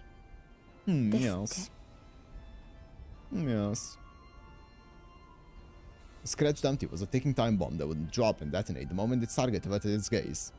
That is, as long as his target continued to observe him. In a way, he was a gentlemanly ploy kickshot, though Alice wished he would forgo such niceties when in battle. そうね。視線を切らないだけでは、ダンプティからは逃げられない。表面の死が完成すれば扉が開く。彼がどこまで逃げようと、あと少しでダンプティがしまってくれるわ。Until the part where the snark was assured, Sojiro would not be able to escape, which meant the larger concern was Aoko. Aoko had promised to protect the boy, which begged the question, where was she running to? ここにいる限り、青子の動向はつかめない。Alice looked out over the park, ignoring the robin's attempt to get her attention with his... what did it say? Plumage. Flat Snark had nearly reached its full size. He was a different breed of beasts compared to the other cheap ploys. To her, he was one of the three most irreplaceable and precious familiars. そうね。任せたわスナーク。青子が諦めない以上、あなたも手は抜かないで。Alice remained where she was. With the same historical merit as the troll under the bridge and the poison-cloud reptile, Flat Snark was one of Alice's ultimate ploys. She was placing her trust in its reputation and ability. でも忘れないで。これはゲームよ。勝敗がついたのなら、私のところに帰ってきて。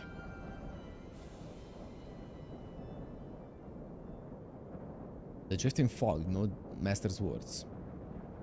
It's the one thing that Alice had misread. Flat Snark was a king, even among the other ploys, of terrible, vulgar antics. That to the defeated, gruesome tragedy of the vanquished, it found no pleasure unless it brought about dramatic ruination of life and wealth. The fog billowed like wicked laughter. After all, only a king had the right to deceive the fate of the vanquished, and the Snark's greed could not be contained. Thus, it hadn't even the slightest intention to play fair, despite its master's orders.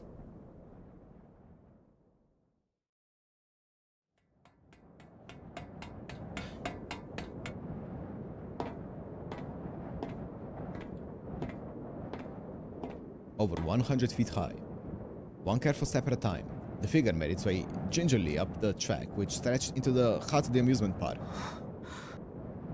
He stayed his beating chest and the pounding of his breath. Even tiny movements were an obstacle to his progress. Amazingly, the one making the pale-faced this pale-faced advance higher and higher was Sojiro Shizuki. Far below, he saw a horde of bread creatures that had congregated by the roller coaster platform. As they bustled this way and that, their numbers continued to increase by the minute, seemingly cheering on Sojiro with raised arms as he made his ascent. Or rather, they jeered as if beckoning him to come down. 助かった。あれ、高いところは苦手なんだ。Of course, neither did Sojiro, but his current state was the lesser of two evils. The only thing that followed him now was the floating egg. After heaving a huge sigh, Sojiro bent forward a bit and climbed the track and inclined towards the heavens. 150 feet now. If this were a skyscraper, he would have been on the 16th floor. A strong gust of wind whipped through his hair. Humans had an instinctual fear of heights. In particular, a place like this, which called forth visions of falling to one's death, would cause a person's knees to tremble against their will. It was an instinct that forewarned death, urging its master to return to the safety of the ground. It was a reasonable reaction. Climbing the roller coaster tracks went beyond funny stories and out and into the realm of fantasy. The strong winds and change of air pressure were a hindrance. His instincts screamed at him to stop, causing his limbs to go numb, his muscles to go limp, and his mind to race. Even if he had been tied to a lifeline, a mere 15 feet of climbing would still have caused his thoughts to freeze out of sheer terror. And it would only get worse from here, exponentially so. Every foot forward increased the load on both of his mind and his body to another degree. よし。頂上まであと少し。The burden on his mind notwithstanding, he carefully measured the toll on his body with every step. His legs that had carried him running this far threatened to buckle the moment he let down his guard. This fatigue was likely why Aoko stressed that Sojiro's role was more dangerous than hers. 待てよ。逆を言うと、疲れてなければなんとかなると思ってたんだよな。Sojiro left his stare at the floating egg. He reflected on the course of events that had led to this absurd situation. Not even 10 minutes ago, they had been engaged in conversation. じゃあ次ね。正体が分かった以上、あとはどう壊すかを話し合いましょう。Sojiro felt a shudder travel down his spine at Aoko's smug grin. In hindsight, Aoko had been more than happy at this point to make him do something absurd. どう壊すかって、それなら。Sojiro wondered aloud. From what he'd seen, Aoko had enough firepower to tear clean through the fence. He'd refrained from speculating about Flex-Snack's true form because he felt there was nothing they could do about it, even if they knew. Okay. Yeah, sure. Keep it to yourself, just because... But that had changed. For Aoko, the impossible was quite literally within her grasp. そうでもないわ。私の目算だと、あと50メートル分、ギリギリで届かない。Despair filled Sojiro's eyes. Aoko lifted a hand to her long hair. With a magically charged fingertip, clipped a clean tuft off it. 足りない分は努力と根性ってね。あなたはできるだけ高いところまで逃げて。頃合いを見て合図を出すから。そうしたらこれを空に放ってくれる？ But based on where Aoko pointed her gaze, she did not really mean to leave it up to Sojiro to pick the highest place he could find. She was staring conspicuously at one of the amusement park's two main attractions, the roller coaster. So in other words, 青崎とは別行動をとって、あの怪物たちに追われながら、高いところに逃げ込めと。そういうこと。ほら、あのうねうね動き出してるコースターのレールとか、よくない？ There were two demons in this park. Her smile made even Sojiro want to respond. It was far from perfect. That was far from perfect. 疑いたくはないんだが、本当はあの子とグルで俺を遠回しに殺そうとしてるんじゃないか。あら、私に殺されるのならいいんでしょ？人の出現を悪用するのは良くないと思う。Sojiro hung his head. This was not sane. If he did as she said, he would die from exhaustion before Kitsy even had a chance to eat him. 私だって鬼じゃないわ。ほら、こっち向いて。おまじないかけてあげる。ん？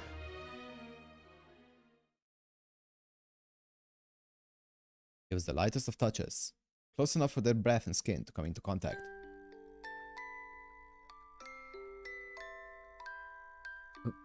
Oh. The shine of the lips. Zaki, he finished with his hushed voice. For one of them, it was rather mundane magecraft. For the other, it was a head-spinning, intimate ambush. 軽く、弱く、うまく、早く。チクタク、チクタク。急げや、急げ。Words that could not be produced by a normal larynx, carrying a peculiar weight to them, reverberated against his eardrums. If words were given color, this would have been the color of her name. Blue. Aozaki? Aoko? Ao? Sojira's exhausted body and burning blood gently cooled. 飛ぶ、泳ぐ、駆け抜ける。チクタクチクタク、汽笛を鳴らせ。星はいつでも北の空。どこまでも。In reality, it took but a few seconds, but the sudden contact had felt a little longer. よし、暗示成功。成功したはず。ここまで手応えがあったの初めてだし。アリスの小言もたまには役に立つじゃない。A very merry Aoko stood aside a very confused Sojiro. After he asked what the heck had occurred, she responded. 簡単な暗示よ。一時的に恐怖心を消しておいたから、高いところに登っても She 平気な didn't は buff ず。 his abilities or anything, she just erased the fear. あの手の作業で一番足を引っ張るのは同様でしょ。 Sure. 恐怖も何も感じなければ、地上何メートルだろうと平均台とそう変わらないってわけ。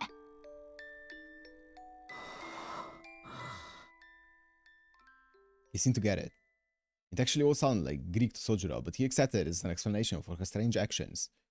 Yeah, it didn't work that well. Yeah.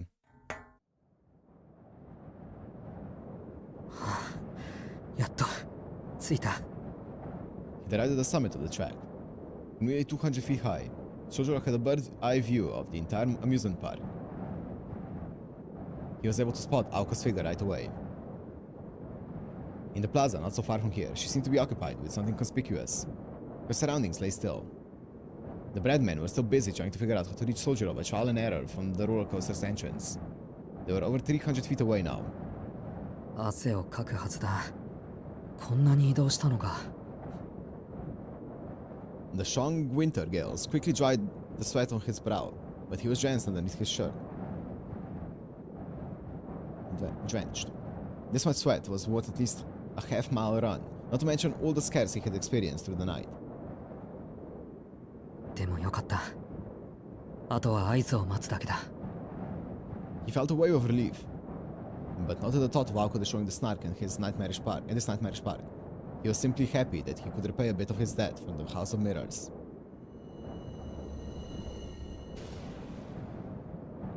A blue bullet rose from the plaza where Aoko was 合 located. 図だ。 Sojiro stood up atop the tracks, pulled out the pouch he had stowed in his pocket, and tossed it forward.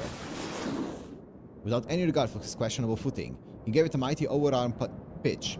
The small pouch drew a parabolic curve in Aoko's direction, quickly becoming untied in midair.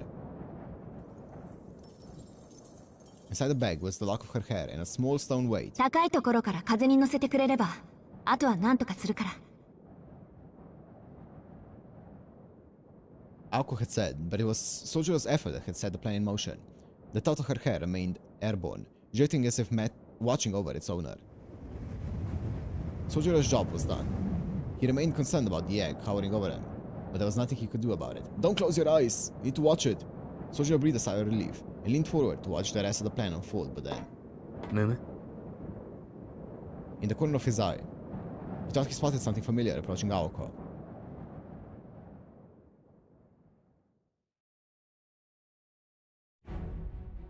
Alice?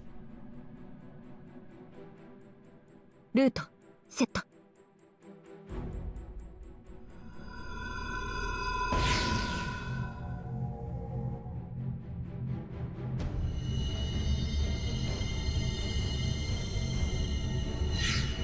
ディレクト1層2層予備に3層魔力提供体現に固定循環よし射角よし術式安定大まかよし A pattern began to carve itself into the brick street.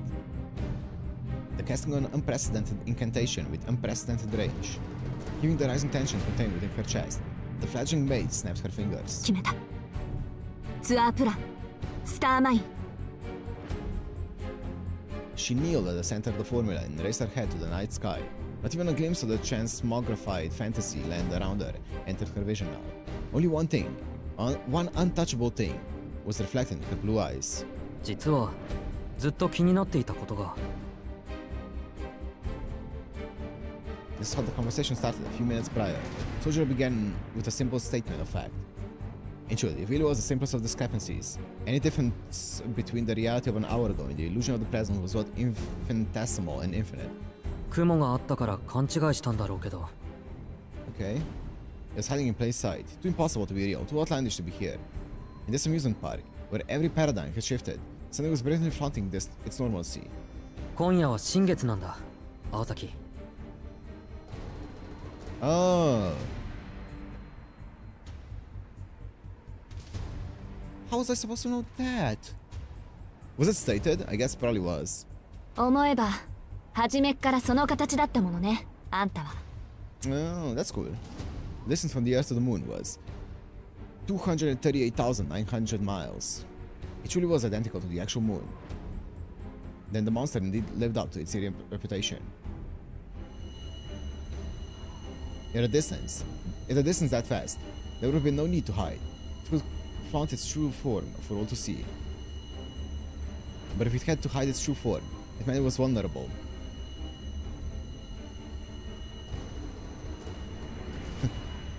The monster's camouflage implied that it was set within the range of human hands. I mean, we saw the moon come up when she activated this, right? We saw the moon like come over the place. こっちの最大射程はよくて600ってところだけど At this point, it was time to give it all she had. Drawing on the energy surging through the park, she extended her firing arm.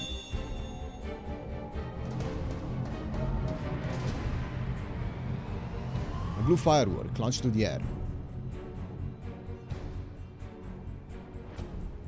Looking up at her hair dancing in the wind above, Aoko reached out her right hand as if to catch the night sky. A mage's own body made for the perfect catalyst. And for a female mage, the hair she has grown out of her over many years made for a particularly valuable and powerful source of fuel. Grown out. To use it, all she had to do was apply her will. She locked the fingers on both her hands together and shouted. 三層展開全術式連結起動 Let's go. Blast it. Blast it. She held forth a clear challenge to bind the moon to herself.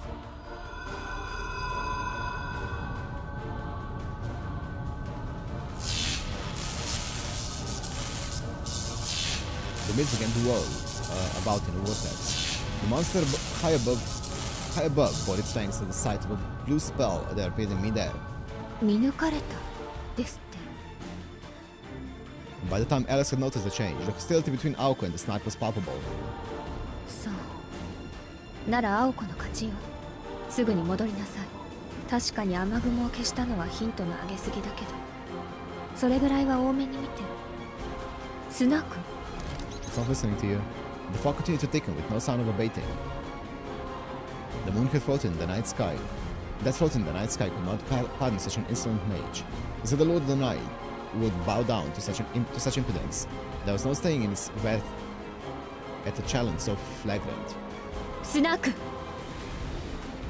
The robin swooped in to give its support, but Alice waved it away. Her gaze was fixed on the transforming gold moon. Her calls for restraint did not reach it.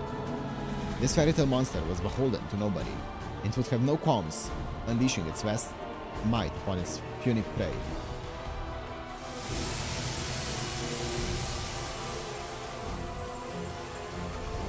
The core of her magic bullet howled. The magic circuits within her body spun. Aoko fed the magical energy, scorching her nerves with imaginary flame. She was linked to the formula inscribed on the ground. The spell was read and executed the same as it always was, but its output was beyond reckoning. With this much firepower, even this mundane process would invite injury upon its caster. It was enough to burn up the nerves that were acting as a battle.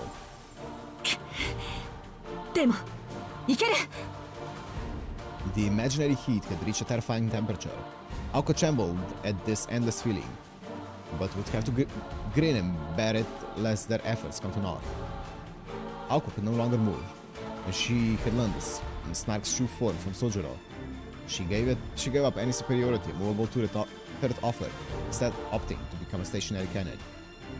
That was the only way she could reach it. It was impossible to hunt the Snark unless she anchored her crest in this location and angle. At the same time, this action revealed that she was out of options. Once the fuse was lit, she would have no choice but to fight to the bitter end. Aoko took a deep breath, but this was the way she wanted it. Her preparations were complete. She would be able to deliver this maelstrom of magical energy directly to the moon like a rocket payload. The third mid-air layer served as the cannon's muzzle inside. It would fire the magical energy once it reached criticality, and it allowed Aoko to adjust the angle of fire. The moon became warped within her scope.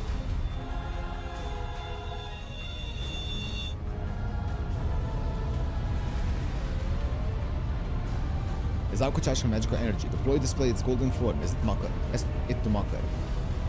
Come, worship the heavens, powerless scion of an innocent bloodline. For there it was, a point among the otherworldly sky, a mystical visage obfuscated by jade mists and azure clouds. Called the greatest treasure known to the world of magecraft, a rarity more valuable than an entire kingdom, Crown Phantasm. Whoa, what the fuck's a Crown Phantasm? That's cool. Oh, that looks like a skull, that's awesome. Set apart from the first, the world's greatest fabrication. Not yet. Just need. Oh.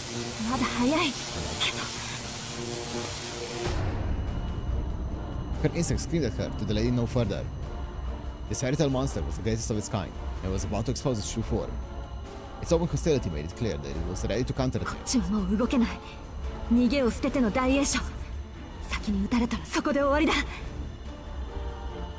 She had to shoot it down first. Magical energy was at 80%. The formula was operating normally. All that was left was to pull the trigger, but the calm voice inside her head asked if that was really okay. She had one shot at this, and there was no going back. There was a battle of precision with no room for miscalculation. Even a tenth of a second of hesitation could tip the scales. Was she ready for the pain? Was she ready to deal with the fallout if she missed? Could she really even take down the moon with such a tiny bullet in the first place?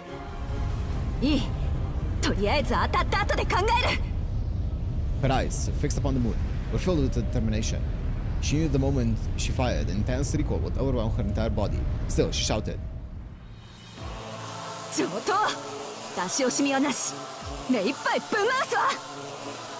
With every ounce of spirit she possessed, she fired her ultra long-range projectile into the sky.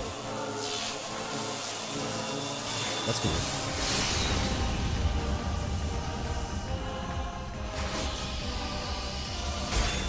Enhanced, baby. The third layer embraced the magic bullet fired from the surface of the earth. The crest, an extension of Alka's self, unleashed light to pierce the moon. However,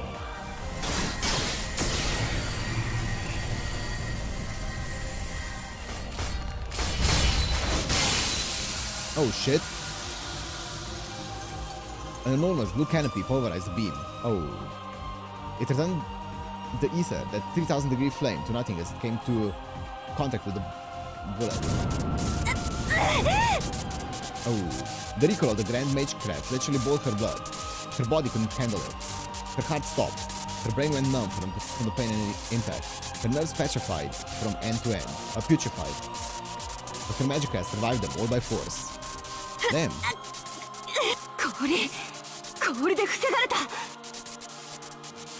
Even though her vision had gone white, she could still see it. Swallowing the blood in her mouth, Aoko looked up with a scowl. It's Fahrenheit, Kev. They use Fahrenheit in this. There it was. An enormous shield of ice and a sneering, deformed skull. 盾を作られる前に撃てばよかった。それとも正面からじゃ無謀すぎた。どっちでもいい。一層二層再起動、急いで。 There was no time to think or hesitate. Her magical energy to the party began to gather. Aoko knelt, across from the tyrannical face of the moon. She intuited that the ice had yet to fully form. Flat Snark still hadn't reached its full strength, which was exactly why. まずいまずいまずいまずい。 By accelerating the spell, Aoko damaged her own body. The burden of linking the formula to the snark caused intense pain. All she could do was grit her teeth and endure it. All because あの氷、私のマックスよりもっと上だ。 Aoko had gotten a read on their relative strengths. Even if its volume of magical energy was identical, Snark's form, its mystic scale, was in a different league. Aoko could charge her energy to her absolute limit, and that would barely make a dent in the ice wall. Meanwhile, there was nothing she could do to prevent her own annihilation, and the Snark gathered as much energy as they could. ならその前に。 She loaded her next shot. She issued orders to the floating third layer. Host is hype, yeah, Host is great. Ignoring the toll on her body, she began to accelerate the first layer formula. The row of her right-hand single layer was to absorb and store surrounding magical energy. The thick fog drifted through the park towards an ancient ether spewed out by Flat Snark's own body, but Aoko could pour it into her own formula. Aoko's body, which had integrated with the formula, took on an amount of magical energy that far surpassed its maximum capacity. It seethed in agony, or rather, it trembled in delight. For a mate, magical energy was a propellant to reach the realm of mystics. The expansion of internal time, the liquefaction of the self, the release from the physical. They were all what one might call a near-death experience. On the precipice of what lay beyond, Aoko stood firm and faced reality.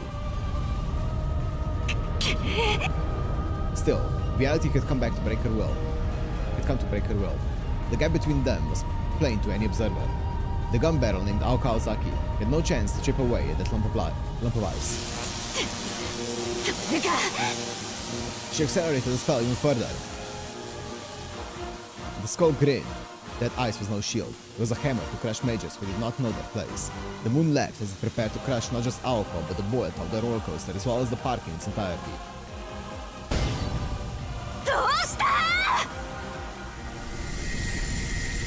Her circuits were on the verge of going critical. Her body had been charged with a scorching power supply, from the fingertips to her eyeballs. She would see the bullet fire.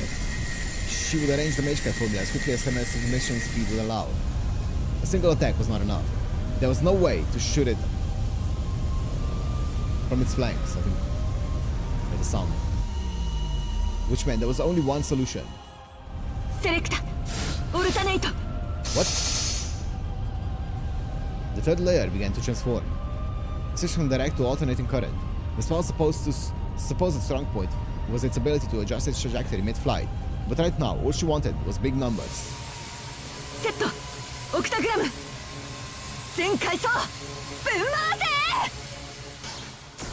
Now let's see it. Does this one do the job?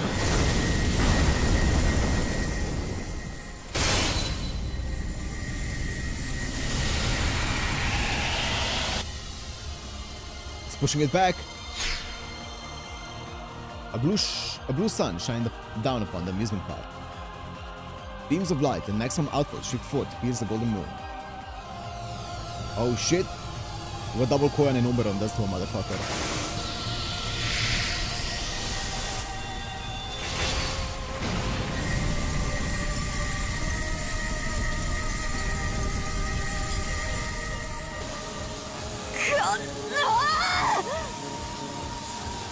Holding down the trigger, she continued to fire, taking in energy at infinitum.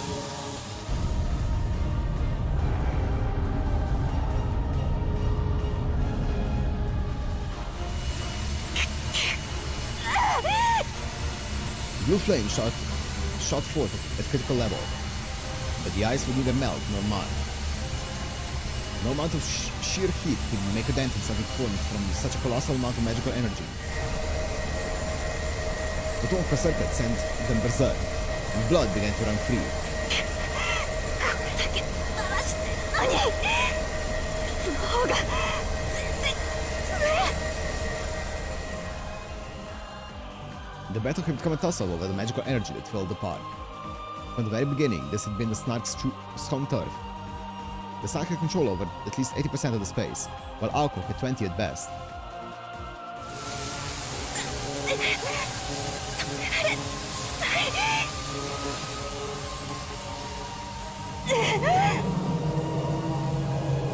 The Castle of Ice ascended as if to call the match.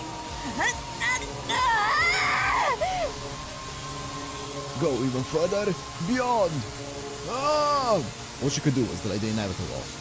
She knew that she had been backed into a wall, and right now, the only thing she could do was to keep firing. Then again, perhaps not. There was another option. She converted all her magical energy into a defense. There was a tiny chance, no, not tiny, a great possibility in fact that she could save just her. うるさいここの魔力を使い切ればあの氷だって Clinging to that broken hold, Alco continued to rotate her circuits. Time seemed to stop them, at the magical energy overdose. A second of intense pain lasted an eternity. Then, amidst everything, something approached one step at a time. Oh, yo, Little Red Riding Hood. Wait, are you dematerializing? Oh, never mind. Something from among the park's shadows. Something. Something. Something. She felt goosebumps from head to toe. The issue was no longer the ice overhead. In the midst of this stillness, the Red Death drew closer, step by ominous step. なんでこんなところで Oh shit, let's see what this is all about. I was wondering about this. Her circuits and her mind began to rupture out of terror. The composition of her formula and soul began to rip apart. There it was, just behind her. Its footsteps came to a halt. It reached around and cupped her face in its blood-stained hands. こんにちは Oh. It's polite. Greetings. Salutations. Oh. She wanted to scream out with all her might. This is it. Nothing matters. I couldn't care less.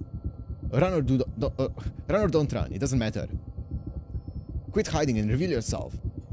Use whatever you can and show no mercy. That was it. She had one final card to play. Once, a miracle had been gifted to her, almost as a joke. It made the ice look like child's play. That was what the Red Death had come to kill. Using it would spell ruin. Not using it would mean death by ice. Then why hesitate? There were no conditions on its use. There was no price to pay for its power. She simply would cease to be herself. Oh. That was all. Humans love to exist in areas of grey. Dozens of electrical impulses disconnect in the brain every minute. Nothing lasts forever, not even oneself. It's not anything particularly worthy of disdain. It's not even anything remarkably worthy of being called taboo.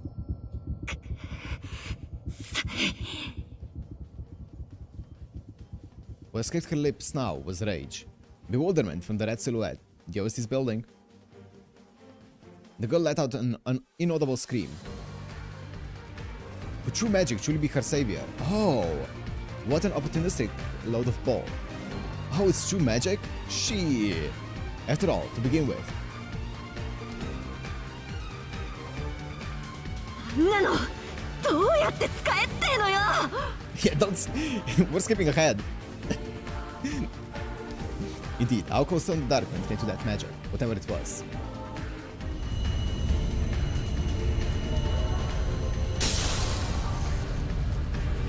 Oh, was it Alco that people were talking about true magic and not Alice, maybe? I don't remember.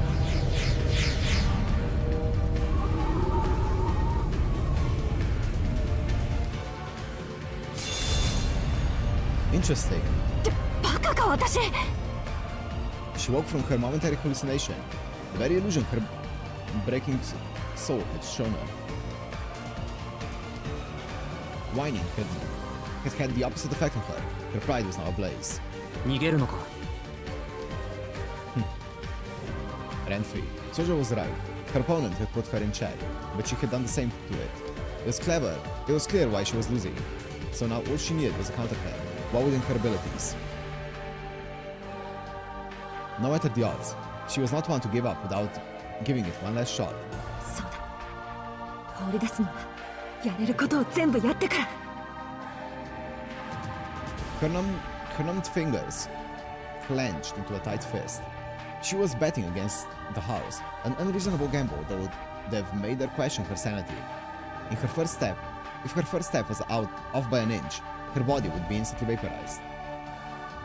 But she knew a boy who never fled. She knew of a steadfast courage that could shine its light, no matter how small, through any desperate situation. Yes, there was more than just herself to be concerned about. If that ice fell, that would mean the destruction of the park in its entirety. Everything he had achieved, everything he had risked and dared, and happily put his life on the line for, would all be for naught. 本当それじゃあ何のために意地を張ったかわからない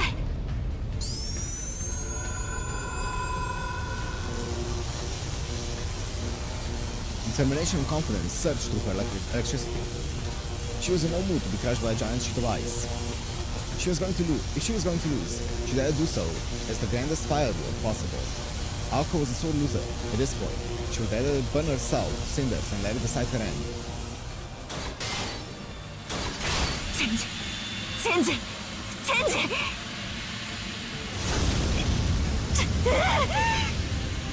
Energy raged through her body. Her circuits were on the verge of disintegration. The sky upon her body. Her magic crest was magicraft given physical form. It did not, however, stop with simply skin and flesh. It burrowed to the very marrow of her bones.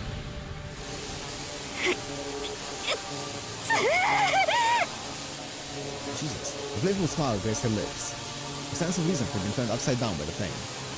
That was only natural. なんだやればできるじゃない私 She had to praise her own body for holding out for so long while pushed beyond its limits.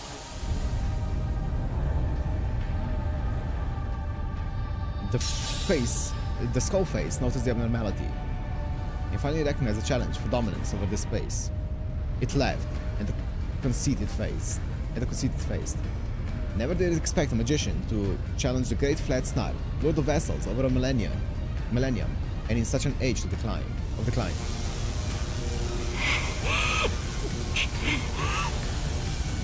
She tried to catch her breath. She braced herself for the coming pain. She was going to smash that ice to pieces.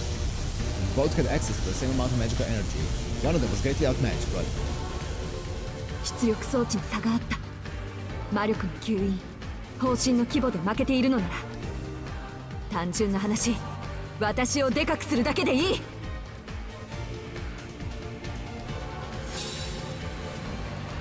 チェンジツアープラン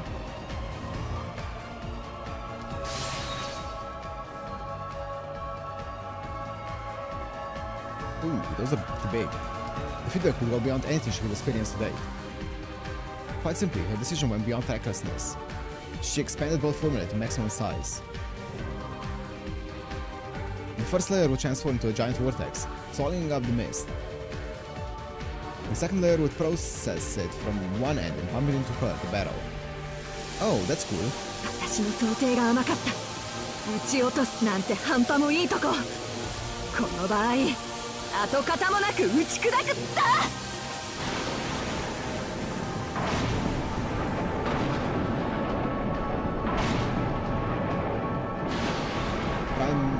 Primeval power answered the spellcaster's conviction. It formed the pattern of a rising servant. A voice's magical power flew a banner of revolution. Now, look upon the earth, O venerable one. See how this pioneer, the first among trailblazers. See now this pioneer, the first among trailblazers. She embodies a species that knows no fear, that renders not all manner of mystics and tradition. 確かにはここまでよ嘘つきブーチャム Uja. お望み通り度しをつけて返してあげる Smash it!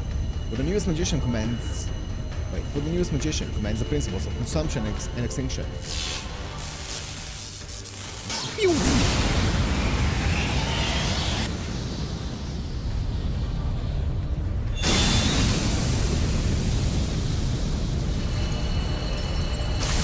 Ebony bullet of light melted through the castle of ice. The battle held fast. Internal magical energy is divine. 100,000 miles of veins, equal to 2.5 times the circumference of the Earth, hungrily drank in the magical energy. The subsequent magical strike hurtled straight up at the moon. No, no, no, no! Death rose from the moon's surface. A cry of indignant terror echoed through the abandoned park. A reality was born into the eyes of this creature of fantasy. To Aoko, its vain struggle was a taste of victory. Victory despite her absolute reckless use of magical energy. The energy scales had been tipped to their breaking point, but nevertheless in her favor. ツアープランブラックライトスターゴ一気にぶち抜け More? Oh, sorry. Skipped it. What the fuck is that? Holy... Oh, that's cool. Oh, that was cool animation.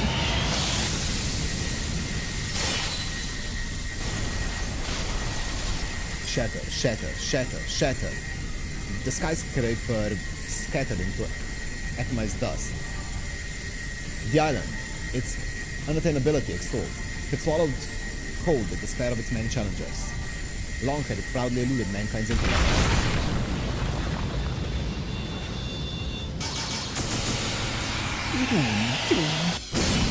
Into the eye, bullseye, baby!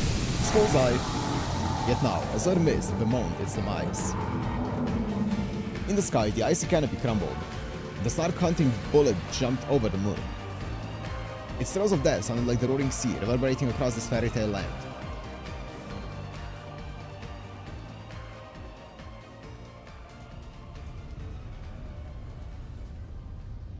The battle's over. The thick fog dissipated, and the shattered ice melted away before it hit the ground. A little bullet unseated the Night King from his throne, affording him no time to grieve his loss. The All of the Moon. The untouched flat snark. The dreamscape that had begun with its resurrection ended with its demise, drawing a close to the nightmare.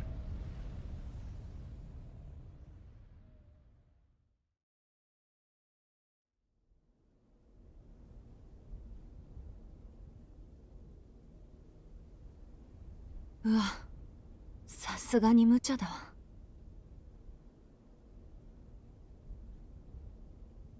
Flat on her back, Aoko looked up at the night sky. Are you alive, Aoko?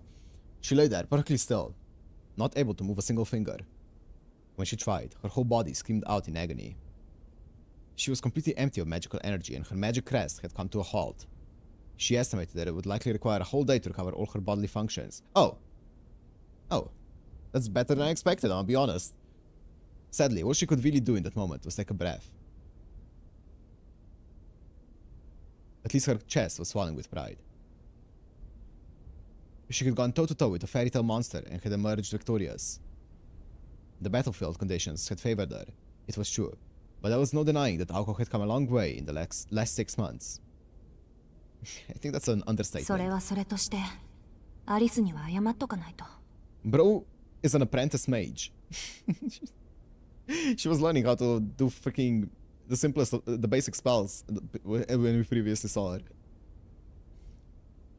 プロイって壊したらそれっきりだものね。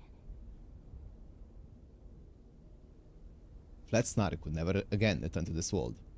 It was an insanely rare item, so invaluable that it would have been impossible to price it for an auction at this association in London. Aoko had sent Alice's priceless treasures to oblivion. Needless to say, things had gone more than a little out of hand. まあ、でも。They had both agreed to the fight, so Alice would probably not complain. Even if she was furious, she would never be so undignified as to show it. I mean, you can see how this was like a horrible tool to fight one-on-one, right? This is horrible to fight one-on-one. So I can see what Alice was saying, like what they were saying about like Alice not being fit for a one-on-one battle. This does not... Yeah. The second Aoko relaxed, her fatigue finally caught up with her. She did everything in her power to fight off the overwhelming drowsiness.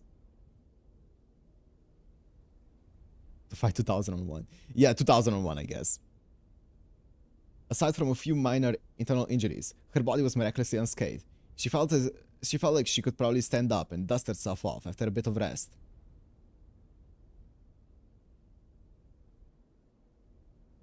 The golden moon continued to burn in the night sky. 正体は油だものね。そりゃいつまでも燃え。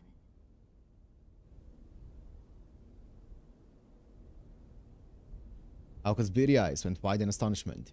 She was still unable to lift a finger. スナークを見つけたベイカーも最後は一緒に消えるんだっけ。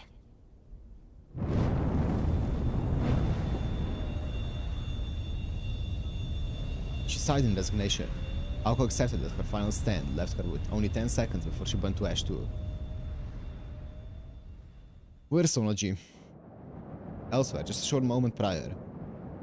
Buffeted by strong winds atop the roller coaster, Sojiro gravely peered down at the ground. Mumu? All he could muster was a single murmur. He could see Aoko on top of some drawing on the ground and... Oh, oops. In the distance, there was something familiar in the direction of the ruined house of mirrors.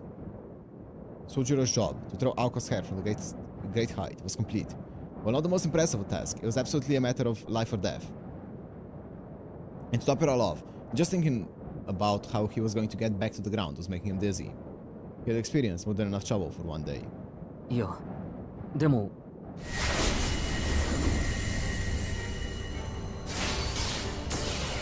Oh, okay, POV. He was flustered. He stood atop the swaying bridge.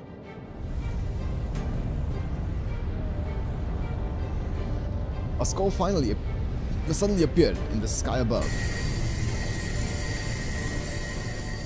On the ground, he could see a circling blue light with Aoko Aozaki in the middle of it. And one more thing. From an angle that only Sojiro could see, a shadow stalked Aoko while she challenged the moon. Oh, he could see, the Little Red Riding Hood? Hey, wait. Whoa, no, never mind. It was this. It was shaped like a person, missing the lower half of its body. It was, the doll. The disembodied torso slowly clawed its way towards Aoko. They were still over 600 feet apart. Unfortunately for Aoko, she completely failed to notice it approaching from behind. 遠くて見えないけど、あれは He was sure of what it was now. There was only one thing in the party that would chase Aoko and not him, the puppet. いや、でも、ほら、あるいはひょっとしてただの偶然ではないだろうか。Yeah. His mind ran in circles. It was a perfectly reasonable reaction. Any grip on reality he might have had left was long lost when Aoko started firing beams of light at the monstrous moon.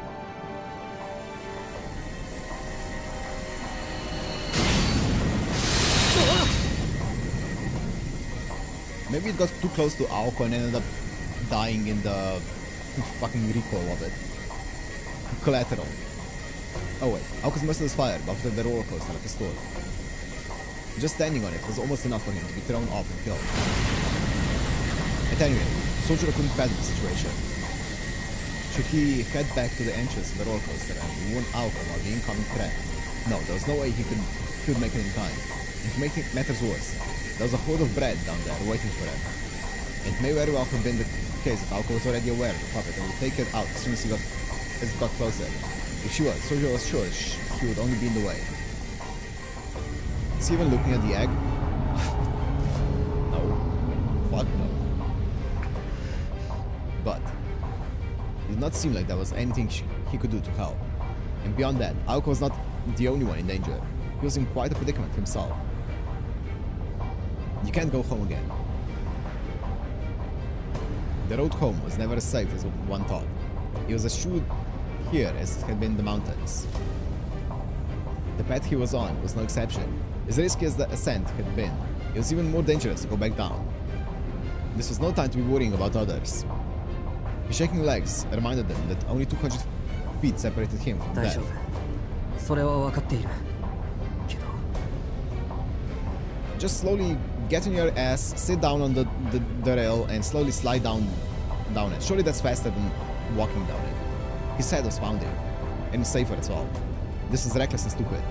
Having been raised in the mountains, he was more sensitive to danger than anyone raised in the city, and just thinking about what he was about to do made his throat seize up. There was only one thing he could say for sure. 青崎のことだ。あれに絶対気づいていない。 Bro? With a sobbing shout, Sojiro started making his way down the 200-foot frame of the roller coaster. I guess it's faster.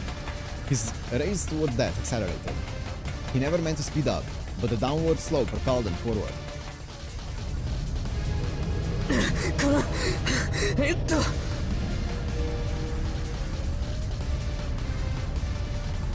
It was too late for regrets. Now that he was running, he had no choice but to go even faster, and time was not on his side. He would never make it in time. He took the long way down, never mind the bread man crowding the exit of the roller coaster. With the exits blocked, the outcome would be the same whether he went slowly or quickly. There was no reason to rush to his death as desperately as he did. So what if it was futile? Sojiro cleared the doubts from his mouth. He turned his attention to what he could do. Keep his footing and tried to arrive at the bottom as quickly as he could. 間違えるな。今大事なのは間に合うとか助けられるとかそういう結果の話じゃなくて。 He had no idea what impulses were driving his stiff limbs. He just focused on the moment, pushing past the fear and the cold logic. At his core, he was the kind of person to deal with problems head on. There would be time to think about the consequences later. But hesitation was not his only こんな時に Oh, the worst possible hindrance appeared at a time when not focusing on the track would mean certain death. Oh, Sojiro sensed something wrong with the egg. He had been so studiously observing out of the one eye. Something had changed. At the very moment, he realized it. よそ見してる場合じゃない。 Sojiro stumbled and instinctively caught himself. It was a miracle he had not fallen. Descending a roller coaster on foot was an act of suicide. The egg stayed right by his side, so closely it was likely it would collide with him. Though he was trying not to look at it, he could not help but feel uneasy that the door-like decoration in its center was gradually opening. ああ、もうちくしょう。なんだってこんな。07. He cursed his rotten situation, and yet he refused to slow down. He ran even faster, glaring at the egg on his side. 本当、おかしい。こんな状況なのに、なんで Sojiro was baffled to find that he was smiling. The casket had something to do with Aoko's charm. Sojiro could not tell one way from the other, or the other. He could still feel Aoko's fingers on his skin. He's so down bad. The trust and expectation she had placed on him was etched into his heart. What spurred him on was something entirely different. This all stemmed from a much deeper problem. There was something inside him that he could not understand at the time, but would eventually come to terms with one day. よし、距離は今なら2メートル弱。 He carefully judged the distance as he ran down the track of death. But the distance between what?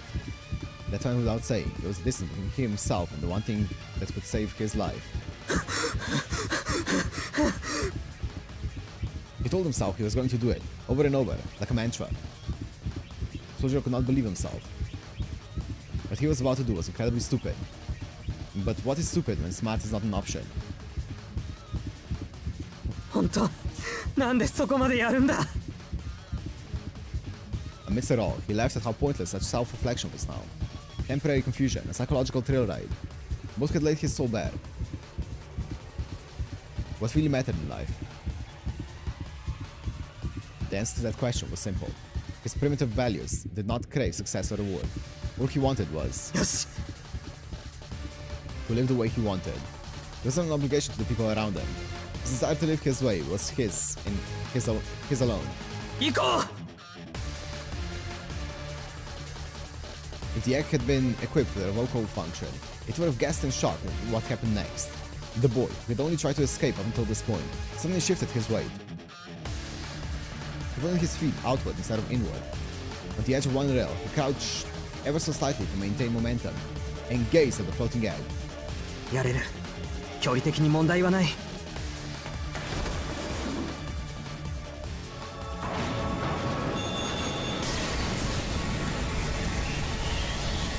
He soared through the night sky. It was a flight that lasted a mere 1.5 seconds. A cordless bungee jump from 100 feet above ground. His destination? The egg? The only thing that would stop his fall, the giant flying egg. Makes sense. I was thinking about that. He shrieked, this time out of elation, as he desperately clung to the egg's surface. Just earlier, the cold-blooded witch had told him that without fear, the top of a building would feel no different than a balance beam. This from the same witch that would have been left speechless had she witnessed the spectacle. There's one thing to be fearless, and another to be reckless. What the boy did next would give her a headache in the next days to come. Clinging to the air, he shifted his gaze away from it. He followed the rapid descent. Sojiro, focusing his half-shut eyes on the ground, leaped off the egg once they were a few feet from the ground, then turned back to it, carefully to re-establish eye contact. Something so unbelievable, though, to Sojiro. The elevator at the department store and the mysterious floating egg were both just moving objects, virtually indistinguishable from one another. よし、割れてない。食べ物を粗末にするのは良くないと思う。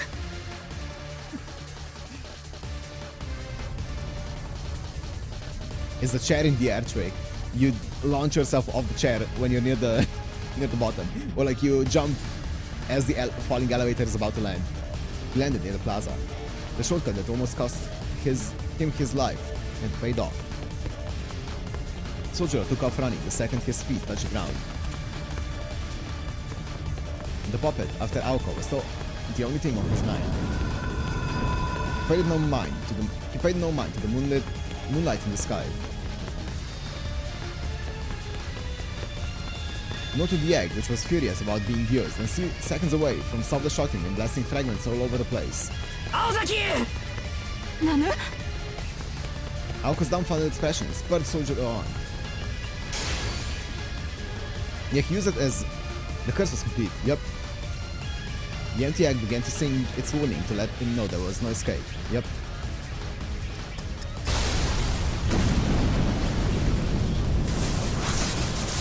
Ouch. Sharp note from the egg exploded to the air. The auto Queen Alice. Wait, 1 second.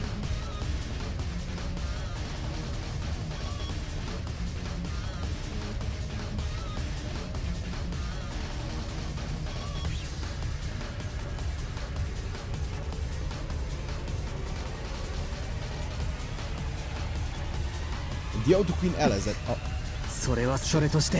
the Alice that had engraved that Alice had engraved with Amtis quickly robbed him of his senses. He snapped back to the task at hand and ran to Aoko, still lying on the ground. His legs moved as if they had a mind of their own, though he couldn't have stopped them anyway, since he could no longer feel them. お前、驚くほどしつこいぞ。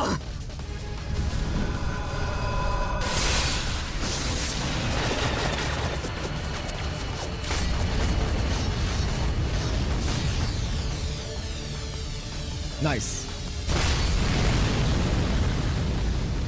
Touch.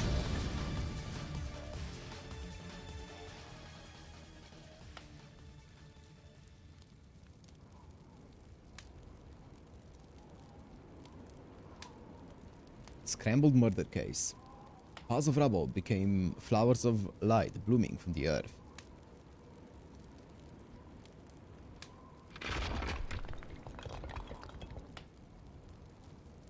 The final curtain drew closed, and the defeated left the battleground.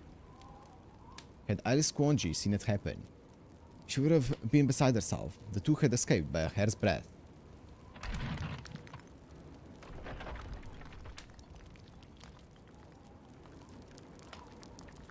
The only person in a position to witness that rare mutual destruction was the girl who had been saved from it.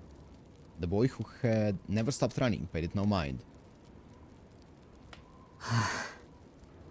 死ぬかと思った。 One turn evade against 3 enemy MPs.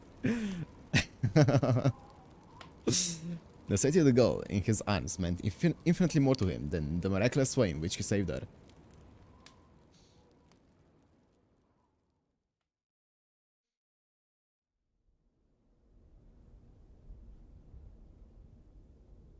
The moon did not wait for dawn to set.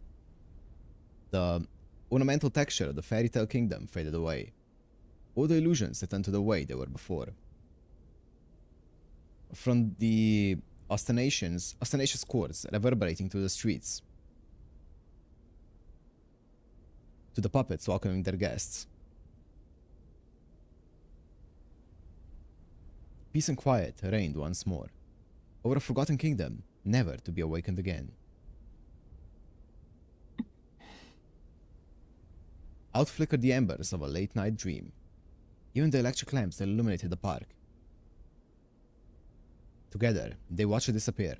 Soldier lay on the ground, desperately gasping for air like a fish out of water. The curse of the exploding egg had numbed his pain, and he was understandably exhausted after all he had experienced. He looked like he could be blown away by the lightest of breezes. While Aoko was also exhausted, she was still in better shape. Focused on taking deep, even breaths, she was already working to recover her strength. あのさ、 She addressed Sojiro indifferently as her gaze remained on the amusement park. The abruptness of it was a bit theatrical in nature. She wanted to look at him as she spoke, but her pride was simply too great. あなた、なんかすごいことしなかった？ The moment she had accepted death had seemed like an eternity. She was beside herself in shock at how indifferent she had been as the shards rained down from the moon. But a reassuring voice had snapped her back into reality. Why did he do it?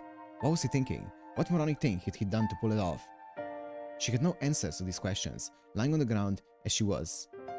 All she knew was that he had more than made up for his failure in the House of Mirrors and then some, in some fateful final moments.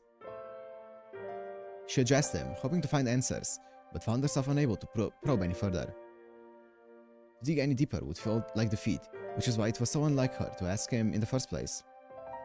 Lucky for her, Soldier had neither the capacity nor sensitivity to understand how egocentric she was being. すごいって、それは青崎の方だろ。 He stuttered between labored breaths. It was taking him so much effort just to breathe that he could not address her properly. She watched him out of the corner of her eye. Thinking back on it, the boy had performed the same role each time. Each and every time, he did what he could in spite of his fecklessness. It was far more admirable than her nearly suicidal tactics, even if she did defeat her opponent. He did not even recognize how extraordinary his last act of courage was. 提案、あいつをやっつけるのに協力したら、俺のことは見逃してくれる？ At the very least, he had the courage to keep trying wherever he could.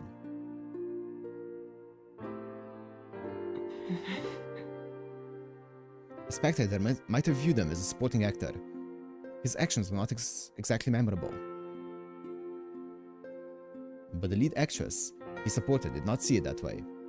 まあね、認めたくないし、口になんてもっとしたくないけど。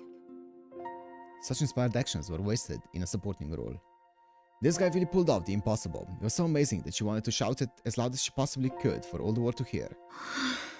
青崎？ほんと、人畜無害もどうすぎると侮れないわ。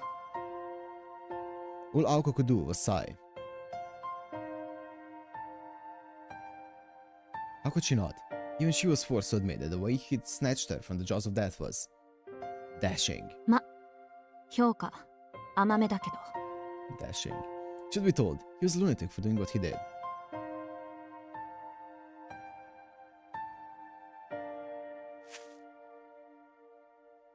She steadied her breathing and composed herself.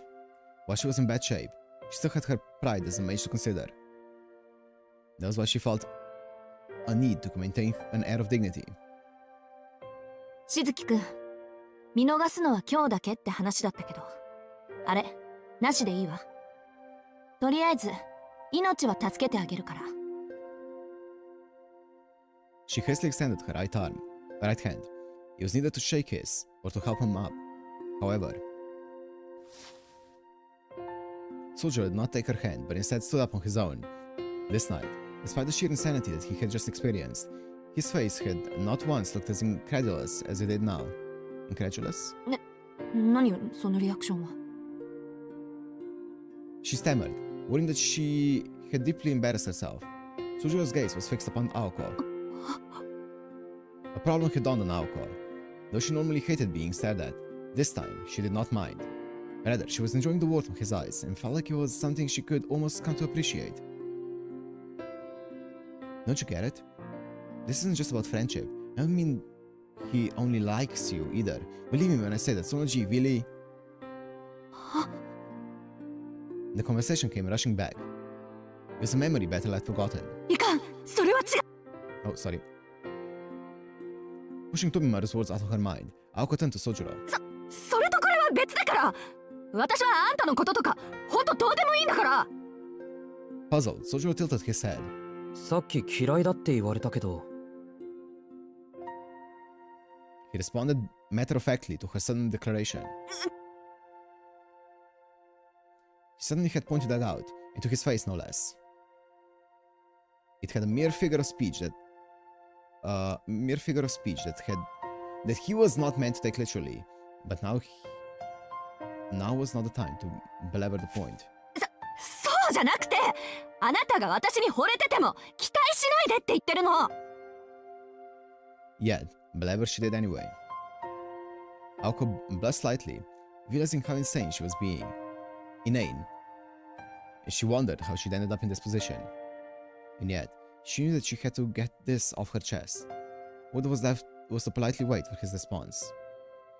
I can't date you.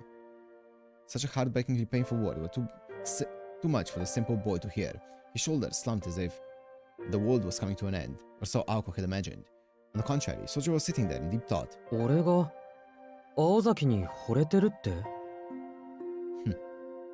Sojiro murmured the words as if they were a magic spell. She shot right back with the affirmative. After a moment of deep contemplation, the boy turned to the expectant girl and said, なんで？ Yeah, I thought so. Like, he said he liked her, but like, we know what like from his perspective means, right?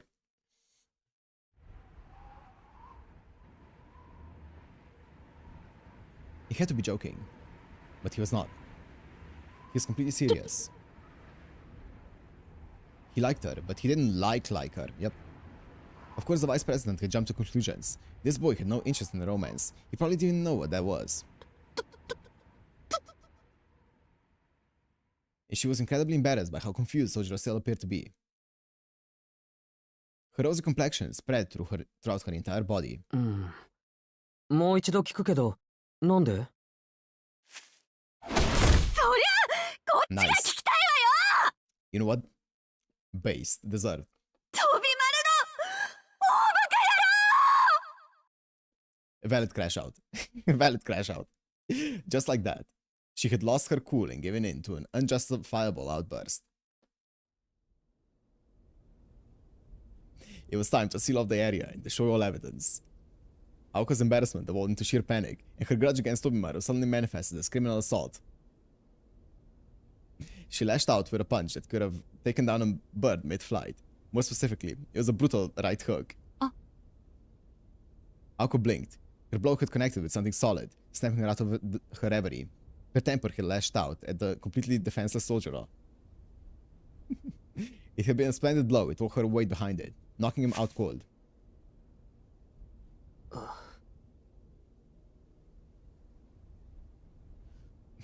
Man, okay. I'm just gonna say this. I've been thinking about it ever since we first saw him. That haircut is not it, man. That haircut is not it. Sojiro groaned, crumpling to the ground. Her punch finished the job that the curse had started. If not for the discomfort on his face, he appeared almost to be sleeping. Aoko convinced herself that he was napping, not concussed. 予定通りになったものね。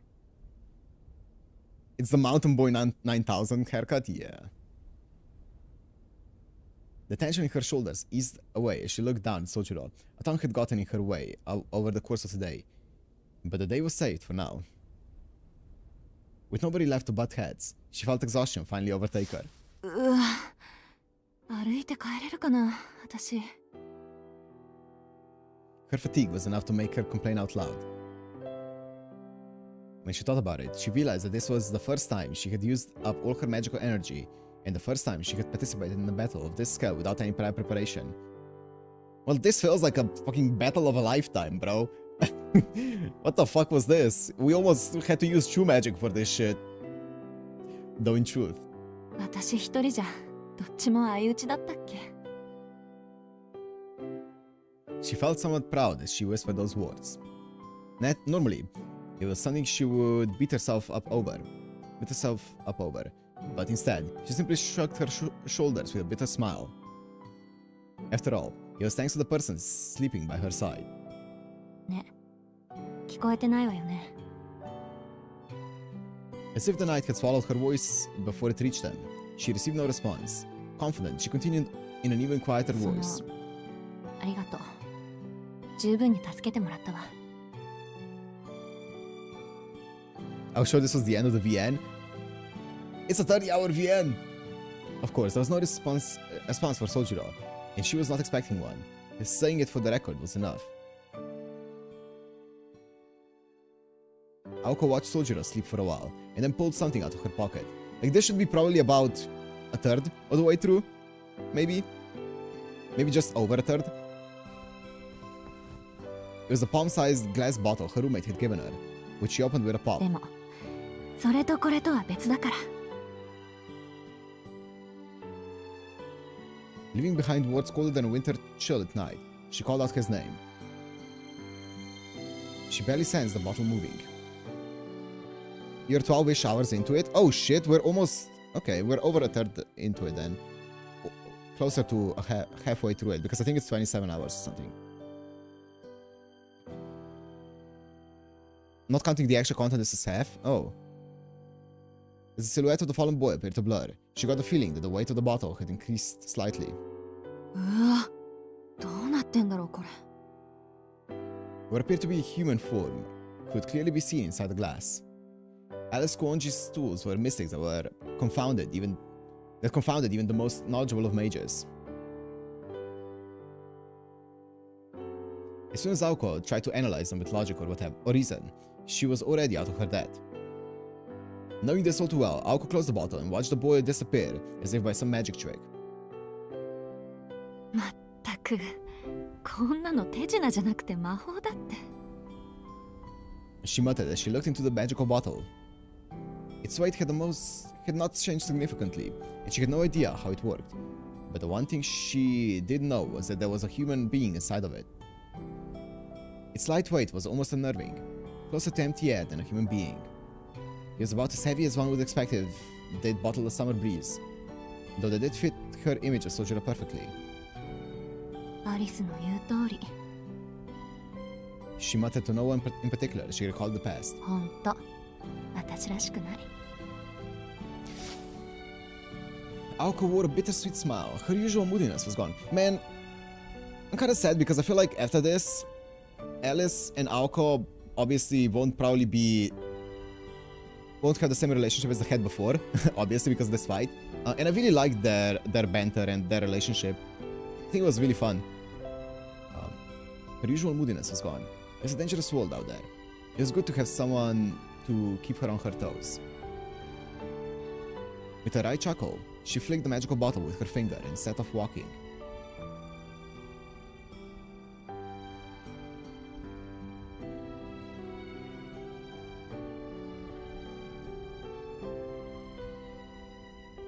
She could hear a bell in the distance, signaling the end of the play.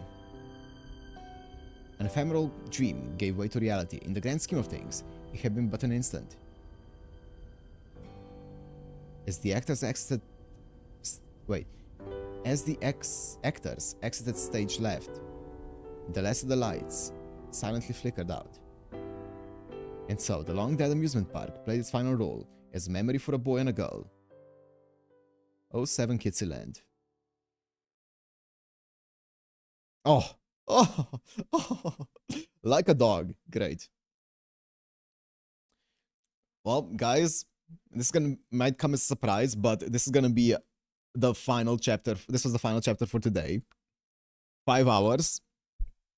Oh my goodness gracious. Oh.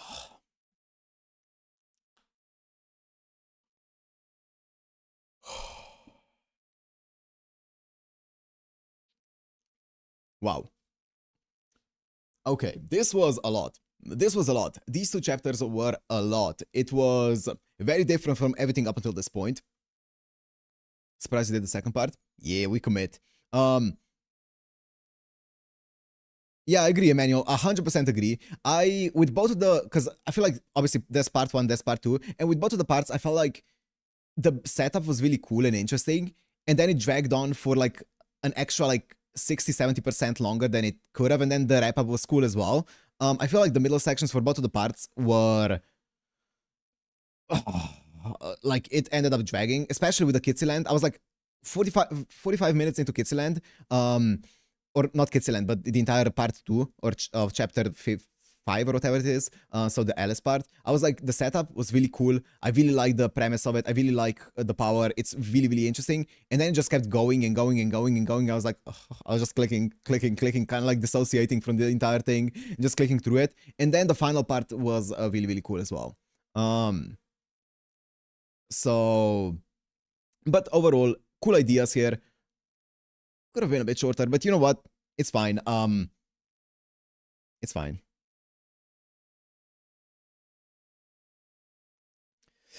So yeah, I will say, oh man, I'm not sure about. I don't know how I feel about SonoG. I don't know. I feel like I liked him at the beginning because he's like quirky and like different and stuff. I feel like the more that I see him, the more he gets on my nerves with the way that he speaks. I'm like, oh, come on. I don't know. I like some parts of him. Here towards the end, I liked some parts of him, but I feel like the more that I see him, the less I like him.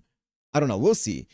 It also feels weird because he doesn't have any kind of backstory or anything. He feels kind of empty as a character. So I kind of want to see what they do with him, right? Especially compared to someone like, let's say, Aoko, who is a very much, like, she feels very colorful as a character, right?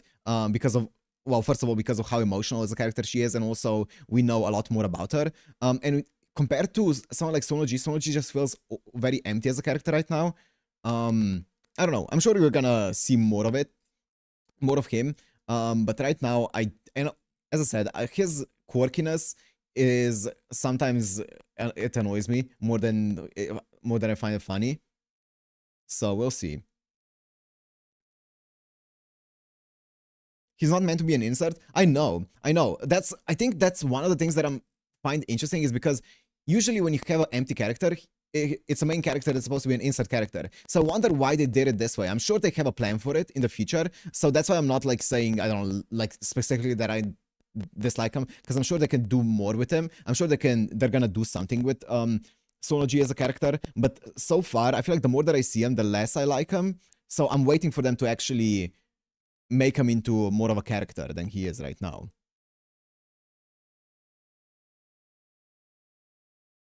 I think Aoko shines more because he's this plain. To me, it feels a bit weird though. I don't know. I'm not sure how I feel about their chemistry. I don't know. I don't know how I feel about their chemistry. I don't know if I like their chemistry that much right now. I like Aoko a lot. I don't know if I like the chemistry between Aoko. I liked it at the beginning, but I don't know.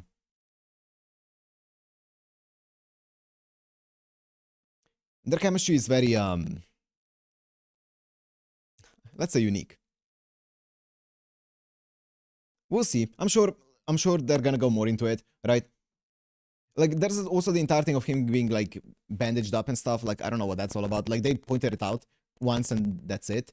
Oh, I don't know.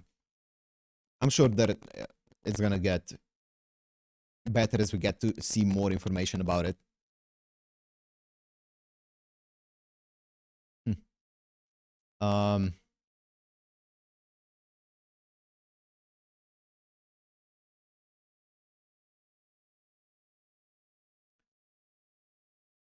Shiro. I like Shiro a lot, but also I kind of knew more of the backstory from Shiro early, right?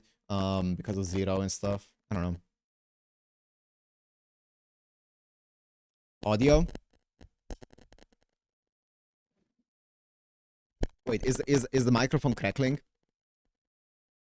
Test. Because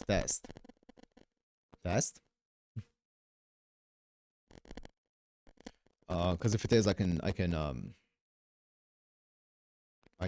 change. Okay, crackle.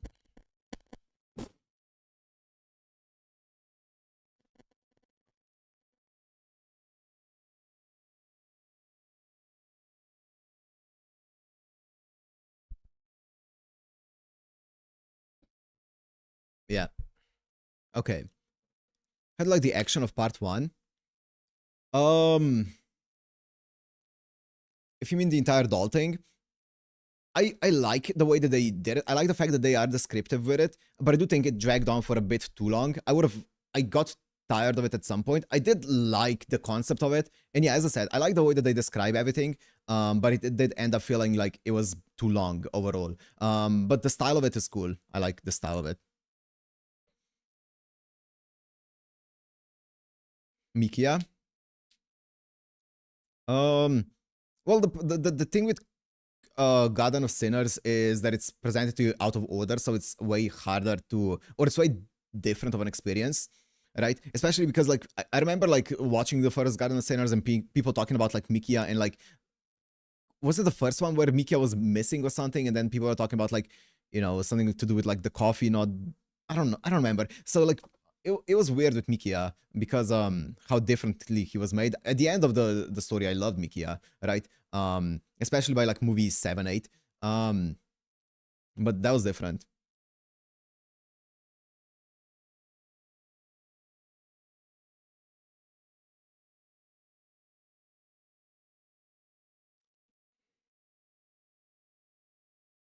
SonoG is more similar to Mikia in his role. I can see that. I think Mikia just wasn't as quirky as SonoG though. SonoG is very quirky, and I don't think his quirkiness always works for me. We'll see though. Mikia showed more character. I mean, yeah, I don't know. SonoG has like a very different way of speaking, right? And oftentimes it takes me out of the conversation when he replies the way that he does with a deadpanness. Sometimes it works. Oftentimes I feel like it doesn't though. For me, we'll see. We'll see. I'm sure I'm gonna let it cook. You know, I'm gonna let it cook. I'm sure it's gonna get. Also, there's one thing, like the entire thing when I'm talking about like being too long. Another thing is my experience is gonna be a bit different from your guys's because I need to read everything out loud, and when something starts to drag on, that means it's more of me reading stuff out loud that I'm not fully invested in. You guys can like skip and skim read it a bit faster. So for me, it drags on usually an extra bit longer, and those parts that I think might be a bit dragged on are more pronounced for me when I stream it like this than it is for someone who can just skim read it if it feels like it's dragging on. So there's also like a bit of a different experience for me than it is for you guys. So that's also something to consider maybe. Because I was thinking about this, it's the same with like a lot of the FGO stuff. When I feel like something drags on, for some people it might not drag on because you can just skim read it.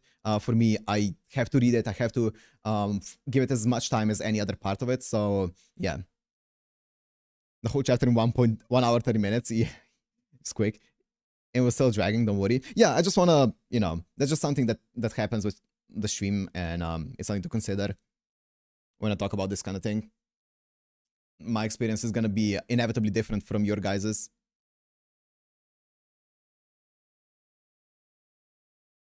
Yeah, that's fair, Damses. That's fair. I think, yeah, as I said, sometimes it works for me, oftentimes it doesn't. So far, we'll see. It's not about him as a character that doesn't work. It's just the way that he responds to things kind of takes me out of the dialogue. Anyways. Yeah, we got a lot of lore. I'm wondering, I don't know where the fuck this is gonna go from here, because I I was under the assumption, I don't know why, I kind of presumed that maybe, so, like, after we saw the beginning of this chapter here today, I was thinking that maybe what's gonna happen is, obviously I knew that both of them are gonna survive, right? Both Aoko and SonoG. So I was thinking maybe that she was gonna be like, yo, you need to move into our mansion so that I can keep an eye on you. And it was gonna be one of those things where all three of them are in the mansion, and it was gonna be like a fun dynamic there. I was kind of looking forward to that, but now because of the tension between Alice and Aoko, I mean, unless they kind of pretend as if this never happened, I don't think that's gonna happen. So I don't know where it's gonna go. Zero clue. And I don't know how they can escalate on this kind of thing. This felt like a final fight. We'll see. I am curious about it though. Thoughts on the Red Riding Hood stuff? Ooh, that was cool. That was really, really cool. So it's freaking true magic within her, and if she accepts it, she's gonna stop being herself, but she's gonna get, like, obviously the access to it. That's insane. I don't know where exactly it's gonna go, but that looks crazy. I'm excited for it. I also wonder how this correlates to the entire Sajo Ayaka stuff, right? I'm excited for it. That's really, really cool. Bro's about to bark. Oh, fuck yeah.